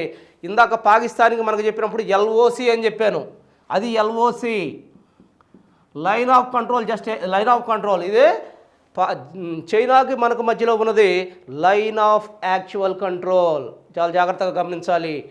ఆ తర్వాత కాలంలో 2004లో మన భౌగోళిక ఒప్పందాల ప్రకారం చైనా సిక్కింని భారతదేశంగా గుర్తించింది. దాంతో భారత్కి చైనాకు మధ్య వ్యాపార వాణిజ్యాలు సక్రమంగా ప్రారంభమయ్యాయి. బాగానే ఉంది. మరి ఈ వాణిజ్య వ్యాపారాలు ఇక్కడి నుంచి యాక్చువల్గా దేని ద్వారా చైనాకి మనకి వాణిజ్య వ్యాపారాలు జరిగాయి అడిగాడు ఈ క్వశ్చను. ఎప్పుడైతే చైనా భారతదేశం ఉందని ప్రకటించిందో, సిక్కిం భారతదేశం ఉందని ప్రకటించిందో, చైనాకి భారతదేశానికి వాణిజ్య వ్యాపారాలు ప్రారంభమయ్యాయి. మరి దేని ద్వారా ప్రారంభమయ్యాయి అని మనం అడిగినప్పుడు నతులా పాస్ ఎక్కడుంది? అది సిక్కిం దగ్గర ఉంది. దాన్నే నాతులా పాస్ అంటున్నాం. ఈ పాస్ ద్వారా వాణిజ్య వ్యాపారాలు జరిగినాయి. చాలాసార్లు అడిగాడు ఈ బిట్టు. వాణిజ్య వ్యాపారాల్లో ఏ పాస్ ద్వారా, పాస్ అంటే మార్గం, ఎందుకని ఇవన్నీ హిమాలయాలు, ఏదో ఒక హిమాలయాల్లో ఉన్న పాస్ని, రహదారిని పాస్ అంటున్నాం. మరి ఏ పాస్ ద్వారా చైనాకు మనకి వాణిజ్యం జరిగింది? నతులా పాస్. గమనించాలి.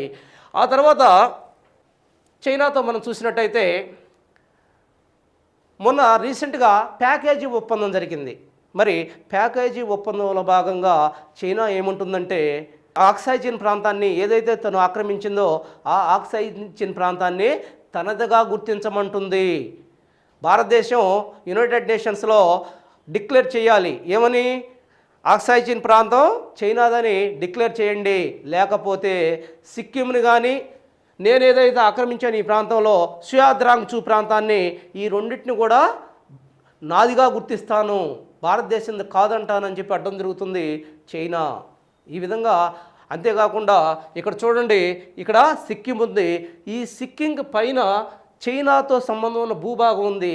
దీన్ని ఫింగర్ ఏరియా అంటారు. ఏమంటారు దీన్ని? ఫింగర్ ఏరియా అంటారు. ఈ ఏరియా కూడా నాదే అని వాదిస్తుంది చైనా. ఇంత లోతుగా డెప్త్గా చదవండి. ఓకే, ఈ రకంగా చైనాకి భారతదేశానికి అనేక సమస్యలు ఉన్నాయి. ఆ తర్వాత మనం చూసాం ఆఫ్ఘనిస్తాన్తో చూసాం. ఆఫ్ఘనిస్తాన్ కేవలం ఇక్కడ ఒకటి గుర్తుపెట్టుకోవాలి మీకు. ఇందాక నేను చిన్న విషయం మర్చిపోయాను ఇక్కడ. ఏంటి? 7 దేశాల్లో ఏ దేశం భారతదేశంతో ఎక్కువ సరిహద్దు సంబంధం కలిగి ఉన్నదనేది ఒక్కటి మర్చిపోయాను. సారీ, ఈ విషయాలు మనం గమనిస్తే 7 ఏరియాలు సరిహద్దు కలిగి ఉన్నాయన్నాం కదా. వీటిల్లో ఎక్కువ ఏ దేశం భారతదేశంతో ఎక్కువ సరిహద్దును కలిగి ఉందన్నప్పుడు చాలాసార్లు అడిగాడు ఇది. ఫస్ట్ బంగ్లాదేశ్, తర్వాత చైనా, తర్వాత పాకిస్తాన్. అది గుర్తుపెట్టుకోవాలి. అతి తక్కువ సరిహద్దు భారతదేశంతో కలిగి ఉన్న దేశం ఏది అన్నప్పుడు ఆఫ్ఘనిస్తాన్ గుర్తుపెట్టుకోవాలి. కేవలం 80 కిలోమీటర్ల మాత్రమే భారతదేశంతో సరిహద్దును కలిగి ఉంది. చాలా తక్కువ సరిహద్దును కలిగి ఉంది. అదే ఫస్ట్ బంగ్లాదేశ్ అతి ఎక్కువ సరిహద్దును కలిగి ఉంది. మరి ఇది ఎంత సరిహద్దును కలిగి ఉంది? 4120 కిలోమీటర్ల సరిహద్దును కలిగి ఉంటే ఇది జస్ట్ 80 కిలోమీటర్లు మాత్రమే సరిహద్దును కలిగి ఉంది. ఈ విషయాన్ని జాగ్రత్తగా గమనించాలి. సరే, అది పక్కన పెడితే ప్రస్తుతం ఆఫ్ఘనిస్తాన్ దగ్గరికి వచ్చాం. ఆఫ్ఘనిస్తాన్కి మనకి మధ్య ఉన్న సరిహద్దు రేఖ ఏమిటి? దీన్ని డ్యూరాండ్ రేఖ అంటారు. ఏమంటారు? డ్యూరాండ్ రేఖ అంటారు. ఆనాటి కాలంలో లాన్స్డౌన్ అనే గవర్నర్ జనరల్, ఏం పేరు అతని పేరు? లాన్స్డౌన్. ఏంటి? లాన్స్డౌన్ గవర్నర్ జనరల్, గుర్తుంచుకోవాలి. అతను ఈ డ్యూరాండ్ రేఖని గీయడం జరిగింది 1817 సంవత్సరంలో. ఆ తర్వాత కాలంలో ఎప్పుడైతే పాకిస్తాన్, ఆనాటి కాలంలో బ్రిటిష్ ఇండియాకి ఆఫ్ఘనిస్తాన్ మధ్య గీయబడింది. ఇప్పుడు అది ఏటేటి మధ్య గీయబడింది? ఆఫ్ఘనిస్తాన్కి పాకిస్తాన్కి మధ్య, ఆఫ్ఘనిస్తాన్కి భారతదేశానికి మధ్య గీయబడింది. చూడండి ఒక్కసారి, ఆనాటి కాలంలో జస్ట్ భారతదేశానికి ఆఫ్ఘనిస్తాన్కి మధ్య గీయబడింది బ్రిటిష్ కాలంలో. ఆ తర్వాత స్వతంత్రానంతరం ఆఫ్ఘనిస్తాన్కి, పాకిస్తాన్కి, ఆఫ్ఘనిస్తాన్కి, భారతదేశానికి గీయబడింది. ఇది గుర్తుంచుకోవాలి. సో దీంతో మనకి పెద్ద సమస్యలు లేవు. ఆ తర్వాత ఇక్కడ మయన్మార్ భూటాన్ చూద్దాం. భూటాన్తో మనకి ఎటువంటి సరిహద్దులు లేవు, అంటే స్పష్టమైన సరిహద్దు అనేది లేదు, ఎటువంటి సమస్యలు లేవు. అదేవిధంగా నేపాల్తో చూసినప్పటికీ స్పష్టమైన సరిహద్దు అనేది పెద్దగా ఇది కాదు, దీంతో సమస్యలు కూడా మనకు లేవు నేపాల్తో. మరి మయన్మార్తో మనం చూసినట్టయితే మయన్మార్తో మనకి సరిహద్దు సమస్యలు ఉన్నాయి. వాటిని యుడాంబు సంధి. ఏ సంధి అది? యుడాంబు సంధి. ఇవన్నీ గుర్తుపెట్టుకోవాలి, తలకాయ నొప్పి అయినా సరే మీరు చదవాల్సిన అవసరం ఉంది. యుడాంబు సంధి అనే సంధి ద్వారా మనం ఈ సమస్యలను పరిష్కరించుకున్నాం మయన్మార్తో. ఆ తర్వాత మనం చూసినట్టయితే ఇంతవరకు మనకి భారతదేశం సరిహద్దుల్లో మనకి భూ సరిహద్దులు కంప్లీట్ అయ్యాయి.